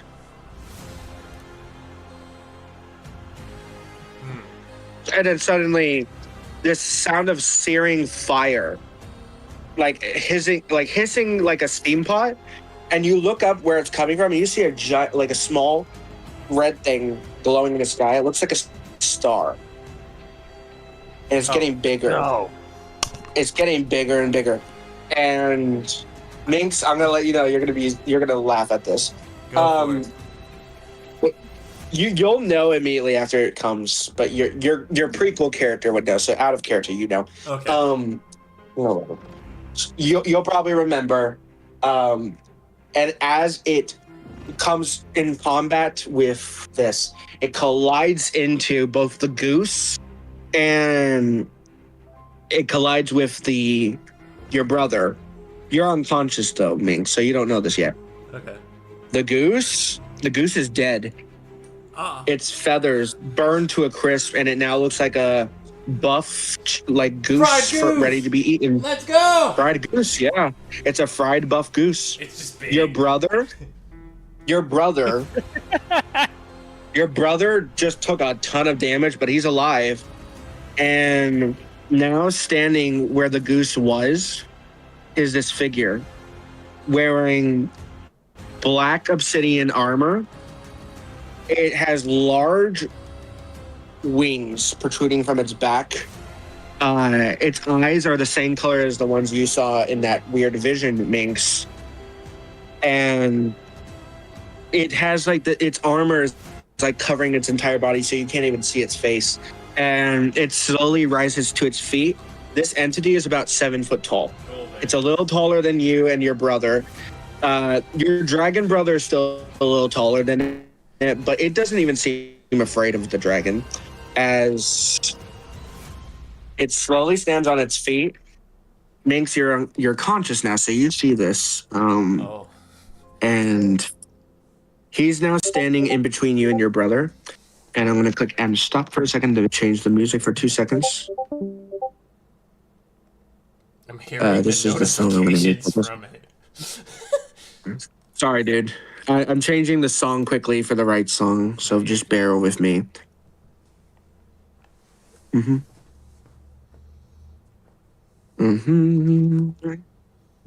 All right. So this collides. Kills the goose. Kills your brother. This was supposed Almost kills your brother. And he's standing between you and your brother. And he kind of looks back at you for 2 seconds. And he just says, remember, we had a deal. Oh. Do not disappoint me. Oh, come on. I clicked the button. You jerk. There we go. He kind of looks at your brother. Your brother, he's still focused on you. Thanks, making certain you're going to hold up the end of your deal. I will. And he kind of looks, your brother's like, are you seriously ignoring me? This is not your fight. And he tries to like swing with his claws.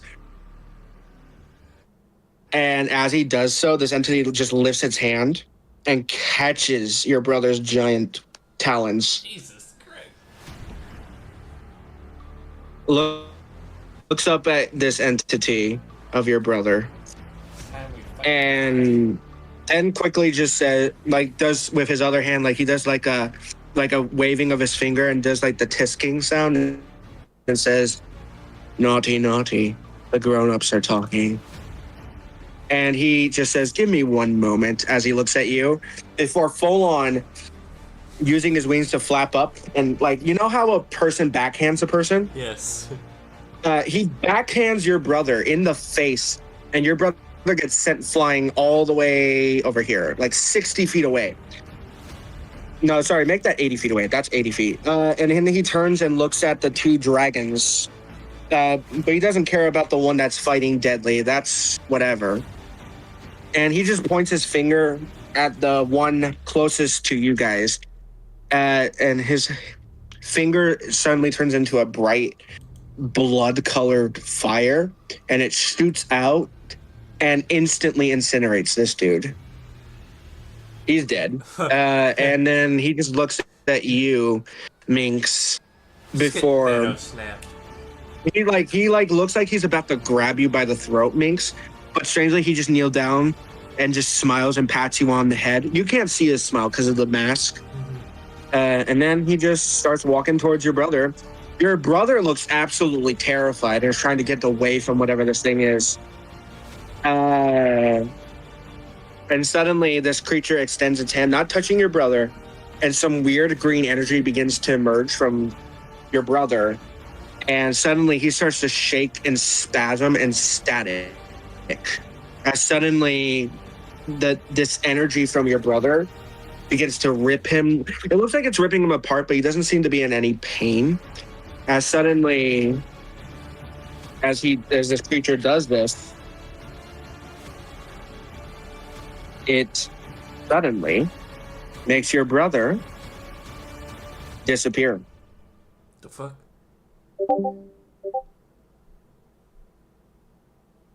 And as your brother disappears, he then turns and just stands there looking at you.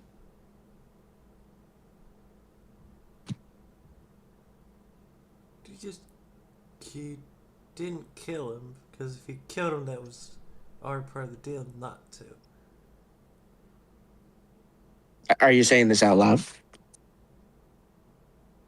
Yes, actually, because I'm like, did you kill him? He doesn't say anything back. He's waiting for you. He's just standing there, doing whatever he's doing. Why are you just standing there? Say something. Is that what you say to him? Yes. One moment, I gotta get the next song ready. He suddenly, as you say this, appears right next to you, Minx, like right in front of your face. Like, best way to put it, after he sends your brother wherever he sends him, he is now like in your face, like you could feel his ice cold breath on your face as he says, "Your brother's not dead. Okay. I just sent him back where he's supposed to be." Okay. What are you?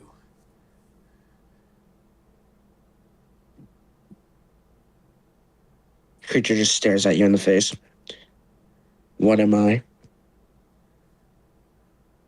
Is that what you're gonna ask me? Yes.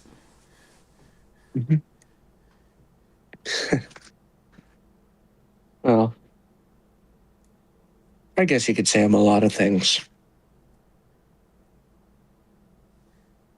You're gonna have to be more specific.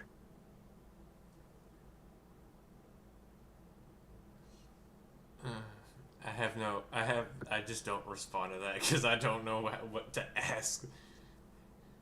It feels impossible of what he just did. Ember. Ember, are you still there? Yeah. All right. I need you to roll me an insight check with advantage, please. You just missed some fun for me. No, I heard it. I Uh-huh. had my headphones on still. No, you're fine. 13. Why is it the blood? Ember, you don't know why you get this sensing feeling you've met this person before. You don't know where. Okay. Minx, they're looking at you dead in the eyes. Is that all you're going to ask me? Why can't we remember anything? You already been answered that.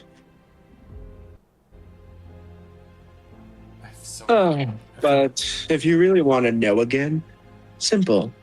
You've been brought here, and whoever brought you here erased your memories. Simple as that. They'll come back over time. Not my place to care, though.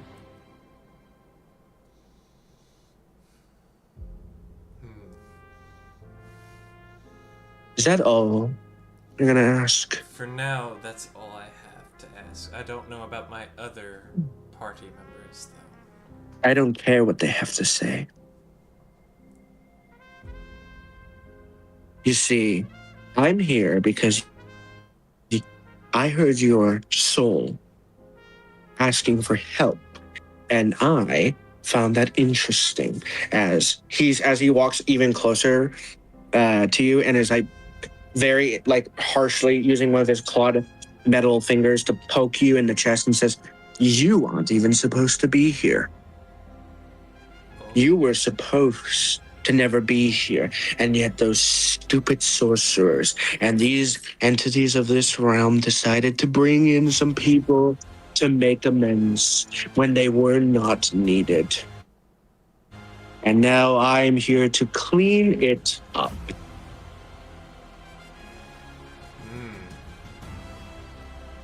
The balance is not scaled properly. Still, I'm here to make certain it is. And as for, he looks at the rest of you and says, as for the rest of you, I would advise you to find the quickest way home. Because the next time we meet, I will incinerate all of you.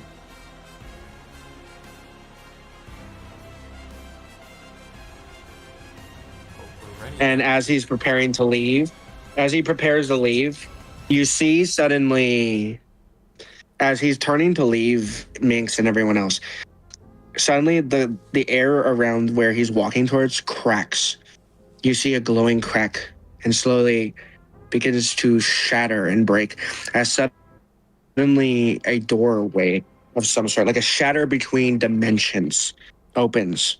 and you see Ember. Roll me in perception check with advantage again.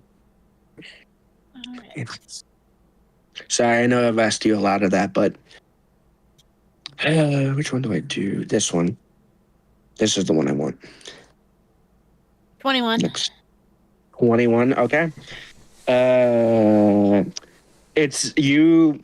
It's not the one you come from, Ember, but it's the gates of hell. Okay. Just made deals with the devil.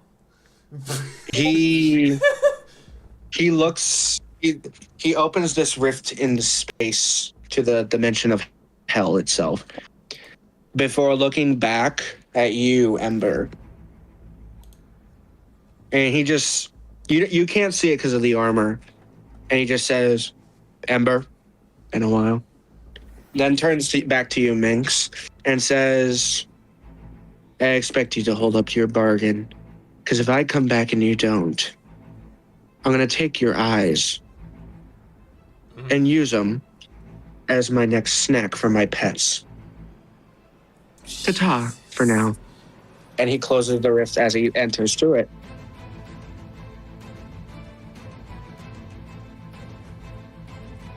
And Minx, as he disappears to wherever the heck he went, you suddenly feel this.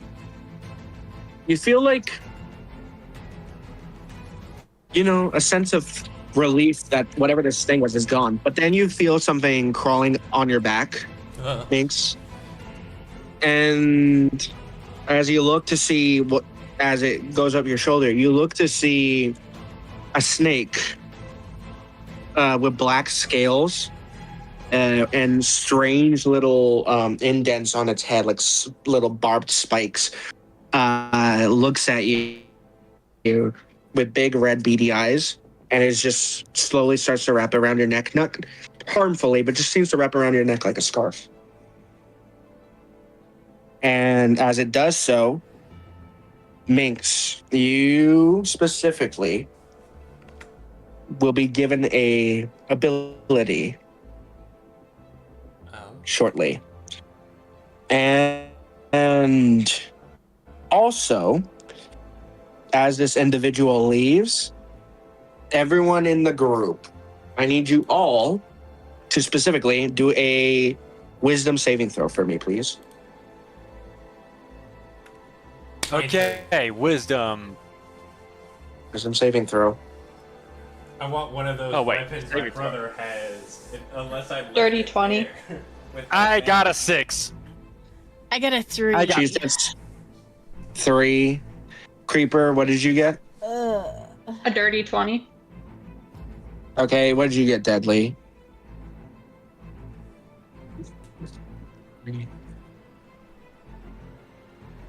Hold on.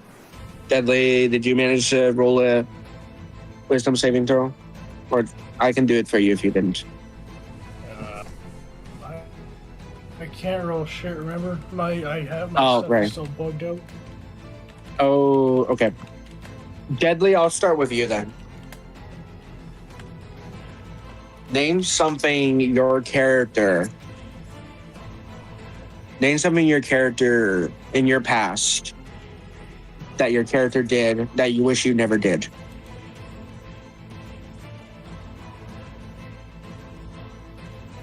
What if my character doesn't have regrets? Not regret, something he wishes never happened. Yeah, that's a regret, bud. Okay. What's something that makes him one of his most saddest moments then?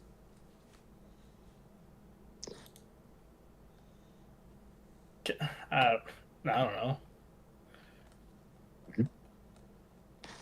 I'll say then, Deadly. Your character, specifically Deadly, the world around you changes, and suddenly you're now face to face with Deadly. What is something your character is afraid of?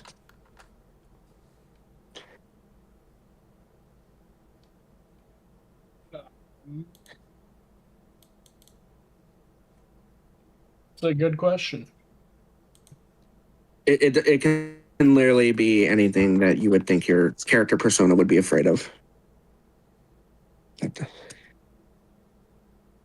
Like, I know Riff is afraid of, apparently his character's afraid of geese and long necks, so that was a joke. But I just go running down the hall, braving it at night, extending my neck as long as possible. So yeah, Deadly, what would you like your character to fear, I suppose? I don't really have nothing. Okay. I'll say then, Minx, for the brevity of this, the world around you changes, and suddenly you're in a completely new place. You're all alone, and you're face to face with thousands of individuals, all different species, all different people, but every single one of them a type of dragon-like creature. Each and every one of them fighting to the death, killing each other. Blood spilling, but no one seeming to win. And you see off, maybe about 40 feet away, you see a black dragon the size of a mountain with its big purple eyes scanning this fight, just watching it in enjoyment before looking at you, Deadly, and saying in Draconic, "You should not be." Huh. Be here, you should not be. Huh? I can't hear it for shit, my guy. I said you should not be here in a deeper voice, sorry. My audio's bad today for some reason. He basically said it in a very deep, like his voice even makes the environment feel like it's rumbling as he says, "You should not be here."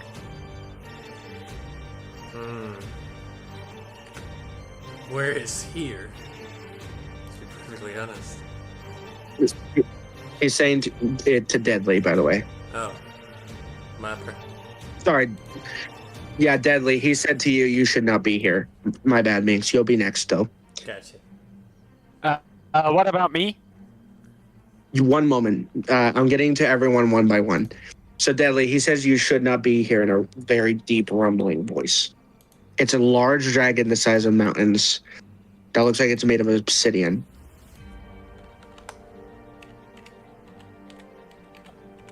Do I know this dragon at all? Roll me a history check. Fucking my guy. We're co-op. I'll say, you know what? Because I'm going to be nice because of the freaking stats you have and it's not working. You know that this dragon has a name. You don't remember the name, but you do know that this dragon is supposedly... It is the dragon that sets the board. It sets the end of days and prepares the souls of the damned and the souls of those who wish to gain honor again, and makes them fight to the death, and only the ones that survive in the end will get the chance to maybe be redeemed. His concept is he sets the board of chess for the future of life and death, and those who fail become his eternal toys, and those who succeed get to live to see another day. There's no reward. There's no punishment. It's merely his enjoyment of watching those around him burn. Most people that enter this creature's domain never get to see the light of day again. But you do know that this dragon has you don't know his actual name, but you do know that in your memories that you suddenly seem to slowly return to you, this is the dragon that supposedly... This dragon had a secondary name that he was known by. He's the curator of destruction. He is the painter of pain, and he is the critique of greed. If you show kindness and if you show you're an honorable man, he may reward you. But most of the time, he merely punishes you for his amusement. But yeah, that is him.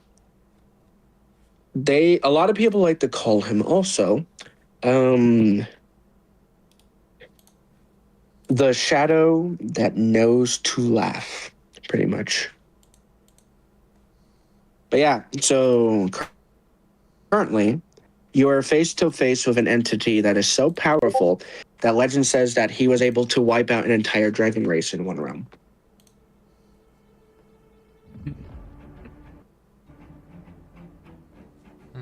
He's just looking at you right now. Do you say anything deadly? Oh, how am I not supposed to be here and I don't even know where here is? I'm not going to do the voice right now because my audio is cutting out a lot, but he just simply says, another lost soul. How unfortunate. I was hoping for something a little more entertaining. He slowly takes out one of his giant talons and grabs a large obsidian thing, and in the middle is glass. It's a sand timer, and he flips it and he says, puts it down. He says, once this sand runs out, you'll be able to return to your friends. The next time you come here, though, I will simply do it again, but it will be longer. And each time you come back here, you'll spend a little more time here.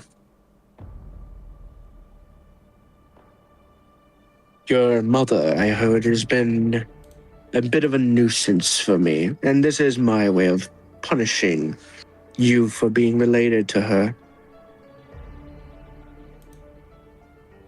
Take it out on her. You leave my scaly ass out of it. Well, I'm sorry, but she's not here. You are. So I'm taking my anger out on you. You have a problem with it, please, by all means, try to tell me to stop.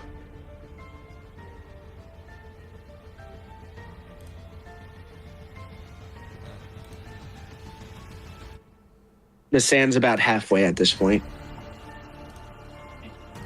Oh, I can't tell you to stop, but I can sure tell you where to stick it.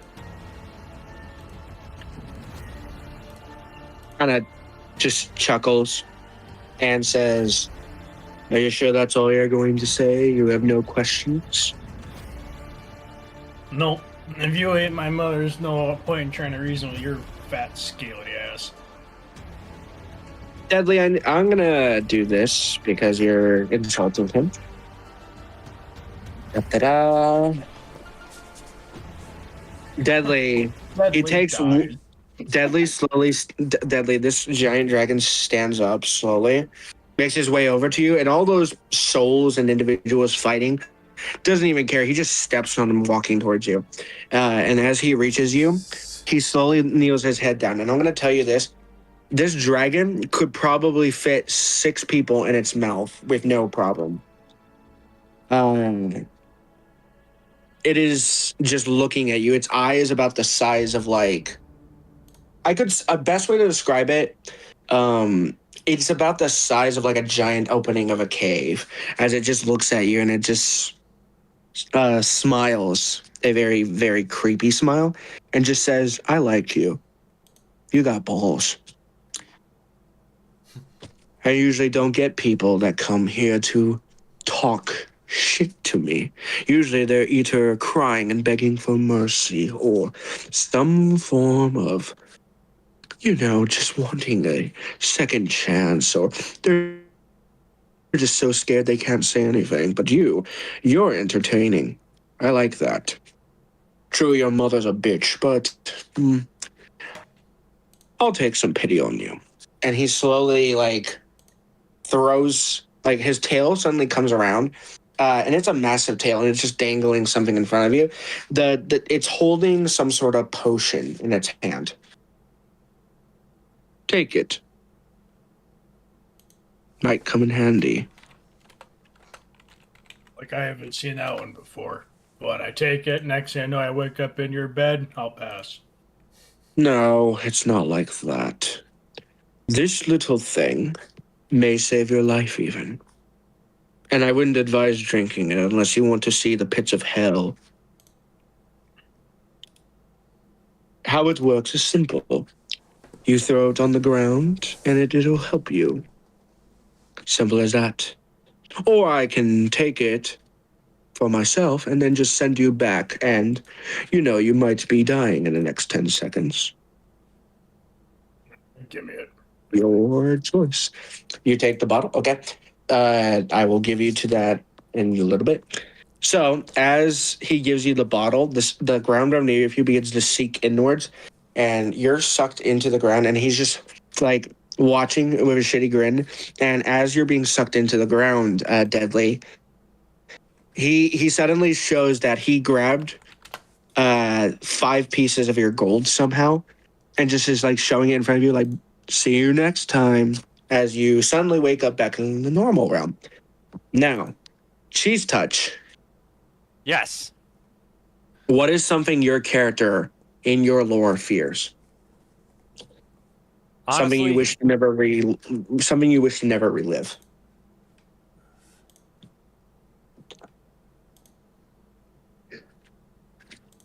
Like a memory that would make you sad or angry or afraid. I think if I was to simply go for something, it would probably be along the lines of just how often I felt like I was nothing more than an alien amongst Earth. Just feeling like... Actually, how do I put this? If there's one kind of... If there's one kind of sad memory that I keep... I don't know what to think for a bad memory, but could we go for a scenario that makes me feel depressed or something? Okay. All right. I was thinking Cheese like touch. the extinction of the extinction of humanity. Cheese Touch. Let's go with that. Cheese Touch, you remember this. Your vision goes black just like Deadly. And suddenly the world around you changes into a apocalyptic wasteland. Fire spread across the lands. Cities that were once full of life, now nothing but debris and old memories of sin and darkness. And as you're standing there looking at this fiery wasteland, you see suddenly some people walking around. Do you go to try to interact with them? I pretty much try to walk over and ask what's going on. You walk over, Cheese Touch, and as you say, hey, they look at you. They are literally... They're humans, but most of their skin is either melted off or so charred that it makes them look like they've been walking around in internal pain, and they're just like...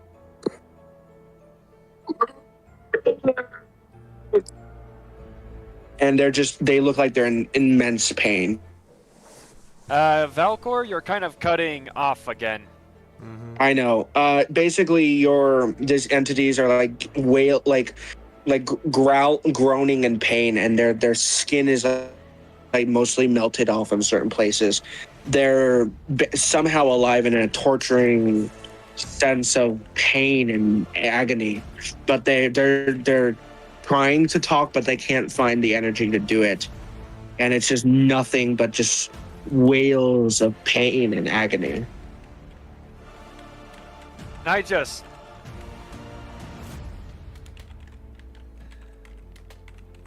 As much as it would pain me to consider doing it because these people seemed innocent, I just pull out my short swords and just stab them in the vitals, trying to get it over with. You stab these 2 individuals in the vitals, and as you do so, you see over in the corner a box move and 2 smaller people, children with the same injuries, crawling, making the same wailing noises, but now even more sad as they start crawling towards these individuals. that you just killed.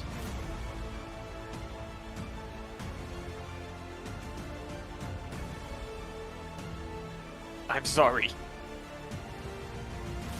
As you say this, Cheese Touch, you hear in the mind say in your head, the same voice that was talking to Minx, actually. Are you sorry? Are Well, you really? Who are you? That's for me to know and for you to find out. After all, didn't these so-called humans, the ones that have so much intelligence, aren't they the ones in your realm who eradicated their own species? It's because humans are reckless. Exactly, Like they're parasites. They deserved everything that came to them. Not so different from you, is it? You act all high and mighty, and you protect the innocent lives. Yet over and over again, all you do is the same old thing. And it's at that point where the Go ahead. sorry. Go ahead. It's at that point where the dragon realizes that I am just muttering something clearly sounding. It's not like... a dragon. It's not a dragon. It's the voice that was talking. The entity that saved Minx, specifically saying this. Oh. Anyway, I just mutter Mhm. in a different type of language that barely anyone can understand, but it's safe to say that the great ancient What language? Celestial. Good. Okay. Basically, safe to assume that the great ancient one is that I'm trying to contact the great ancient one, essentially. What are you saying? Great ancient one, I have reason to believe that there is a demon nearby. I need you. I need your help. As you say this, you hear. Oh, that's priceless. Unfortunately, my friend, I am not a demon. Not entirely. I've been called many things. I've been called a monster, demon, devil beyond comprehension. I've been called a god killer. I've been called many things. Now that's funny that you think anyone can hear you right now. Who do you think sent you to this world? The one that sent you to go do this mission? You think it's all coincidence?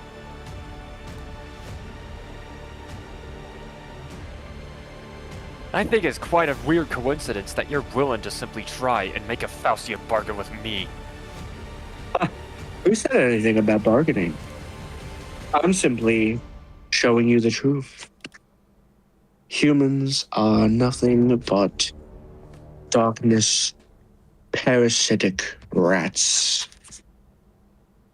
And just because you're in a new body, a different personality, and so much more peaceful, doesn't make you any different. With that, you return to the normal plane of existence. Cheese Touch. Now, Minx, it is your turn. Alright. And I'm just like a lot more pissed than ever. Minx, in your lore, what is something you're afraid of? Something that keeps you up at night, something that makes you feel like you're we discussed in it pain. earlier, like, Lucian basically killing off his family and stuff. Okay. So, Minx. Yes. Same thing. Everything goes black for you, but suddenly you're brought into a moment. Same place as where your brother killed most of your family. But in this situation, they're not being killed. Instead, you're met with something else. There's a clock above the wall. It reads 12:55. Your brother had begun killing people in your family at 2:00 specifically. You remember this because you wanted to know why and tried to find all the pieces, but you couldn't remember. And you see your brother standing with your father, having a conversation. Your brother, you know, seeming calm. He's not talking, you know, disrespectfully, but he's also not talking with the happiness he used to have. Mm-hmm. As they're talking, your brother, it says to start, "You can't be serious. You want me to kill members of our own family?" And your father just simply looks at him and says, "What do you think I'm trying to say? Of course I want you to. You do realize our brother, our family, they are one of the strongest species in the world, yet you want us to eradicate members of them?" Did I stutter? I won't do that. That is genocide, and I will not kill our own people. I didn't ask for your opinion, did I? I don't care what you want to say. You are no better than your brother, and your brother is much better than you.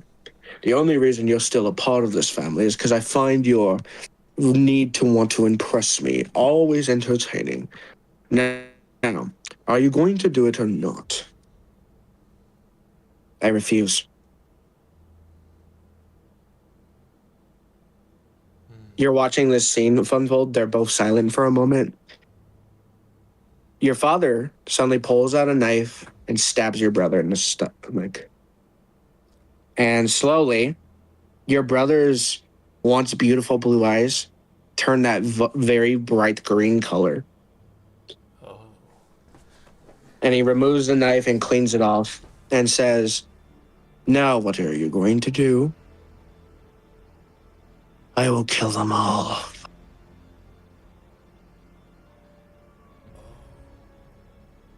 And he goes at directly 2 o'clock towards the room. And you hear the voice in the back of your head, Minx. Same voice as everyone else, same one that just talked to you earlier. Huh. And here I thought my family was fucked up. Why are you showing me that? Granted, they're showing you what? The truth? I've been searching for this for years. Always wondering what Well, your father likes to clean up the messes he makes. Now, why I'm showing you this is simple. I'm telling you the truth, and the truth is, your family is a very difficult one.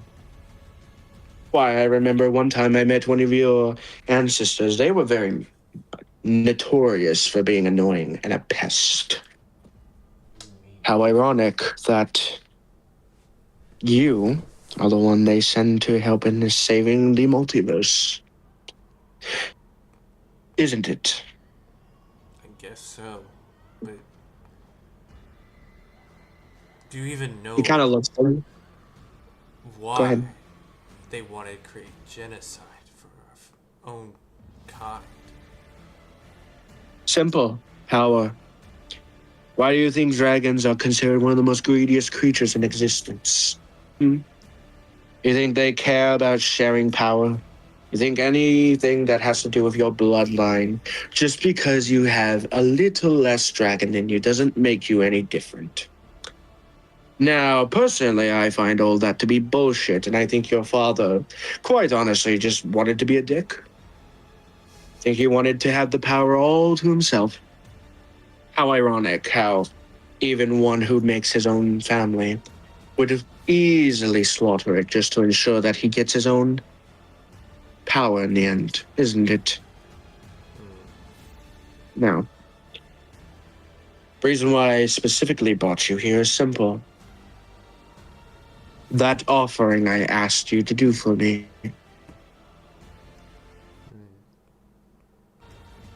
My soul. I need you. No, I don't need your soul. It's useless to me. Oh. Then why'd you ask for it? No, I'm always so annoying. I said if you failed to do this task, then I would take your soul. Savvy? Now. That's true. What I need you to do is simple, okay? Very, very simple. So very carefully listen with your ears and not your mouth. All right? He would not. I need you to ensure that a certain individual does not escape his prison. There is an entity named Vestil. You and your party are collecting items to destroy him. I honestly would like to see him eradicated so that I may simply, how do I put this? So I may simply take his place. I want you to eradicate him. Just as the gods and all those individuals ask you to do. But in exchange for eradicating him once the deed is done, I want you to bring me his heart. Why? Are we clear? Yes, but why his heart and not just his head, like most bounty hunters Because do? the heart is what I asked for. And to answer why the heart specifically, because unfortunately the brain only carries the intelligence, and I need is the essence of his will. Only the heart may carry that power, and unfortunately, if I don't have it, I have really nothing then to work for. And let's just say, should you do this for me, Minx, your brother, I can fix his problem. I can remove that little thing your father did to him. And in exchange for the heart as well, I will eradicate your father and let you finish the job. But what if I find Fair him first? trade, I'd say. He's suddenly just this entity. I will say this, Minx, it's not wearing the armor, so you can kind of see the shape of this entity, but it's all just shadow right now. You can still see the burning eyes, though, as it just as it's walking by one of the bookshelves in this strange moment, it's like tapping its shadowy claws against the desk as he's walking by, and he says, "Trust me, your father is nowhere near here. But I can assure you, I can bring him here or anywhere in this stupid planet you wish in a snap of the fingers. All you have to do is what I ask. Am I clear?" Yes. And I'll even give in a little bit. I'll give you a little add of sugar to your tea. I will let you have his power, his wealth, everything he stole, and give it to you. Okay. I have no reason for your family's wealth, and I have no reason to care about your patheticness, so make certain you do not fail. Simple enough, right? So far. So what's the catch? That you haven't done it There is no. yourself? As I said, there is no catch. I just simply need the heart of the creature that you're going to be eventually killing. And why I can't do it myself, isn't it obvious? I'm not a legend. I'm not someone who can just go and get these keys myself. And then if I were to do it the way you're suggesting, I would have to kill your bird friend to get the other two. And currently there are 4 more to get. True. So, I will leave you with that. And as a little token, I gave you a little friend of mine. He'll be watching over you and ensuring in the future you're not going to die so easily. Okay. Now that that's done, ta-ta. And as he says this, he stabs one of his clawed nails into your forehead, and you suddenly wake up, Minx, in the normal realm again. But now, you feel like a little bit of liquid coming from your forehead. Do you go to look and see what it is? Yes, because I'm like, stab my head. You go to a nearby water source and you see that he literally, in a split second, put a carved on one side of your, not carved, but like did something. It's a dot of like blood coming down your forehead from where he pricked you, but you see on your neck, on the left side of your neck, it's hard to explain, but it looks like blue electricity going up your neck into your veins. Great. I have a lick. Now, Doodle.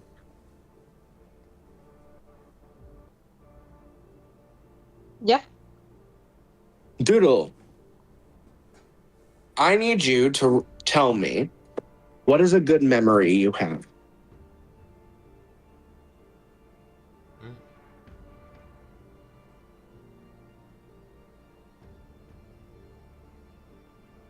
Your character, what is a good memory that Yeah. my character has is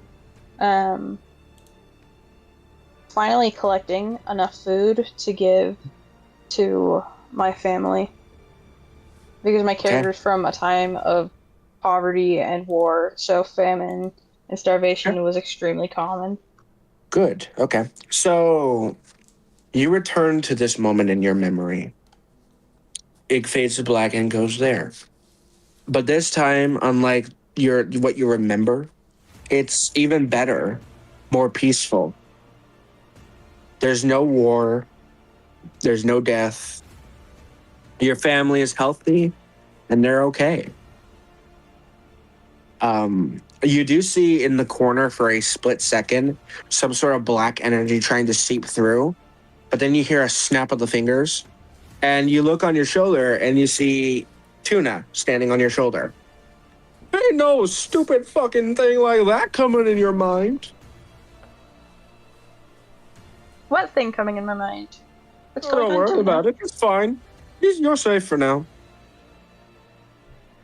I will warn you, though. There's some icky shit going on here. Remember to always look after the people you care about, okay? Okay. Good. All right. Well, I gotta let you know. I'm gonna have to go away for a few days. But why? Where are you going? Oh, let's just say, doing this to ensure your mind wasn't taken over, I'm gonna have to regain my energy. But I'll be And I back, go I with you. promise. Oh, I'm sorry, you can't. But, do you want to see something cool before I go? Sure. He snaps his fingers again, and you do see the shadowy figure that everyone else has seen, but the same armored individual, but now it's like shadowy. And he's not looking very happy as suddenly Tuna jumps off your shoulder and suddenly grows really tall and muscular, and he looks like a giant buff tuna. And he just smiles and gives you like a wink and says, I'll be back in 2 days, all right? All right. I'll be waiting for And you. as he does this, and he gives you a wink, he turns, and these two, this individual that had been terrorizing your friends and helped Minx, they both go to swing their fist at the same time, and it collides of bright energy, and suddenly you're back in the present, in the normal timeline, and you're still in the area where you saw everyone fighting. Pretty cool. So, with that, we now get to Ember. Ember, I need you to tell me your favorite memory of Valoric Oh god. in your lore.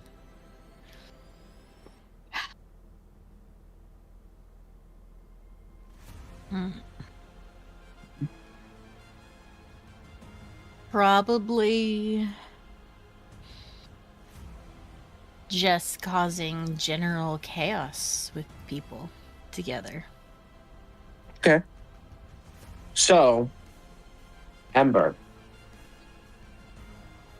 your vision goes black, and suddenly you see a city, a beautiful city, still lively, still alive, no problems currently. You do see, however, that you feel something underneath your foot, and as you look down, you see a man trying to get out of the grasp of your heels. Your feet are pressing down on them, preparing to kill them.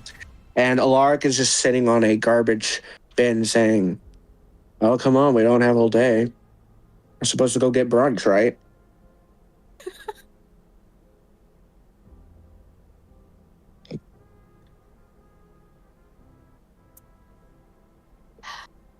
Of course, yes. Hmm? Brunch. I don't know. I sounds like a brunch guy, okay? He's not here right now. Yeah, yeah. So he's just waiting, eating, just sitting and waiting.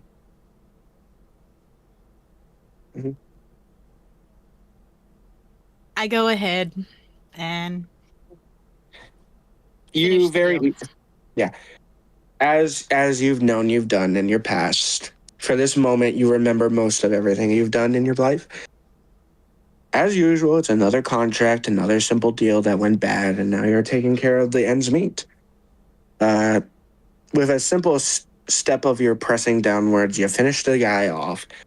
Sometimes you get bored because there's not enough fight in them anymore. They feel so easy to catch. Lark's just sitting there, waiting, even looking sometimes at his watch, then his fingers, and he just says, "You know, remember the first day we met? When you found me and you asked me who the hell I was and then asked if I wanted to go do something fun?"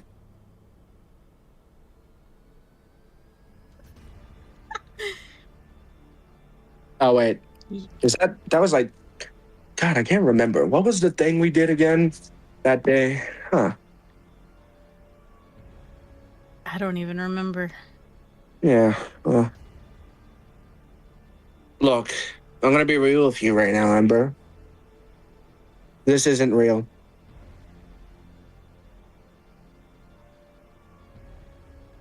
Seems about right. A lot of things I can't remember lately. Yeah. Listen, I need to warn you about something.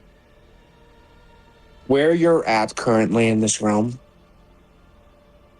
this place that you're currently stuck in, I was there before once. I come from there for a point, and then I came to this realm where we live now. And honestly, the reason why I can say it right now is because, I'm not really here, but I'm not really there. But I need to let you know, once you leave here, you're not going to remember much other than we had this little chat. And I'm going to tell you, I am in the realm with you guys. Just waiting for the right moment to reveal myself. You probably won't remember that I'm your friend. But no, I'm still your best friend no matter what. Also, when I do remember, we better go get brunch. I'm bored out of my mind. Of course. Absolutely. Yeah. Also, stay away from that masked guy. He's fucking crazy. Yeah, it seemed kind of weird. As he says this, he kind of smiles for a second. And then suddenly behind him, those big burning hellfire eyes appear. "You're not supposed to be out here."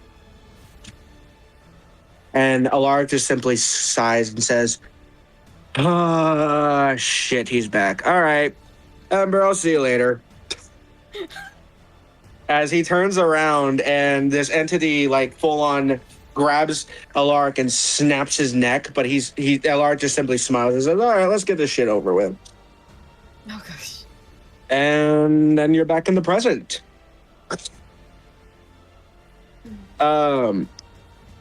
As you all return to the present, Minx, you had the marking going into your skin. Mm-hmm. Cheese touch. Oh, I'm angry as all hell. Yeah, you're angry, but also cheese touch. You now, as you start to breathe for a second, you suddenly realize something's in your hand, and as you look down, you find an egg in your hand. What Still the- healthy, still fine. Doodle.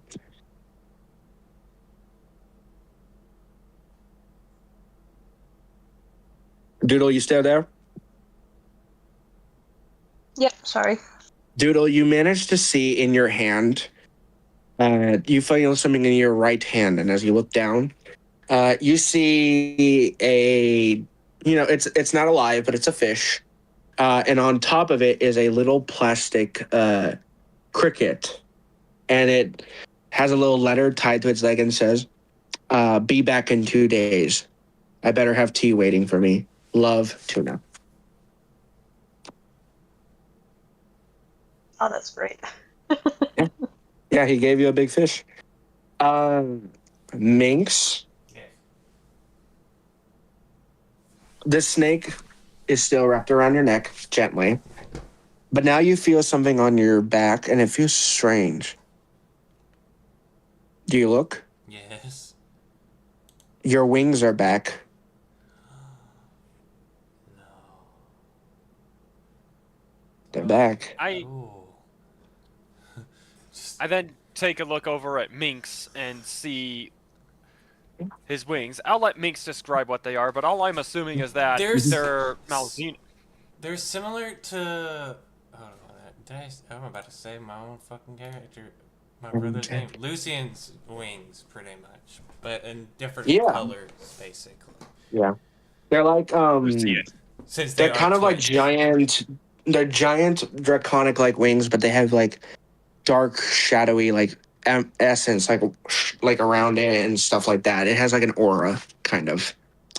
There's like some skeletal areas that kind of look like they hung out, like claws and stuff. Like pretty much, it's very, very vampiric, but also dragon looking, pretty much.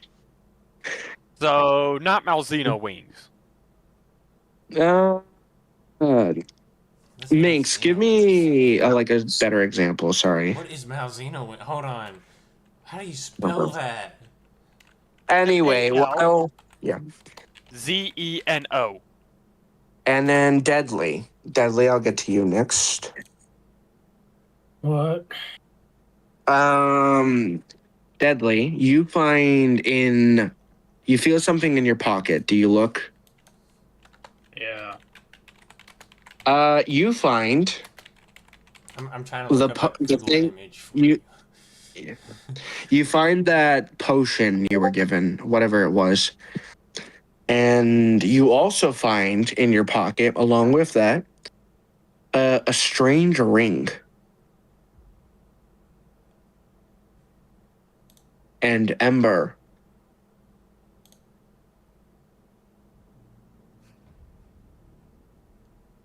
Yeah. sorry, you find Ember something wrapped around your neck. Interesting. What's that? It's Alaric's mask. Oh shit. Is Lark dead? Alaric's mask is wrapped around your neck, the string's still attached. And it's just, you feel in the back of your mind, Ember saying, "Hey,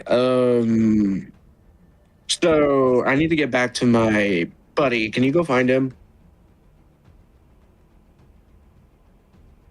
I guess I'm gonna have to.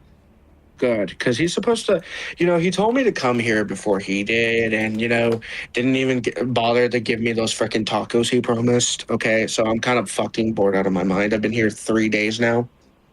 I don't know. I don't know what Alaric would say and this mask would say, and he said it just sounds like a normal person, so. Yeah. Also, are we going to go kill someone yet? I'm bored. Of course, we're gonna get there eventually. Good. Great. Also, you might want to check your Want to check your pocket real quickly? Okay. Hmm? I check my pocket. Ember, you see a small little card. The card says, "Try not to piss me off this time. Signed, Mr. V." Interesting. You guys are still in the court area where you had your fight. The big buff goose is still there now. A charred crisp of basically cooked goose, but muscular. The dragon creatures are still on the ground. But he's Minx, sti- you're still not sure what happened to your brother, but as far as you're aware, he's alive. yeah, we'll use the wings that were described. Because me going. Also, slow- Cheese Touch. Yeah. Cheese Touch. Yes? Also, your new summon, your new ally, is still just standing there, seemingly as you guys were in your state of trance, kind of just stood there, eating a sandwich, just waiting. I'm And terribly sorry, my good lady. I am like I just instantly sober up from that, and I'm like, I am terribly sorry, my good lady. I was spaced out. I was in a trance. And yeah, no worries. I'm just here for the ride. Okay, as promised, a good fight. Anyway, I'm sorry for not giving you any orders to go in there Uh-huh. and fight, though. hey, are you single, by the way? Me? Yes, you. Who do you think I'm talking to? John Cena over there? Wait, you don't know who that is. Never mind. I know who that is. Your character doesn't right now. They don't have memory right now, other than the things you've been given. Yes. Oh, God. Okay. We'll talk later.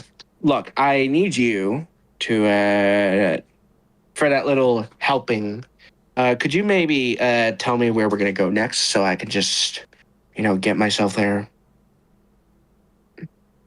We're gonna be heading over to the Raven Inn after we get into the temple and rescue the people over there. He simply says, and she pats you on the cheek, "Thanks, Cupcake," before disappearing into the door, Billy's door. And she's gone. Cupcake. Yeah, she called you Cupcake. And as you guys are standing there, Doodle, What in the sanctimonious Kobayashi's Dragon Maid did I just walk into? Doodle, Cheese Touch, and Ember.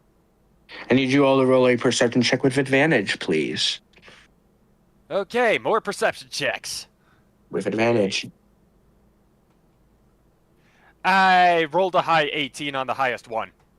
High 18 on the highest one. Okay. Yes. 16. 16. 17. You all see it.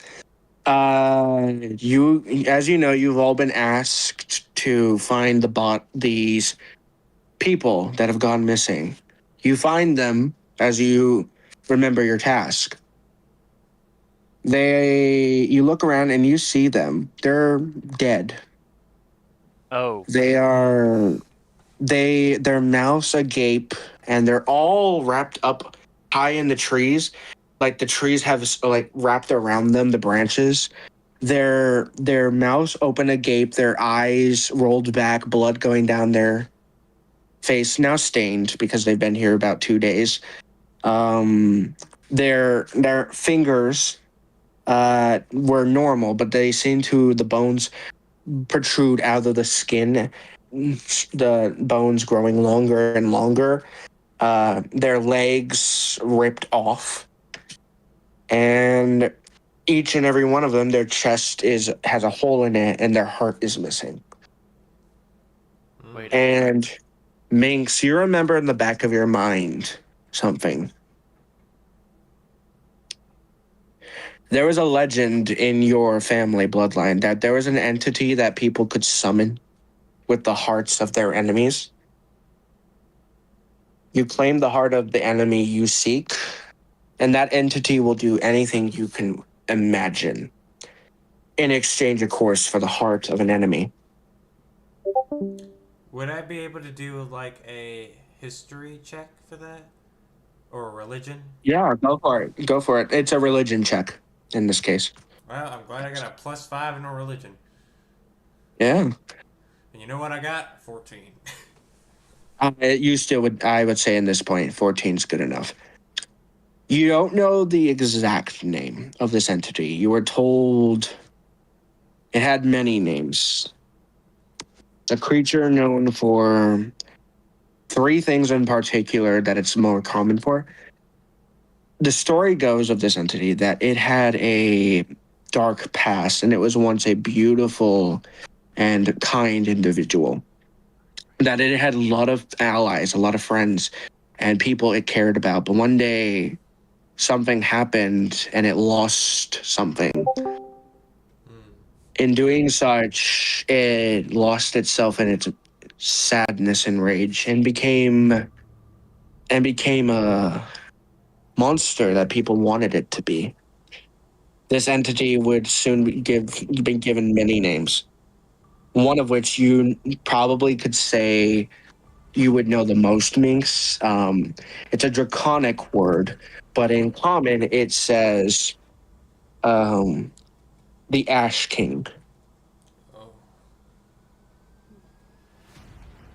You remember the lines that your family said, which was, do not trust bad, but also do not trust good, because even the most good people can lie to you. And they said one day, when darkness falls and destruction and oblivion is near, this entity of immense power would rise from the ashes and would walk amongst mortals once more. It is supposedly one of the harbingers of chaos and destruction. It is one of the entities even gods fear. But nobody knows the stories fully, as anyone who has dared cross paths with this entity, unless they do the promised deed, anyone who dares to try to study it, anyone who dares to try to dive deeper into the mystery always end up dead or missing. But judging from these bodies, you immediately start to sense that maybe your brother was trying to summon this creature to kill you. Oh, that's fun. But then you feel a creeping sensation in the back of your mind. Your brother failed at one small detail. He did the incantation right, but he didn't say the right word in the end. And instead of picking your brother, it picked you. Oh. And so because your brother did an offering, but said one small thing wrong, it helped you instead. And so now, as you know, the day continues to progress, you hear in about 15 feet away in the jungle behind you guys, forest, you hear a twig snap. And that's where we're going to end session. God damn it. It is getting late, though. Yeah, I was going to say, I had to end it somewhere. I was supposed to end at 10, guys, but you had too much fun. Yeah, had that's too much By fun. the way, Valcor, about that, actually, you could just DM me the descriptions of like some of the characters that I've encountered, including Tiana, because I actually got an idea for how to depict an android, kind of. But So- there's also the goth dragon chick. So Yeah, Minx, I need to send you 2 rewards, and I think it was you, Doodle, that also got a nat 20, right? No, No, Okay, the other dragon. it was. Deadly. Yes. Oh, that's right. So Deadly and you, Minx, have to get your nat 20 rewards. Doodle, I think you got a nat 1. Minx, you got a nat 1. Yes. So And that one punishments for I you. thought was for damage, though. Yes, that- but nat 1s always end in punishment of some sort. Oh, okay. It could be- punishment time. And I will let you all know, Cheese Touch, just so you know, that egg I gave you, the one I just gave you, you can add that to your inventory with the other thing I gave you, the second one. I got 2 potentially giant monsters at my side when they're hatched. Maybe. Doodle, you got the fish and the plastic cricket with the writing on it. In a little bit, I'm going to send you in your private chat something else you got, but I can't say it out loud as it's important later. Ember, All right. you also received, as you know, the mask of your friend. Yes. You were told by the facade, the persona of your friend, the energy, that he was somewhere in this realm, but you wouldn't be able to remember who it is because your memories are fuzzy still. You'll know you'll know it when they see it, possibly.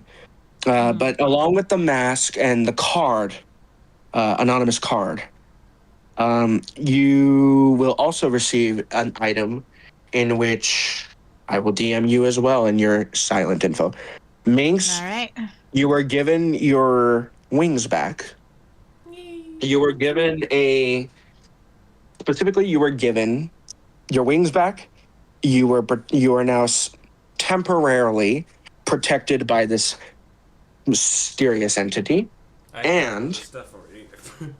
and you will also be receiving some sort of anonymous item in your inventory.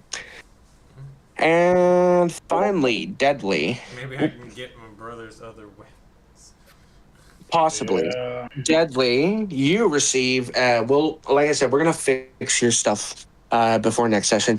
But you receive, as I stated, you receive that strange potion, and the entity, you felt something else in your pocket, and as I stated, you will also be receiving that along with your nat 20 Wait, I reward. have lightning stuff in me, so never mind. Yeah, that's what I was going to get to with you, Minx. But that's the blessing thing I'm going to give you in a second. Oh, okay. But yeah, I will. I'm going to let you guys go. But I hope you guys had fun, and I will see you next Friday. All right. It was very fun, actually. Agreed. Yeah. It was very fun. I really can't wait for the next part, for the next session, specifically what might happen at the next part where we're able to deal with the side quest. Hopefully it is not as crazy as this session was. Hopefully. Oh, that's the fun part. That 6 was the side. hours. That was the side That was quest. Yeah, but there's more to Wait, the what? side quest, though. It's not over. Oh, I mean, maybe. You know, The quest ain't over. it could be over for you. Yeah, I mean, you did find the individuals, but yeah, it's not over yet. As the bounty stated, there was like 6 people missing. You've only found 5. You're missing one. Yep. But yeah, I'm gonna let you guys go. I will message you your reward shortly, and I will see you next Friday. All right. Don't Valcor, before you go, could you please not forget to DM me the design, like the ideal descriptions of the following characters, specifically Tiana and the dragon chick. Sounds good. I will see you guys later. Okay, bye. Bye. Later. Well, that was fun. Very. Alright, I'm gonna end What my was your stream. But it was very fun. My favorite part, basically, so whenever I knew Valcor was gonna add something into the campaign, he's like, because he was talking to me on TikTok, he's like, okay, I have some ideas. And he had some creatures with this, but he's like, okay. He sent a post, he's like, okay, do from 6 different enemies that your character doesn't like. And I was like, okay. He's like, well, you don't have any enemies yet. And he's like, well, might as well make one. And Valcor made one for my character. Hence why he says the brother. So he made that. So it was very fun. Well, I think I think my personal favorite part was just the scenes with the. Actually, no, Dave. Dave. Literally oh, yes! That's funny. That was funny. I wrote a nat one on that thing. He's a funny little behemoth cow thing. Will the return of Dave appear in the next session? We won't know. If it does, I'm gonna call this stream Return of Dave.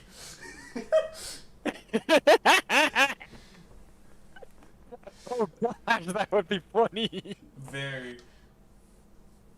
Like, here's the thing. I still understand that I need to give Dave some hay, but hey, at least he did his job. At least he helped. That is true.